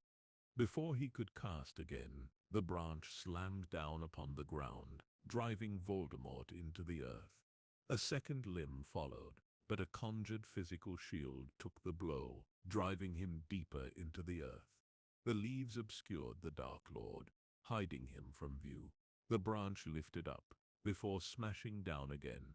The physical shield shattered beneath the blow, driving his opponent further into the earth. The exertion of the large-scale animation sapping a good deal of his newfound energy. Harry stalked forward, flicking his wand up. The thick, heavy branch lifted from the ground, exposing what remained of the Dark Lord. A set of dark robes lay on the ground. Stained red appendages trailed from the holes in the fabric, as if the robes had been stuffed with raw hamburger. To the right of the squashed figure was a long yew wand. Is he gone?" a quiet, hesitant voice asked from behind him. Harry whirled around to see his younger self standing next to an open vault. Conflicting emotions warred within at the sight of his past. A burning will to finish the work his sacrifices had made possible, and the lost, almost hopeful look in the teenager's eyes. "Not yet," Harry replied, before turning back to the body.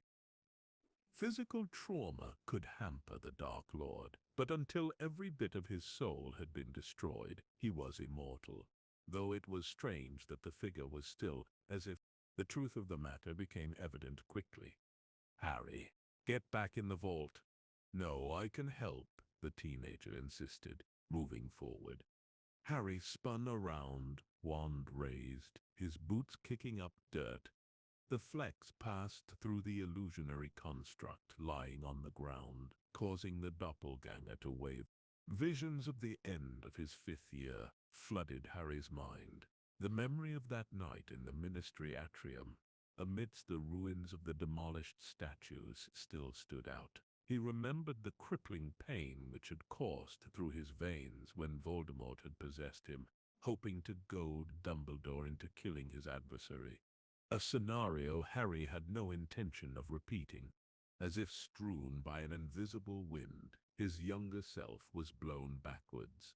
End over end, he tumbled back through the open door of the vault.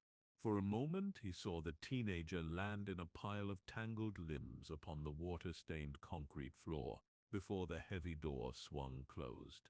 Harry sealed it with a wave of his wand. Feeble, barely audible blows rained down upon the door from the other side, but Harry ignored them, his eyes scanning the darkened grounds. "Come on out, you bastard," Harry screamed. With the end of his quest so close at hand, to have his longtime enemy hiding was infuriating beyond description. "If you insist," mocked Voldemort, his high, cold voice piercing the air. Harry spun around to see the thin, cloaked figure emerge from the shadows of a willow tree. The concavity of his chest had flattened out. A silver hand gleamed in the radiant moonlight, affixed to his left wrist. "I liked your hand the other way," said Harry with a malicious grin. It was more satisfying to look at. Voldemort responded with a smirk of his own. "I look forward to breaking you, fool. When I do—" Harry interrupted the Dark Lord's spiel, lifting his wand up. A solid wall of earth rose from the earth before being struck by a hurricane banisher, flinging the entire mass forward. The cloud swallowed Voldemort briefly, before it passed by him. The dirt directly in front of him vanished. Avada Kedavra. Harry leaned to his right, thrusting his own wand forward. With a thunderclap, a blue bolt of lightning leapt from his wand, tearing off towards Voldemort. His movements too quick to track, the Dark Lord swept his wand down. Without ever touching his body, the blue lightning curved around the tall, pale body before racing back at Harry. With no time to cast a shield, he cut his wand down, transfiguring a nearby bush into copper. The lightning veered off course, detonating the metallic construct in a bright flash. His eyes burning, Harry flung up his left arm, shielding his eyes. A rain of copper shards peppered his body, perforating his arms, chest, face, and legs. Before the pain could make its voice heard, Harry lowered his arm to see a column of pure black energy racing towards him. Startled, he leapt back to see the curse slam into the ground. An explosion tore through the earth, throwing sod into the air. In its wake, the very air seemed to wax and wane, like heat distortions. He whipped his gaze towards Voldemort, to see that the Dark Lord was gripping his wand with both hands. His eyes narrowed, his face tightened in concentration. Fear lit into Harry's heart as the distortion rippled, before tearing open. Reality itself split, admitting a mass of tentacles formed of pure darkness. In all directions, the writhing silhouette stretched, grasping for anything. Grass rotted and died upon contact. The life drained from the plant. "What the bloody hell is this?" Harry whispered, unable to help himself.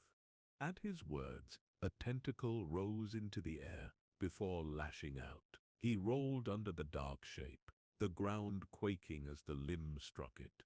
From his knees he tore a marker from the ground. Banishing it at the nearest tentacle, the grey stone struck the inky black, disintegrating into dust. "A trifle upsetting, aren't they?" mocked Voldemort, before letting out a cold, insane laugh. Harry backpedaled away from the writhing mass. As he did, the tear in reality grew wider, admitting even more tentacles through. Without warning, an alien presence began to batter at his mental defenses, with all the subtlety of a sledgehammer. A wave of revulsion washing over him, Harry raised his occlumency barriers. The touch had been brief, but enough to feel as if his soul had been stained. They were beings of malice, of hunger. They cared nothing for Voldemort or for anything, only of spreading discord and of prey. The worst of his memories flashed through his mind, pulling at his psyche. The vampires tearing wood limb for limb. Dumbledore being blasted from the topmost parapet of Hogwarts. Blood and clumps of red hair sticking to the walls as his beloved slumped to the ground. A loud explosion tore through the air, tearing Harry from the gates of memory. Iron shrapnel patterned the ground as the younger Harry emerged from the twisted remains of the vault door, his wand held high. The teenager faltered at the sight of the darkened monstrosities, his eyes bulging with terror, staring into the face of sheer evil. Clarity descended upon Harry. Anger flowing in his veins, he thrust his wand forward. Expecto Patronum. A brilliant silver light leapt from his wand, coalescing into a mighty stag. The form lowered its antlers before charging at the writhing mass. Like shadows before the sun, the tentacles fled back through the rift. A single cry of disgust mingled with fear blared through his mind before the intrusive consciousness departed. The death two appendages pulled the tear back together, mending the wound in reality in a flash of light. The magical backlash from the sudden closure threw Voldemort's arms back, leaving him defenseless for a moment, all the time Harry needed. With a sharp flick of his wand, the Dark Lord was lifted from the ground before being slammed back into the earth, sending his wand flying. Harry cut his wand to the side, conjuring a flame whip as he advanced upon his helpless adversary. Victory at hand, Harry felt a heavy force slam into his back. His wand was torn from his grasp as he toppled forward. He landed hard upon the ground, spinning around to face his parents' betrayer. Bathed in moonlight, Peter Pettigrew stood tall, catching Harry's stolen wand in his left hand. "My wand, Wormtail!" rasped Voldemort. The rat-faced man jumped at being addressed before turning his attention to the narrow length of Acker wand. Wormtail spun around as the 14-year-old version of Harry Potter stepped out of the shadow of the vault. Pettigrew let out a curse before launching a spell at the teenager. Harry jumped back behind a large marker, avoiding the spell and letting the wand fly past him into the darkness. "Wormtail, get my wand." With a flick of Pettigrew's wand, the marker flew into the air, exposing the young wizard. The Death Eater's back to the elder Harry, he withdrew his silver knife, launching it at Wormtail. Just as Pettigrew began to cast again, the knife, flying end over end, buried itself in the former marauder's back. The squat man took a single, unbelieving look back at Harry before falling to the ground face first. Hearing movement behind him, Harry turned to see Voldemort scrambling towards his wand. With a curse, he scrambled after the Dark Lord, but within moments his opponent had crossed the rest of the distance. "Acasil won." Again, the teenager's yell echoed throughout the graveyard. Voldemort let out a hiss of frustration as the wand flew from the patch of grass. "Give me the wand," ordered Voldemort, his crimson eyes blazing, his green eyes wide. The younger Harry shook his head a single time. The Dark Lord took a single step towards the teenager before whirling back around. Harry's footsteps thudded on the damp grass as he charged towards Voldemort. Without a wand, a muggle is scarier, mocked Harry, closing the final few feet. Voldemort swung out wide with his silver hand, a smirk of triumph stretching across his face. Harry bent at the knees to duck under the blow. A band of steel-gray magic shot from the silver appendage, wrapping around Harry's exposed neck. He brought his hands up, but not in time to prevent the gray band from encircling his throat, cutting off his air. Choked gasps filled the air as Harry clawed at the constricting force, but his fingers passed through the collar as if it were insubstantial. A muggle is scarier, the Dark Lord repeated, shaking his head. The mere thought is insulting. Voldemort raised the silver hand upward, curling the fingers in a fraction of an inch. Harry tasted blood in the back of his throat as the bonds tightened, digging into the flesh of his throat. He wanted to rage. He wanted to scream at the unfairness of it all, to be so close to victory, only to have it snatched away by the most arcane of magics. However, all he felt was panic as the black spots began to bloom in front of his eyes, growing larger and larger. He stumbled before catching himself, knowing that if he fell, he may never rise again. Yes, there it is, Voldemort hissed, drawing close so that the two enemies were a foot apart. The horror, the hopelessness, the truth of it all. You will die tonight. The Dark Lord shoved the silver hand forward, the palm connecting with the center of Harry's chest. A chorus of cracks echoed through the air as Harry was thrown backwards. Pain exploded in his chest as he landed upon the soft ground, the bonds around his throat disappearing. Harry made a desperate attempt to leap to his feet before falling back to the ground, gasping, pulling in deep breaths of air. Despite the swelling in his chest, every inhale felt like heaven, a divine gift. Soft footsteps falling upon the grass, Harry turned over, just in time to see a red spell rocket towards him, striking him in the chest. His legs and arms involuntarily snapped at either side of his body, so stiff they could have been encased in concrete. Like a stalking cat, Voldemort strode forward, a victorious grin stretching across his face. You see it now, do you not? How foolish it was to ever challenge me. Helpless upon the ground, staring up at the Dark Lord's crimson, merciless eyes, Harry felt the approaching end. With every fiber of his being, he fought against it, trying to throw off the shackles of the body bind. To his shock, something gave. Like brittle stone, the spell began to crack beneath his will. With every inch of his consciousness he stretched, his magic grasped and tore at the binding.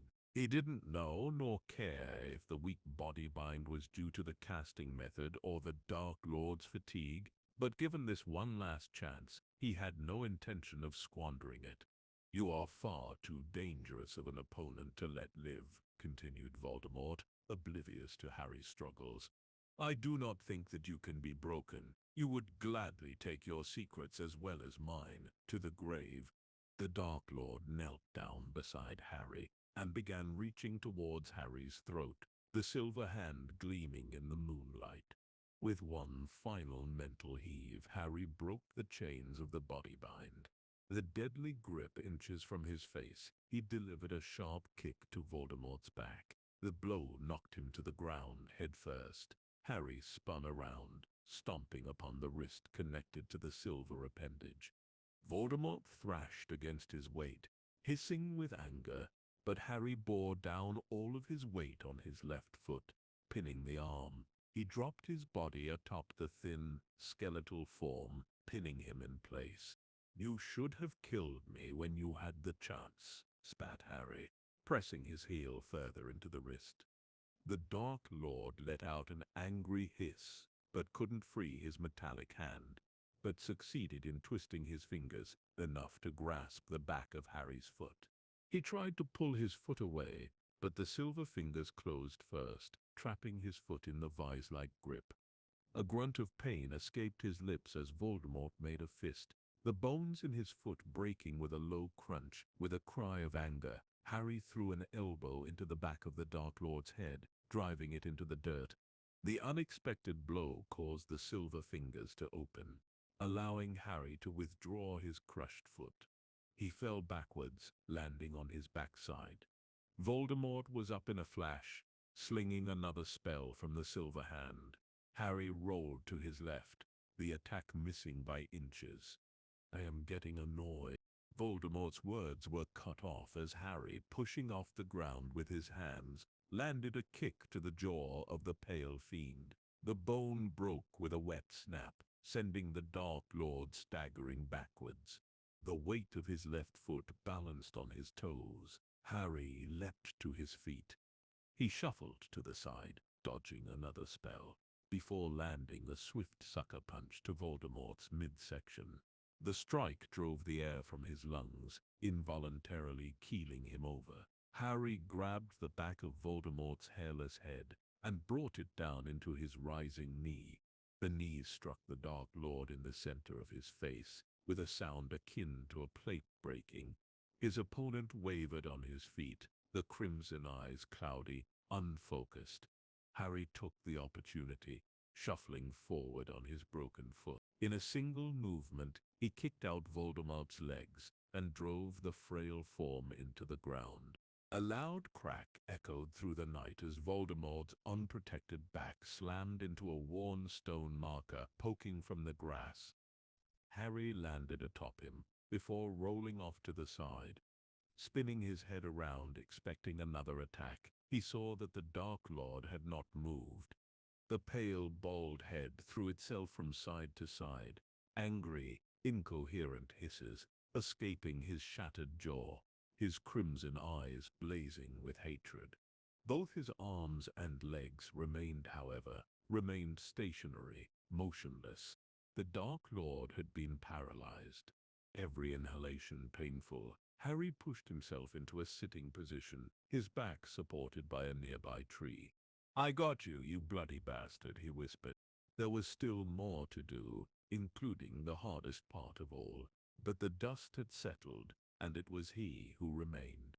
With a hiss of pain, he reached around his neck, withdrawing the brass watch. Both the minute and hour hand held shy just short of a vertical position. 10 minutes remained.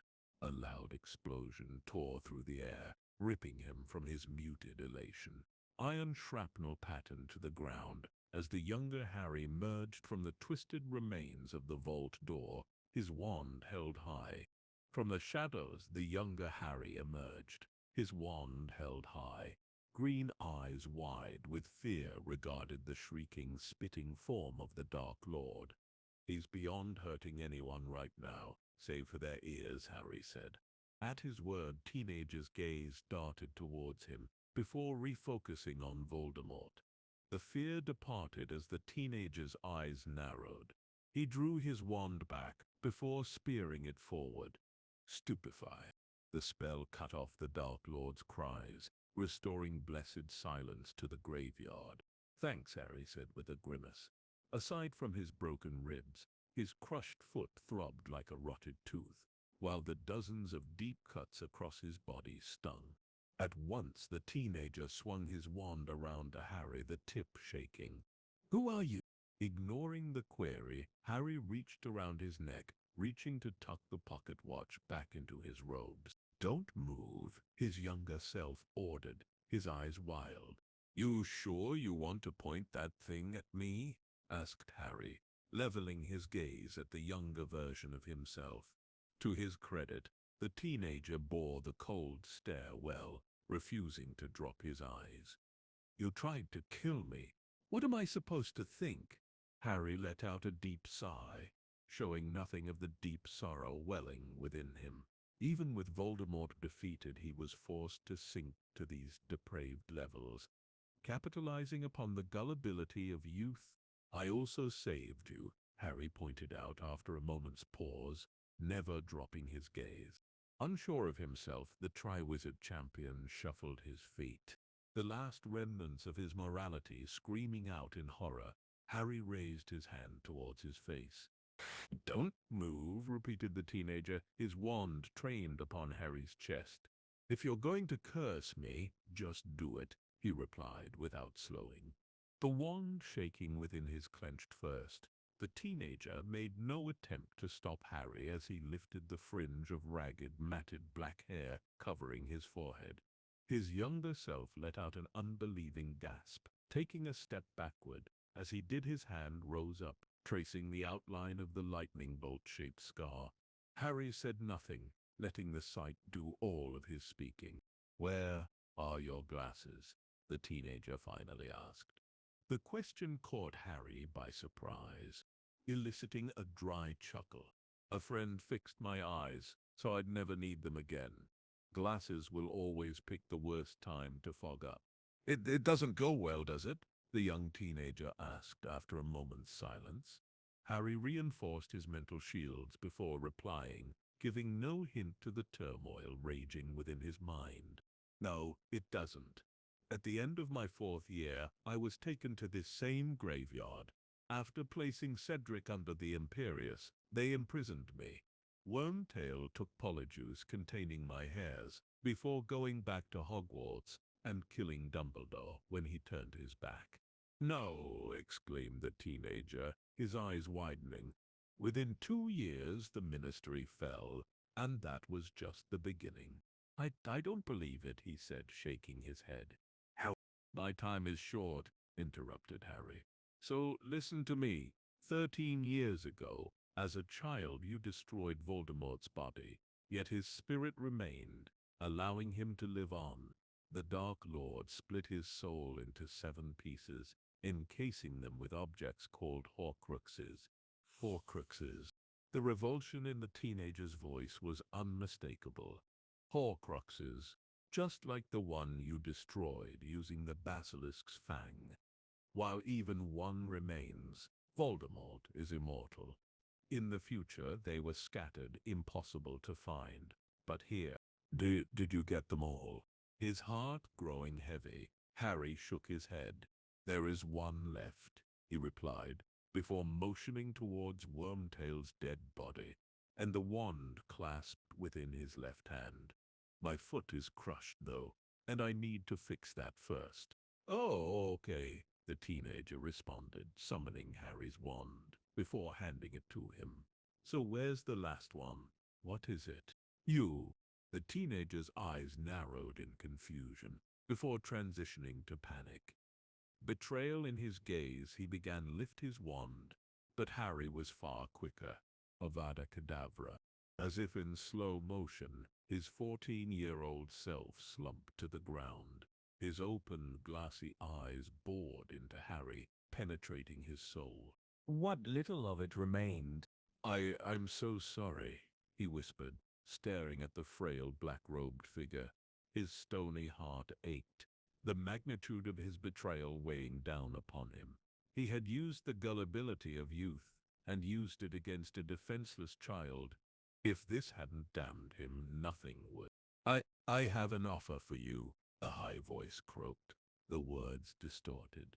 Harry turned towards the Dark Lord, his eyes burning with rage.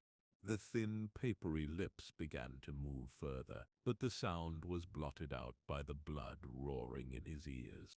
Harry whipped his wand at Voldemort before jerking it backwards. The lower part of the Dark Lord's jaw tore away from the rest of his face, before being casually tossed aside. Blood poured from the wound, revealing a thin, forked tongue which hung down like a deflated balloon. "I'm not interested," Harry said. His lower jaw missing, Voldemort began to slobber drippings of firebade and blood onto the ground. But Harry turned from the sight. His job was almost done. What was one more betrayal? Closing his eyes, Harry brought up his wand, pressing it into the hollow between his shoulder and neck before casting. The elder wand clattered to the floor, bouncing a single time, rolling to the side, landing next to Ginny's pale, freckle-splotched hand. Tears brimming in his eyes, Harry fell to his knees, grasping her hand, trying not to see the wreckage of her head, half of it ragged, bloody. "Harry." As if awakening from a deep slumber, Ginny's remaining eye opened, the warm brown orb rolling in its socket, seeking him out. I'm so sorry. Harry stuttered, shocked that she was still capable of speech with half her head missing. We all messed up, she croaked, her mouth forming into a wistful smile, Murphy's Law in action. She let out a small giggle, squeezing his hand back. I could have saved us all, he said, a lump forming at the back of his throat. And nothing I could say would have changed that, Ginny said, letting go of his hand. She reached up, effortlessly, and caressed his cheek. Same old Harry. You'll never rest until he's gone, will you? I won't, agreed Harry. If I have to tear the world apart. Stop, Ginny ordered, the gaze of her single eye growing hard. You can't lower yourself his level. What good is victory if you become just as bad as him? Ginny, he trailed off, not knowing how to finish the thought. Can you lie to someone in the final moments of their life? Don't they deserve better? Harry held no illusions. With only 12 hours, he was going to be forced to take every unsavory Horcrux available to complete the task in time. This may be war, Harry, but what was it? Dumbledore said. The most important thing is choosing between what is right and what is easy. Harry nodded. It didn't matter that the words were incorrect, only their meaning held importance. Promise me, Harry. I promise. Good, replied Ginny, satisfied. She lowered her hand to the ground before violent shivering began rack her petite frame. It's so cold, Harry. Hold me. Tears leaking from his eyes, Harry did so. With the greatest of care he cradled her body, as if she were made of china. This is better, she said, her voice fading as she closed her eyes. Do you remember the end of our 6th year, when we'd spend those spring afternoons just like this, down by the shore? Those were the best days of our life, Harry choked out. They were. Look in my pocket. There was no dramatic build-up, no climactic final words. One moment Ginny is telling him to look in her pocket, the next she is still, holding in her final breath. Openly weeping, Harry placed one final bloody kiss upon her freckled forehead.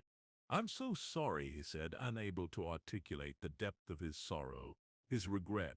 Blood staining his hands, Ginny's final words ringing in his mind. He reached into her robes, cold metal, a chain of some sort. Met his hand. 5 years ago, upon Bill Weasley's untimely death at the hands of Fenrir Greyback, a grieving Fleur had given a simple brass pocket watch to Charlie Weasley. The last of the Weasley family heirlooms, it had traveled from son to son, eventually entrusted to the sole remaining Weasley. Ginny, I'm going to make it right, he promised, before reaching out. He closed Ginny's glazed eye with his palm. Before setting the watch aside, his vision blurry, he conjured a white cloth, draping it over her frail form. And then none of this will happen. His heart heavy in his chest, he turned away from Ginny's body, casting a cleansing charm over his face. With crimson hands, he picked up the pocket watch. With a hand that bore the scars of his 27 tumultuous years on this planet, Harry Potter wiped away the blood which had splattered onto the brass pocket watch with a heavily calloused thumb. It streaked upon the glass, but revealed a few of the Roman numerals placed around the circumference of the watch's face. Perhaps a cleansing charm would have been more efficient, but this was a moment that Harry knew he needed to remember, one that could not simply be wiped away with a casual wave of a wand. If he was going to have any hope of succeeding, he would need to remember what he was fighting for. And why? A mighty crack echoed through the night air as Harry appeared on a familiar property fringing Ottery St. Catchpole. For a few agonizing seconds he hobbled, putting his weight upon his shattered left foot. Beneath his weight, the pain radiating from his foot multiplied tenfold, temporarily blotting out the agony from the numerous other wounds. With a grunt, he fell backwards, his back colliding with an ancient oak tree. Bereft of grace, he slid down the rough bark to a sitting position. Tall grass grew in front of him, Before the ground sloped downward, the smooth black silk surface of the pond lapped against the bottom of the shallow decline. Upon the dark canvas, a luminous moon shone, a perfect replica of the one hanging in the night sky. Across the water, cloaked by dusk, stood the only place that had ever felt like home to him. The burrow. The fight was over. He had won, but the cost had been incalculably high. What price could you attach to someone's soul? When the green light had snuffed out his younger self's life, he had forfeited all claim to it. Though his time was short now, evidenced by not only the dwindling seconds on the watch face, but by the curse burning through his chest, he was well aware that if indeed there was some sort of existence after death, his would be of agony, of torture.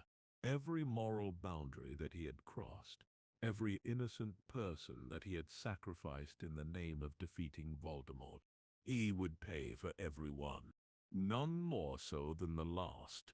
The depth of his betrayal was intractable.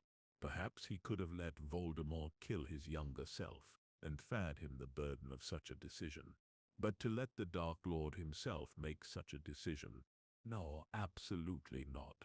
Better to be damned than to allow Voldemort to succeed in his goal. If his younger self was indeed supposed to die, let it be for the sake of the greater good, than in the name of conquest. There was more to think about, more to second-guess, none more than his final plan to dispose of Voldemort, but he let them go easily. His thoughts were graying around the edges, fading. The end was near. All that remained was one final task. In slow motion, as if walking on the bottom of the sea, he began to raise his right arm up. His muscles fought every step of the way, resisting his brain's commands. A quarter of the way off the ground, his arm stopped, unable to rise any higher.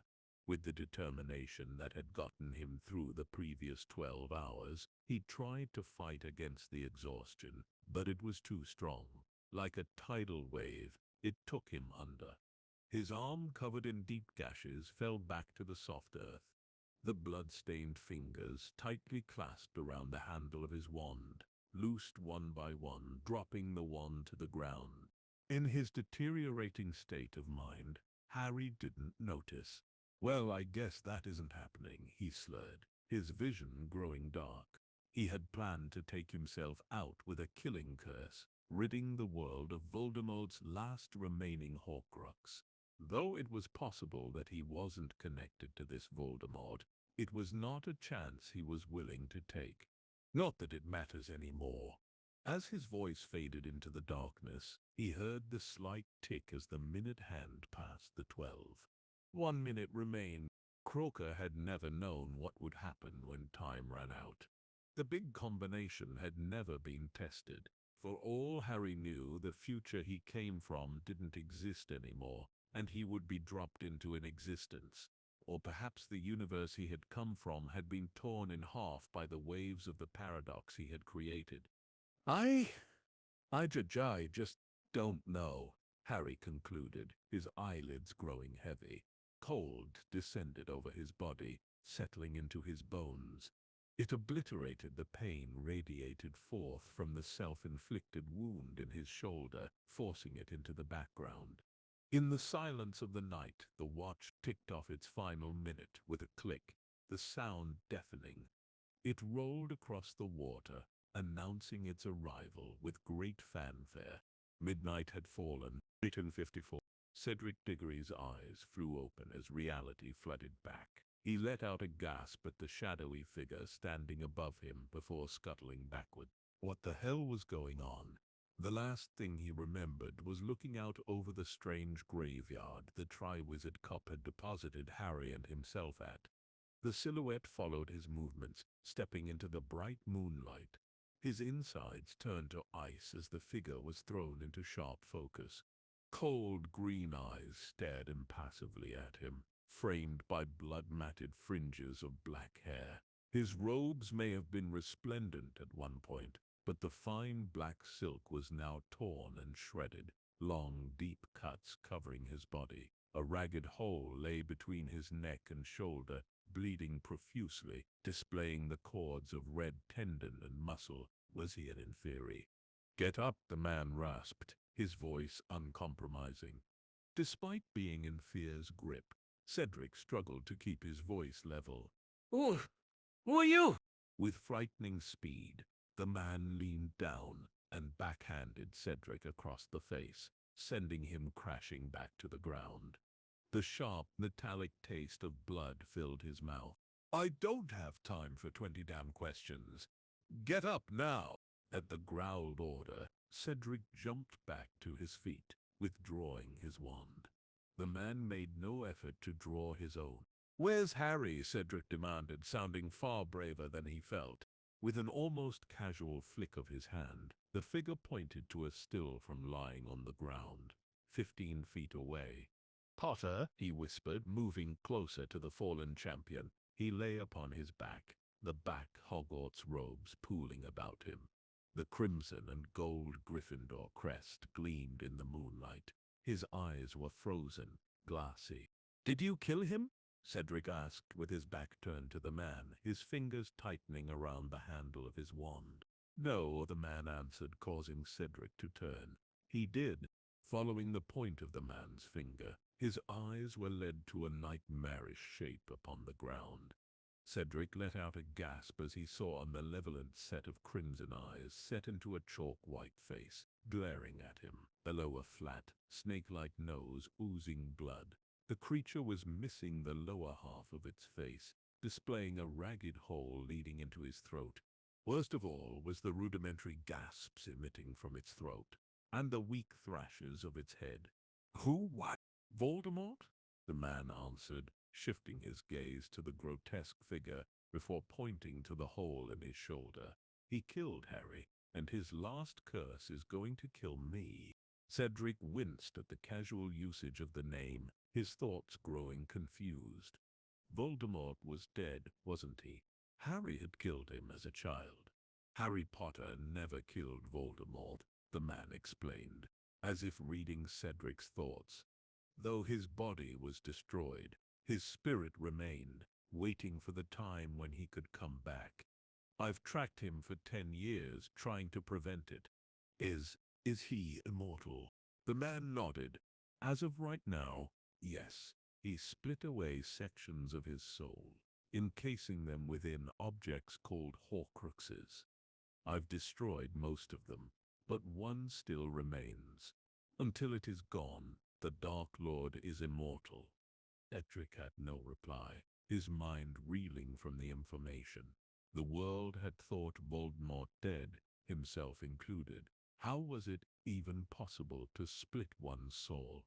The mere thought made his skin crawl. The man broke his blazing, hate-filled gaze away from Voldemort, withdrawing a brass watch hanging from a thin chain hanging around his neck. His mouth formed into a frown at seeing the time.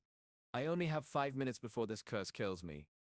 You could go to St. Mungo's," Cedric offered. "Voldemort is at his weakest right now," he replied, shaking his head. "With my little remaining time, I have to destroy the final Horcrux." "Oh, well, what about him?" Cedric asked warily, glancing at Voldemort. "You know whose legs and arms, including a gleaming silver hand attached to his left wrist, remained still. Only his snake-like head moved." "You're going to kill him?" "What?" Cedric exclaimed, sputtering. "I don't—" "Shut up," the man snapped, radiating cold anger. "You owe me your life, Diggory. If I didn't stun you, they would have killed you. All they wanted was Harry. Kill you-know-who. It was insanity. But, listen, if you don't take care of Voldemort, my sacrifice, Harry's sacrifice, is all in vain. Voldemort may be immobilized right now, but he is crafty and has many followers." At his words, Cedric took a long, hard look around the graveyard. Dark-robed figures, their faces covered by white masks, littered the grounds, slaughtered like cattle. How many more followers could you-know-who have left? The man followed his gaze, shaking his head a single time. "There are still more out there," Who would answer Voldemort's call? Right now is the best chance we have to prevent the destruction of the wizarding world and save thousands of lives. You can afford to set aside your morals for a few minutes, Diggory. But how? As repulsive as you-know-who was, the idea of killing something was something he just couldn't accept. Him, a murderer. Never. I don't give a damn. Hit him with a killing curse. Strangle him. Burn him alive. Crush him with a rock. It doesn't matter, just as long as you wait 5 minutes. Well, why not just do it now? He escaped once after his body had been destroyed, the man pointed out, his eyes hard. With one Horcrux remaining, what makes you think this time would be different? Queasy at the thought of having to attack you-know-who, he nodded his head a single time. Good, the man said, before raising his wand. A large stone rose from the ground, floating towards him. He grasped the stone in his left hand, the wand tip pointed at it. Portus. Cedric's eyes widened as the stone flashed blue for a moment before fading away. The casual display of such powerful magic was impressive. Who was this guy? His attention focused upon the portkey. The mysterious wizard began to use his wand, like a knife, carving figures into the side of the stone. It flashed again a single time, before the man held it out to him. This is a two-way portkey. The key word is activate. Once Voldemort is dead, take both Harry and Wormtail's body back to Hogwarts. Who's Wormtail? And why is he important? The thought of having to handle dead bodies was repulsive, but beneath the cold green stare, any thoughts of rebellion were crushed. Just do it, the man snapped, his gaze intensifying. With an angry jab of his finger, he pointed to the nearby body of Death Eater, who lay face down upon the ground, a silver knife protruding from his back. Cedric swallowed heavily, before nodding. Good, the man replied before stealing another look at his watch. I need to be going. Don't mess this up. Why? Cedric blurted out, freezing the man just as he began to turn. Who are you? Why go to all this trouble? Voldemort took everything from me. I'm not going to let it happen to anyone else. Before Cedric could say anything else, the man disappeared with a loud crack. Alone, the sixth-year Hufflepuff took a moment to compose his mind. In the space of what only seemed like a few minutes, he had gone from the cusp of winning the Triwizard Cup to being tasked with destroying you-know-who, a burden he didn't think himself capable of handling. He glanced at his watch to see that it was 3 minutes to 11. His attention was no longer dominated by the intimidating wizard. He began to look at the surrounding carnage with a more critical eye. The bodies lining the graveyard grounds were far greater in number than he had originally anticipated. He saw figures bereft of heads, of limbs, torn apart, blasted to pieces. How in Merlin's name had one single wizard done all of this? Besides himself, the mysterious man and Harry, everyone else here tonight was a Death Eater. To be able to fight so many people at once, it was inconceivable, something you might read in a story. How had someone so powerful managed to stay hidden for so long? With renewed vigor, the wind began to howl, shaking the trees. The breeze stirred the dark robes, making them flap. As it died down again, dead silence prevailed over the graveyard. In his mind, Cedric imagined the bodies rising as in fury, coming back to life to avenge their master. Nervously, he glanced at his watch again, to see that another minute had ticked by. His heart heavy, he wandered over to where Harry lay, spreading eagle. The expression upon the fellow champion's face unnerved him in a way that was hard to describe. It was not pain he saw on Harry's face, nor fear. It was betrayal.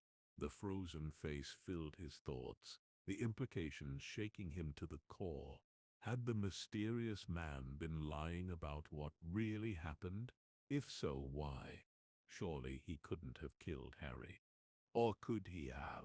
No, Cedric said aloud, shaking his head. It didn't make sense. The man was clearly dying, a wound either a Death Eater or you-know-who would have cast. There was no possible way the man would have wanted both Harry and you-know-who dead. Right? Throwing another nervous glance to his watch, he saw that 5 minutes had passed since the man had left. Dread weighing upon him, he walked over to you-know-who, trepidation filling each step, the hand grasping his wand shaking. The Dark Lord began to thrash his head from side to side at his approach, all while spouting unintelligible gibberish from the wreckage of his mouth. Even rendered harmless, being so close to you-know-who filled with terror, this evil bastard brought the entire nation to its knees. If the stranger was telling the truth, up until a few minutes ago, he had even been immortal. Cedric racked his brain, trying to think of a curse to use on you-know-who, but his mind was blank. "It's not like I went to bloody Durmstrang," he hissed. The tip of his wand quivered as he leveled it at you-know-who's throat. Just one cutting curse, and it'd be all over.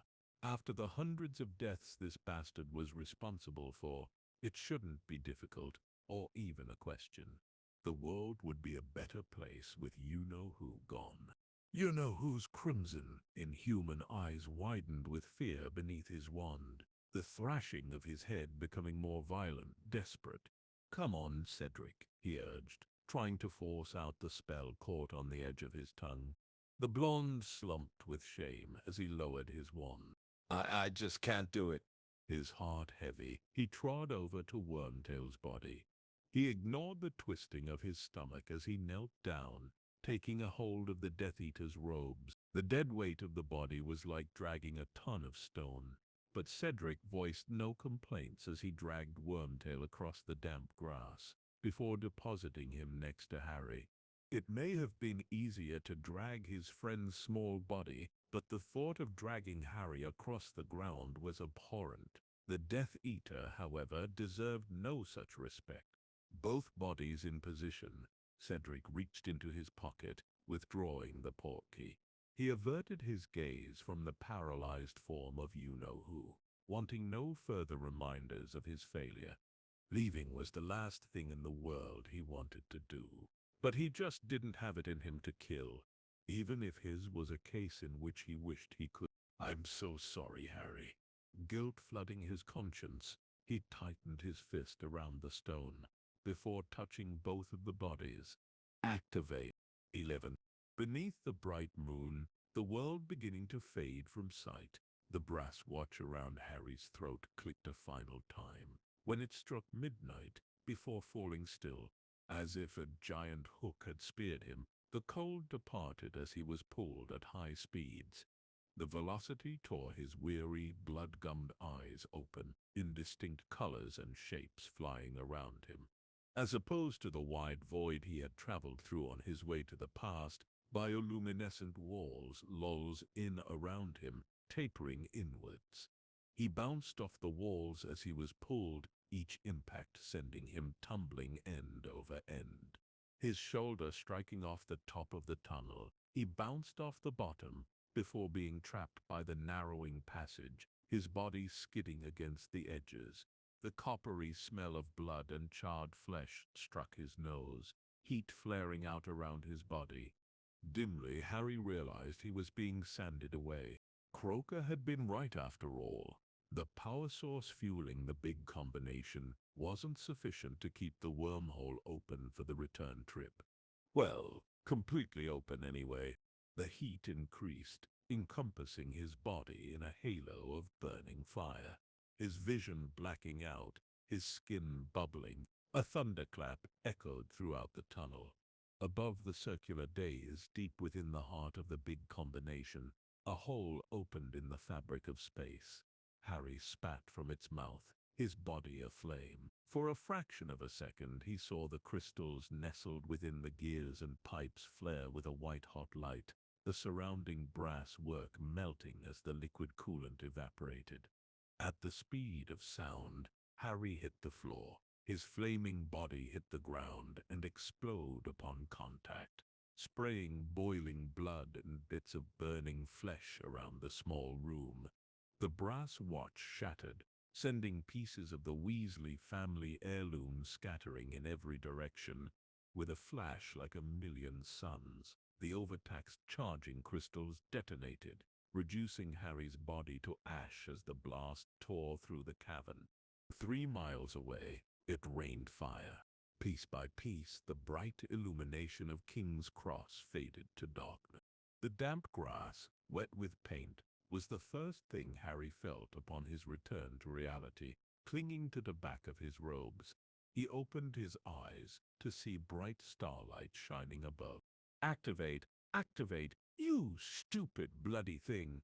The words rolled out across the graveyard, fading into the night sky. 15 feet away, Cedric Diggory stood. An object was clasped within his hand, which the teenager glared at with contempt. A stone of some sort, it appeared. His body aching, he moved up to a sitting position.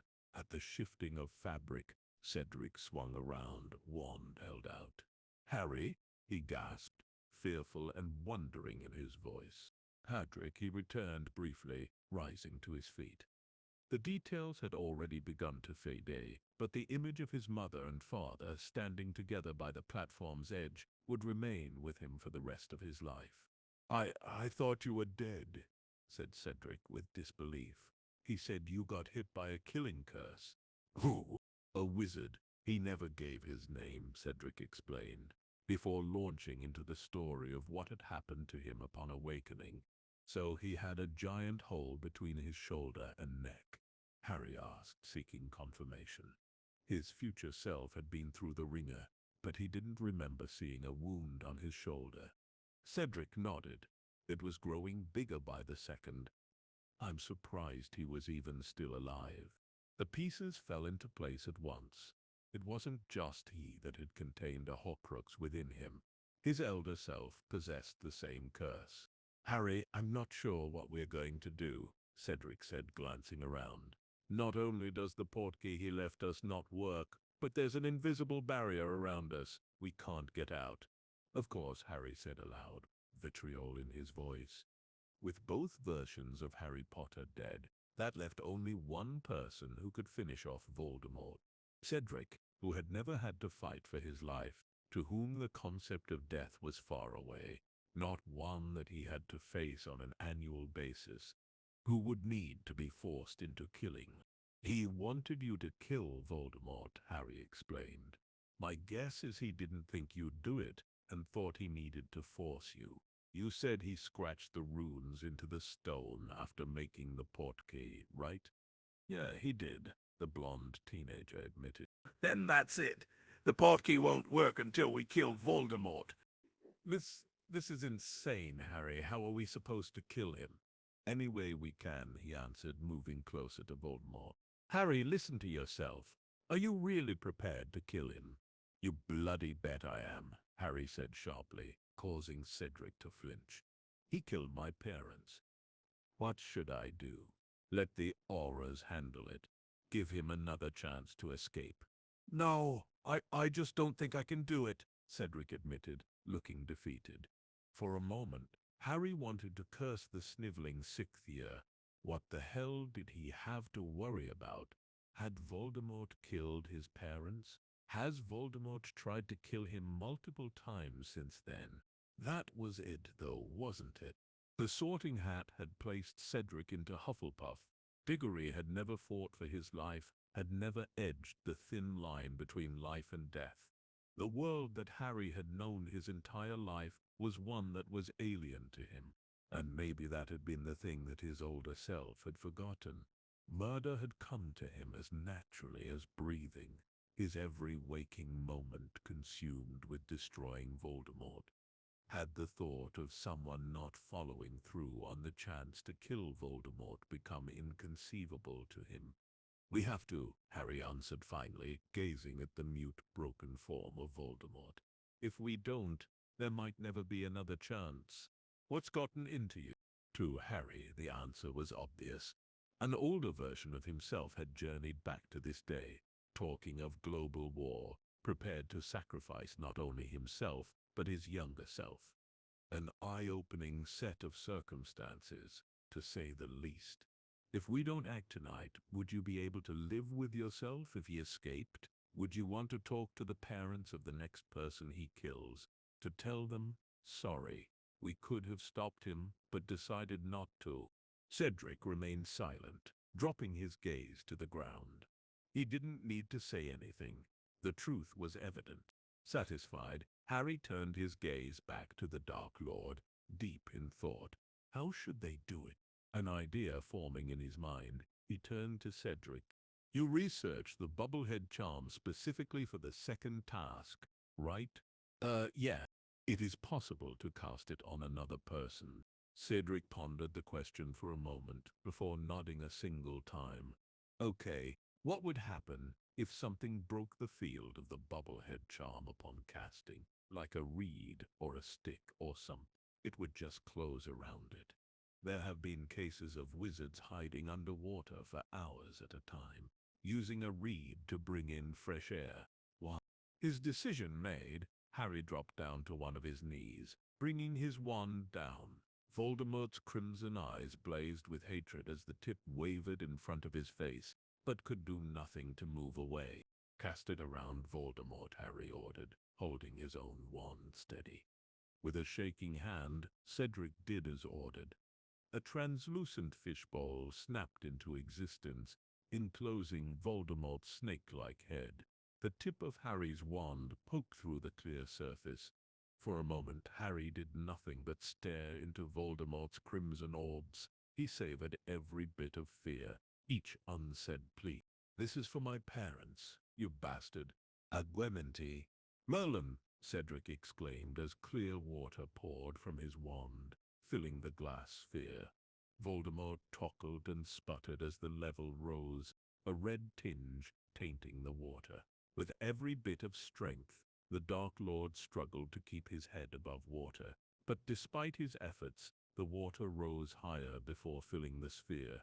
Bubbles swirled within the glass bowl as Voldemort screamed. In silence, he pleaded for mercy, for respite, anything to delay his impending demise. Harry rose up, crossing his arms over his chest. Piece by piece, the burning intensity in his eyes faded, the rise and fall of his chest falling to stillness. It had taken the sacrifice of countless lives, including almost his own, but they had finally done it. Voldemort was dead, Harry, Cedric said weakly, as if he was sick. I never could have done that. 1 hour ago, I couldn't have, Harry admitted. But things have changed. An uncomfortable, awkward silence followed his declaration. Could it really be the end? Hundreds of people murdered, his soul split into 7 pieces, and it all ends with Voldemort drowning. Without warning, a bright flash exploded over the graveyard, before fading away. Harry, the portkey heated up for a second. It's probably active. Harry nodded in response. The possibility of escaping the graveyard was far away, unimportant. What mattered was that all his doubt regarding Voldemort's demise had fled. Cancel the charm. At his request, Cedric let his wand fall, cancelling the bubble surrounding Voldemort's head. Freed from the glass confines, the water spilled onto the ground, soaking into the earth. Stray drops of moisture clung to the chalk-white face, pooling within the eye sockets. We still need to bring him with us, Harry said, breaking the silence. His gaze was focused upon the still form of Wormtail. Cedric looked leery at the prospect. That wizard said the same thing. What's so important about the body? It's a long story. If you want, I'll tell you about it sometime. Cedric nodded in acceptance, content in letting the answer come to him. And yes, maybe he would really tell the 6th year what really happened over a steaming mug of butterbeer over at the Three Broomsticks. Not the whole truth, but enough. Harry knelt down upon the ground, taking hold of Peter Pettigrew's wrist. The flesh was cool to the touch, death sapping the heat away. Ready? Definitely, agreed Cedric, withdrawing the stone from his robes. Harry reached out, placing his hand upon it. There was still a long way to go. The inevitable questions from Ron and Hermione, not to mention Dumbledore, Fudge, and another official, the Ministry could dredge up. Already the mere thought of trying to explain what happened tonight made his head ache. Voldemort, Wormtail, and Crouch's corpses would go a long way towards closing the book on Sirius Black, though. But that was all later. Though a new dawn rapidly approached, one that would reshape Britain, it was still night, and he was heading back to Hogwarts. And for now, that was enough. Activate.